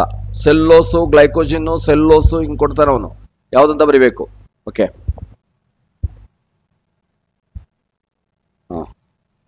ಈಗ ಗ್ಲೈಕೋಜಿನ್ ಅಂದ್ರೆ ಏನು? ಚೈನ್ಸ್ ಆಫ್ ಗ್ಲೂಕೋಸ್ ಇದೆಯಲ್ಲ, ಅದನ್ನ ನಾವೇನಂತ ಕರಿತೀವಿ ಅಂದ್ರೆ ಗ್ಲೈಕೋಜಿನ್ ಅಂತ ಕರಿತೀವಿ. ಎಷ್ಟು ಮಿನಿಮಮ್ ಯೂನಿಟ್ ಇರ್ಬೇಕಿದು? 10 ಇರಬೇಕು. ಅದಕ್ಕೆ ಗ್ಲೂಕೋಸ್ ಅನ್ನ 10 ಯೂನಿಟ್ ಇರುವಂತ ಗ್ಲೂಕೋಸ್ ಅನ್ನ ಒಂದು ಯೂನಿಟ್ ಆಫ್ ಗ್ಲೈಕೋಜಿನ್ ಅಂತ ಕರಿತೀವಿ. ಅದಕ್ಕೆ ಗ್ಲೂಕೋಸ್ ಅನ್ನ ಡೆಕ್ಟೋಸ್ ಅಂತ ಕರೀತಾರೆ. ಡೆಕಾ ಅಂದ್ರೆ 10, ಡೆಕ್ಟೋಸ್ ಅಂತ ಕರಿತೀವಿ. ಒಂದು ಯೂನಿಟ್ಗೆ ಎಷ್ಟು ಬೇಕಾಗುತ್ತೆ? ಮಿನಿಮಮ್ 10 ಇರ್ಬೇಕಾಗತ್ತೆ. ಅದಕ್ಕೆ ಡೆಕ್ಟೋಸ್ ಅಂತ ಕರಿತೀವಿ. ಹಿಂದೆ ಎಲ್ಲೋ ಒಂದ್ ಕಡೆ ಬರ್ಸಿದೀನಿ, ಬಟ್ ಅದು ಹೇಳಿರಲಿಲ್ಲ ಅಲ್ಲಿ ಏನಕ್ಕೆ ಅಂತ. ಇಲ್ಲಿ ಅರ್ಥ ಆಗುತ್ತೆ ಅಂತ ಹೇಳಿದೆ. ಗ್ಲೈಕೋಜಿನ್ ಅಂದ್ರೆ ಏನು ಅಂದ್ರೆ ಚೈನ್ಸ್ ಆಫ್ ಗ್ಲೂಕೋಸ್. ನೋಡಿ, ನಾನು ಯಾವಾಗಲೂ ಊಟ ಮಾಡಿರೋದು ಗ್ಲೈಕೋಜಿನ್ ಸ್ಟೋರ್ ಆಗಿದೆ, ಒಂದೊಂದೇ ಗ್ಲೂಕೋಸ್ ರಿಲೀಸ್ ಆಗ್ತಾ ಇದೆ, ಆಕ್ಸಿಡೈಸ್ ಆಗ್ತಾ ಇದೆ, ಮಾತಾಡೋಕೆ ಎನರ್ಜಿ ಬರ್ತಾ ಇದೆ. ಆ ರೀತಿ ಕಂಟಿನ್ಯೂಸ್ ಆಗಿ ಬರ್ತಾ ಇರುತ್ತೆ. ಸರಪಟಕಿ ಇದಂಗಿದು. ಓಕೆ, ನೆಕ್ಸ್ಟ್ ಸೆಲ್ಯುಲೋಸ್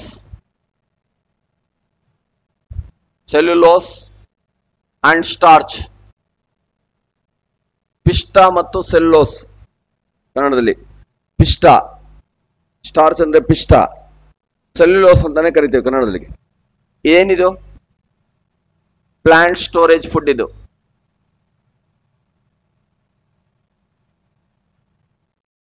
ಸಸ್ಯಗಳು ಆಹಾರವನ್ನು ಸಂಗ್ರಹಿಸುವಂತ ರೂಪ.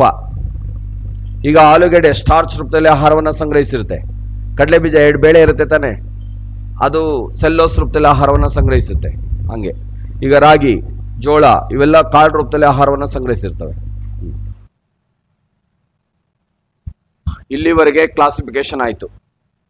ಈಗ ಜನರಲ್ ಆಗಿ 1 gram carbohydrates oxidised to produce 1.7 joule of energy. 1 gram carbohydrate ಉತ್ಕರ್ಷಣೆಗೊಂಡಾಗ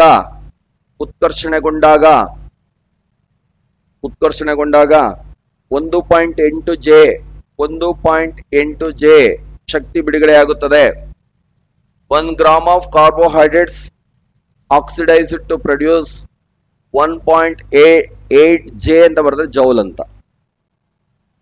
1 gram carbohydrates ಉತ್ಕರ್ಷಣೆಗೊಂಡಾಗ 1.8 ಜೆ ಶಕ್ತಿ ಬಿಡುಗಡೆಯಾಗುತ್ತದೆ. 1.7 ಓಕೆ, 1.8 ಅನ್ನ okay. 1 gram of carbohydrates oxidised to produce 1.7 joule of energy. Okay, ಇದು ಗೊತ್ತಿರಬೇಕು. ನೆಕ್ಸ್ಟ್ ಜನರಲ್ ಕೇಳೋದ್ರಲ್ಲಿ ಬಿಸಿ ಊಟ ಜಾರಿನಲ್ಲಿ ಇದೆಯಲ್ವಾ? ಬಿಸಿ ಊಟ ಜಾರಿನಲ್ಲಿರೋದ್ರಿಂದ ಪ್ರೈಮರಿ ಸ್ಕೂಲ್ ಮತ್ತು ಹೈಸ್ಕೂಲ್ ರಿಲೇಟೆಡ್ ಆಗಿ ನಿಮಗೆ ಯೋಜನೆಗಳ ಮೇಲೆ KSK ಕ್ವಶನ್ಸ್ ಬರೋದು ಮೇಜರ್ ಆಗಿ primary and secondary education, social welfare department, ಮತ್ತೆ ಇದು ಹೆಲ್ತ್ ಡಿಪಾರ್ಟ್ಮೆಂಟು, ಪಂಚಾಯತ್ ಡಿಪಾರ್ಟ್ಮೆಂಟು, ಇವುಗಳಿರುವಂಥ ಯೋಜನೆಗಳ ಮೇಲೆ ಜಾಸ್ತಿ ಕ್ವಶನ್ಸ್ಗಳು ಬರ್ತವೆ. ಅದನ್ನ ಗೊತ್ತಿರಬೇಕು. ಎಲ್ಲ 29 ಡಿಪಾರ್ಟ್ಮೆಂಟ್ಗಳ ಯೋಜನೆಗಳು ಗೊತ್ತಿರಬೇಕು. ಹೇಳಿ.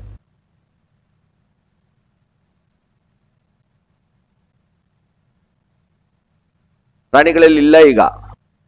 ಮೊದಲಿಗೆ ಸೆಲ್ಲೆಸ್ ಎಂಜೈಮ್ ನಮ್ಮಲ್ಲಿ ಇತ್ತು. ಇಲ್ಲಿ ಅಪೆಂಡಿಕ್ಸ್ ಅಂತ ಒಂದು ಭಾಗ ಇದೆ. ಅದೇನ್ ಮಾಡ್ತಾ ಇತ್ತು ಅಂದ್ರೆ ಮೊದಲಿಗೆ ನಮಗೆ ಸೆಲ್ಲೆಸ್ ಎಂಜೈಮ್ ನ ಪ್ರೊಡ್ಯೂಸ್ ಮಾಡ್ತಾ ಇತ್ತು. ನಾವು ಪ್ಲಾಂಟ್ ಪ್ರಾಡಕ್ಟ್ ಅನ್ನ ತಿಂತಾ ಇದ್ವಿ. ಗೆಡ್ಡೆ ಗೆಣಸು ಇದೆಲ್ಲ ಆದಿಮಾನವರು ಬದುಕ್ತಾ ಇದ್ರು.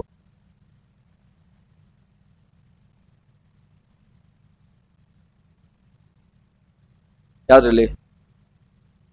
ಇಲ್ಲಲ್ಲ, ನಾವು ಏನ್ ಮಾಡ್ತಾ ಇದೀವಿ, ರಾ ತಿಂತಾ ಇಲ್ಲ, ಬೇಸ್ ತಿಂತಾ ಇದೀವಲ್ಲ. ಅದರಿಂದ ರಾ ತಿಂದ್ರೆ ಇವಾಗ್ಲೂ ಆಗಲ್ಲ. ನೀವು ನೋಡಿ, ನಾನು ಇದನ್ನೇ ಹೇಳಿದ್ನಲ್ಲ, ಇವತ್ತು ರೈಸ್ ಬೇಯ್ದೇನೆ ತಿಂದ್ಬಿಟ್ರೆ ನೀವೇನೋ ಅಪ್ಪಿತಪ್ಪಿ ಏನೋ ಮಾಡ್ಬಿಟ್ಟಿದ್ದಾರೆ ಆತ್ರಕ್ಕೆ ಅನ್ಬಿಟ್ಟು ಮುಳ್ಳಕ್ಕಿ ಅಂತ ಹೇಳ್ತಾರಲ್ಲ, ನಾಳೆ ಬೆಳಗ್ಗೆನೆ ಹೊಟ್ಟೆನೋ ಬಂದ್ಬಿಟ್ಟಿರುತ್ತೆ ನಿಮ್ಗೆ. 4 ಗಂಟೆಗಳಿಗಿಂತ ಹೆಚ್ಚಿಗೆ ಆಹಾರ ಹೊಟ್ಟೆನ ಉಳ್ಕೊಂಡ್ರೆ ಪೈನ್ ಕಾಣಿಸ್ಕೊಬಿಡುತ್ತೆ. ಅದನ್ನೇ ಇಂಡೈಜೆಷನ್ ಆಗಿದೆ ಅಂತ ಹೇಳ್ತಾರೆ. ಯಾವಾಗ ಆಗುತ್ತೆ ಸ್ಟೊಮಕ್ ಏಕ್ ನಿಮ್ಗೆ ಜನರಲ್ ಆಗಿ? ಹಿಂದಿಂದೇನೆ ತಿನ್ಬಿಟ್ಟಿರ್ತೀರಾ, 1 ಗಂಟೆ ಹಿಂದೆ ತಿಂದಿರ್ತೀರಾ, ಇನ್ನೇನೋ ನೋಡ್ತೀರಾ, 1 ಗಂಟೆ ಹಿಂದೆ ಆದ್ಮೇಲೆ ತಿನ್ಬಿಟ್ಟಿರ್ತೀರಾ. ಕೊನೆಯಲ್ಲಿ ತಿಂದದ್ದು ಡೈಜೆಸ್ಟ್ ಆಗೋವರೆಗೂ ಇರ್ಬೇಕಾಗತ್ತೆ ಆಹಾರ, ಅವಾಗ ಪೈನ್ ಕಾಣಿಸುತ್ತೆ. ಈಗ ನಾವು ಅದಕ್ಕೇನೆ ಏನ್ ಮಾಡಿದೀವಿ, ಬಾಯ್ಲ್ ಮಾಡ್ಬಿಟ್ಟು ತಿಂತಾ ಇದೀವಿ. ಸೆಲ್ಯುಲಸ್ ಇಲ್ಲ ನಮ್ಮಲ್ಲಿ, ಟೋಟಲಿ ಅಬ್ಸೆನ್ಸ್. ಲೈಟ್ ಪ್ರಮಾಣದಲ್ಲಿ ನಾವು ಇದು ಮಾಡ್ಬೋದು. ಈಗ ಬೇವಿನ ಎಲೆ ಒಂದ್ 2-3 ಎಲೆಗಳನ್ನ ತಿಂದು ಈ ತರ. ಬೇವಿನ ಎಲೆನೇ ಊಟವಾಗಿ ತಿಂದ್ರೆ ಆಗೋದೇ ಇಲ್ಲ, ಆ ತರ ಆಗುತ್ತೆ. ಲೈಟ್ ಪ್ರಮಾಣದಲ್ಲಿ ಆಗುತ್ತೆ. 1 ನಿಮಿಷ ಅವ್ರು ಹೇಳಿರೋದ್ರಿಂದ ಹೇಳ್ಬಿಡ್ತೀನಿ. 2012ಕ್ಕೆ ಪ್ರಳಯ ಆಗುತ್ತೆ ಅಂತ ಅನ್ಕೊಂಡಿದ್ರು. ಇದನ್ನ ನಾಸಾದವ್ರು ಕೂಡ ಪ್ರೂವ್ ಮಾಡಿದ್ರು, ಹಾಗೆ ಆಗುತ್ತೆ ಅನ್ನೋ ತರ. ಅದೇನೋ ಬಂದು ಭೂಮಿ ಹೊಡಿಬೇಕಾಯ್ತು, ಅದೆಲ್ಲ ಕತೆ ಬಿಡಿ ಬೇಡ. ಅವ್ರು ಏನ್ ಮಾಡಿದ್ರು ಗೊತ್ತಾ, ನಾಸಾ ಇವರು ಅಮೆರಿಕನ್ಸ್, ಪ್ರಳಯ ಆಗ್ಬಿಟ್ರೆ ನಾಳೆ ಬೆಳಿಗ್ಗೆ ನಮ್ಗೆ ಏನು ತೊಂದರೆ ಆಗುತ್ತೆ, ಬದುಕೊಂಡ್ರೆ ಹೋಗ್ಬಿಟ್ರೆ ಓಕೆ ಬಿಡಿ, ಬಿಟ್ಟಾಕಿ ಒಳ್ಳೇದಾಯ್ತು. ಬದುಕೊಂಡ್ರೆ ಏನಕ್ಕೆ ತೊಂದರೆ ಆಗುತ್ತೆ, ಫುಡ್ ಇರಲ್ಲ. ಅದಕ್ಕೆ ಅವ್ರು ಏನ್ ಮಾಡಿದ್ರು ಅಂದ್ರೆ, ಅವಾಗ ಏನ್ ಮಾಡ್ಬೇಕಾಗತ್ತೆ, ನೇಚರ್ ಇರೋದನ್ನೇ ತಿನ್ಬೇಕಾಗತ್ತೆ, ಪಾಚಿ ಈ ತರದನ್ನ ತಿನ್ಬೇಕಾಗತ್ತೆ.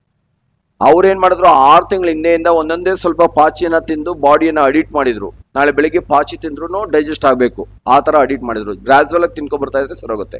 ಈಗ ಋಷಿಮುನಿಗಳು ಅವರೆಲ್ಲ ಇದಾರಲ್ಲ, ಅವರೆಲ್ಲ ಹಂಗೆ ಗ್ರಾಜುವಲ್ ಆಗಿ ತಿನ್ಕೊಂಡು ಅಡಿಟ್ ಮಾಡ್ತಾರೆ. ಟ್ಯೂಬ್ಲೈಟ್ ತಿನ್ನೋರು ಇದೆಲ್ಲ ನೋಡಿದಿರಲ್ವಾ, ಅವ್ರು ಒಂದಿನ ಅಷ್ಟು ತಿಂದ್ರೆ ಹೋಗ್ಬಿಡ್ತಾರ. ಅವ್ರು ಏನ್ ಮಾಡಿದಾರೆ, ಒಂದೊಂದೇ ಸ್ವಲ್ಪ ತಿಂದು ಬಾಡಿನ ಅಡಿಟ್ ಮಾಡಿದ್ದಾರೆ. ಇವಾಗ ಏನ್ ತಿಂದ್ರು ತೆಗೆದುಕೊಳ್ತಾರ ಅವ್ರು, ಆ ತರ ಅಡಿಟ್ ಮಾಡ್ಕೊಂಡಿರ್ತಾರೆ. ನಾವು ತಲೆನೇ ಕೆಡ್ಸ್ಕೊಂಡಿಲ್ಲ, ಪ್ರಳಯ ಆದ್ಮೇಲೆ ನೋಡ್ಕೊಳ್ಳೋಣ ಅನ್ಕೊಂಡ್ವಿ, ಪ್ರಳಯನೇ ಆಗ್ಲಿಲ್ಲ, ಸರಿ ಹೋಯ್ತು. ನಾವು ಹಂಗೆಲ್ಲ ಪಾಚಿ ಇದೆಲ್ಲ ಮಾಡಿಲ್ಲ. ಟ್ರೇಸ್ ಅಮೌಂಟ್ ಅಲ್ಲಿ ತೊಂದರೆ ಇಲ್ಲ, ಮೇಜರ್ ಅಮೌಂಟ್ ಅಲ್ಲಿ ಸೆಲ್ಲೆಸ್ ಇಲ್ಲ ಈಗ ನಮ್ಮಲ್ಲಿ.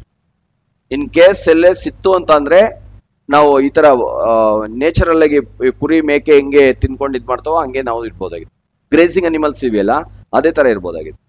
ಯಾಕೆ ಕುರಿ ಇವತ್ರಲ್ಲೆಲ್ಲ ಇದೆ ಅಂದ್ರೆ ಅವರಲ್ಲಿ ಇನ್ನೂ ಸೆಲ್ಲೆಸ್ ಎಂಜೈಮ್ ಪ್ರೊಡ್ಯೂಸ್ ಆಗುತ್ತೆ, ಅದಕ್ಕೆ ಬಾಯ್ಲ್ ಮಾಡ್ತೀವಿ ನಾವು. ಏನ್ ಹೇಳ್ತಾ ಇದೆ, ಪ್ರೈಮರಿ ಮಕ್ಕಳುಗಳಿಗೆ ಎಷ್ಟು ಕೊಡಬೇಕು ಕಾರ್ಬೋಹೈಡ್ರೇಟ್ಸ್ ಅಂದ್ರೆ, ಬಿಸಿ ಊಟದಲ್ಲಿ 150 ಗ್ರಾಮ್ ಕೊಡಬೇಕು. ತೂಕ ಕೊಡಲ್ಲ, ಅಷ್ಟು ಕೊಡಬೇಕು ಅಂತ ಇರೋದು.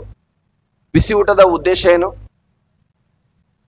ಅಪೌಷ್ಟಿಕತೆ ಹೋಗ್ಲಾಡ್ಸೋದು, ಹಾಜರಾತಿಯನ್ನ ಹೆಚ್ಚಿಸೋದು, ಆಕ್ಟಿವ್ ಆಗಿ ಕಲಿಬೇಕು ಮಕ್ಕಳು. ಬೆಳಗ್ಗೆಯಿಂದ ಸಂಜೆವರೆಗೂ ಆಕ್ಟಿವ್ ಆಗಿ ಕಲಿಬೇಕು.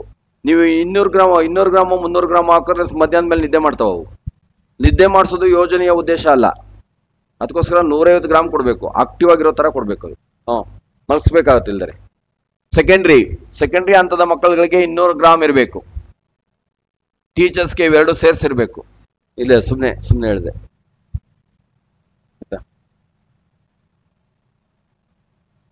ಆಕ್ಚುಲಿ ಬಿಸಿ ಊಟ ಬರ್ತಾ ಇರೋದು ಟೀಚರ್ಸ್ಗೂ ಸೇರಿಸಿ ಬರ್ತಾ ಇರೋದು, ತಿನ್ನೋದು ಬಿಡೋದು ಬೇರೆ ಆಯ್ತು, ಬರ್ತಾ ಇರೋದು.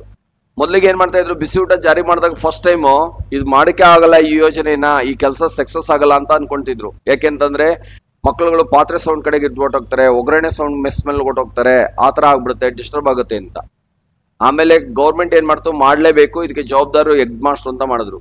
ಆಮೇಲೆ ಏನ್ ಮಾಡಿದ್ರು, ಹೆಡ್ ಮಾಸ್ಟರ್ ಯಾರೋ ಒಬ್ರು ಆಯಾಗೆ ಮಾಡ್ಕೊಳಗಮ್ಮ ಅನ್ಬಿಟ್ಟು ಬಿಟ್ಬಿಡ್ತಾ ಇದ್ರು.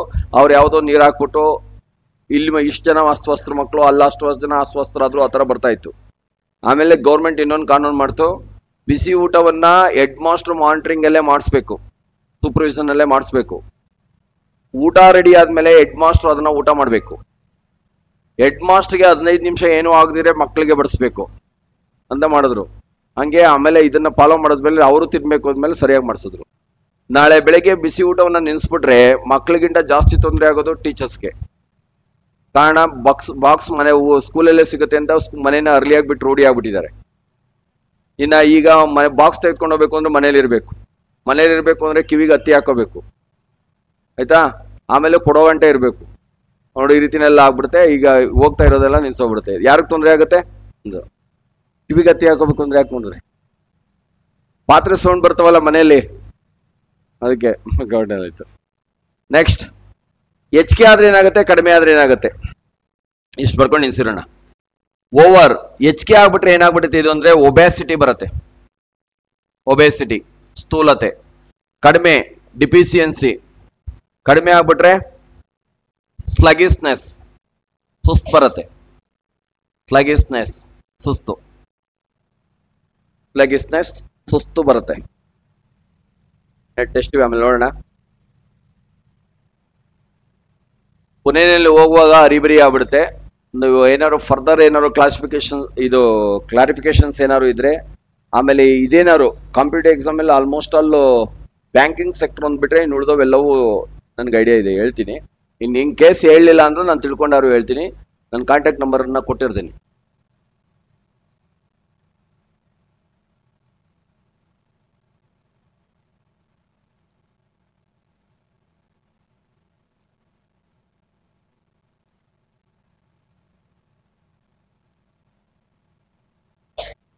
ಇದು ಒಂದೊಂದ್ಸಲ ಸಿಗಲ್ಲ, ವಾಟ್ಸಪ್ ಇರುತ್ತೆ, ಅದಕ್ಕೋಸ್ಕರ. ಡಾಕ್ಟರ್ VRS ಗ್ರೂಪ್ ಅನ್ನೋದ್ರಲ್ಲಿ ಎಲ್ಲವೂ ಇದೆ. ಡಾಕ್ಟರ್ VRS ಗ್ರೂಪ್ ಅನ್ನುವಂಥದ್ದು ಯೂಟ್ಯೂಬ್ ಇದೆ, ಟೆಲಿಗ್ರಾಮ್ ಆ್ಯಪ್ ಇದೆ. ಟೆಲಿಗ್ರಾಮ್ ಆ್ಯಪಲ್ಲೂ ಕೂಡ ಒಂದಷ್ಟು ಮಾಹಿತಿಗಳು ಸಿಗ್ತವೆ. ಯೂಟ್ಯೂಬ್ನಲ್ಲಿ ಕೊರೋನಾ ಟೈಮಲ್ಲಿ ಮಾಡಿದ್ದು ಒಂದು 25,000 ಚಿಲ್ಲರೆ ಏನೋ ಸಬ್ಸ್ಕ್ರೈಬ್ ಇದ್ದಾರೆ. ಆಮೇಲೆ ಕಂಟಿನ್ಯೂ ಮಾಡಲಿಲ್ಲ, ಮುಂದೆ ಮಾಡಬೇಕು ಅನ್ನೋ ಪ್ಲಾನ್ ಕೂಡ ಇದೆ, ನೋಡೋಣ ಆಮೇಲೆ.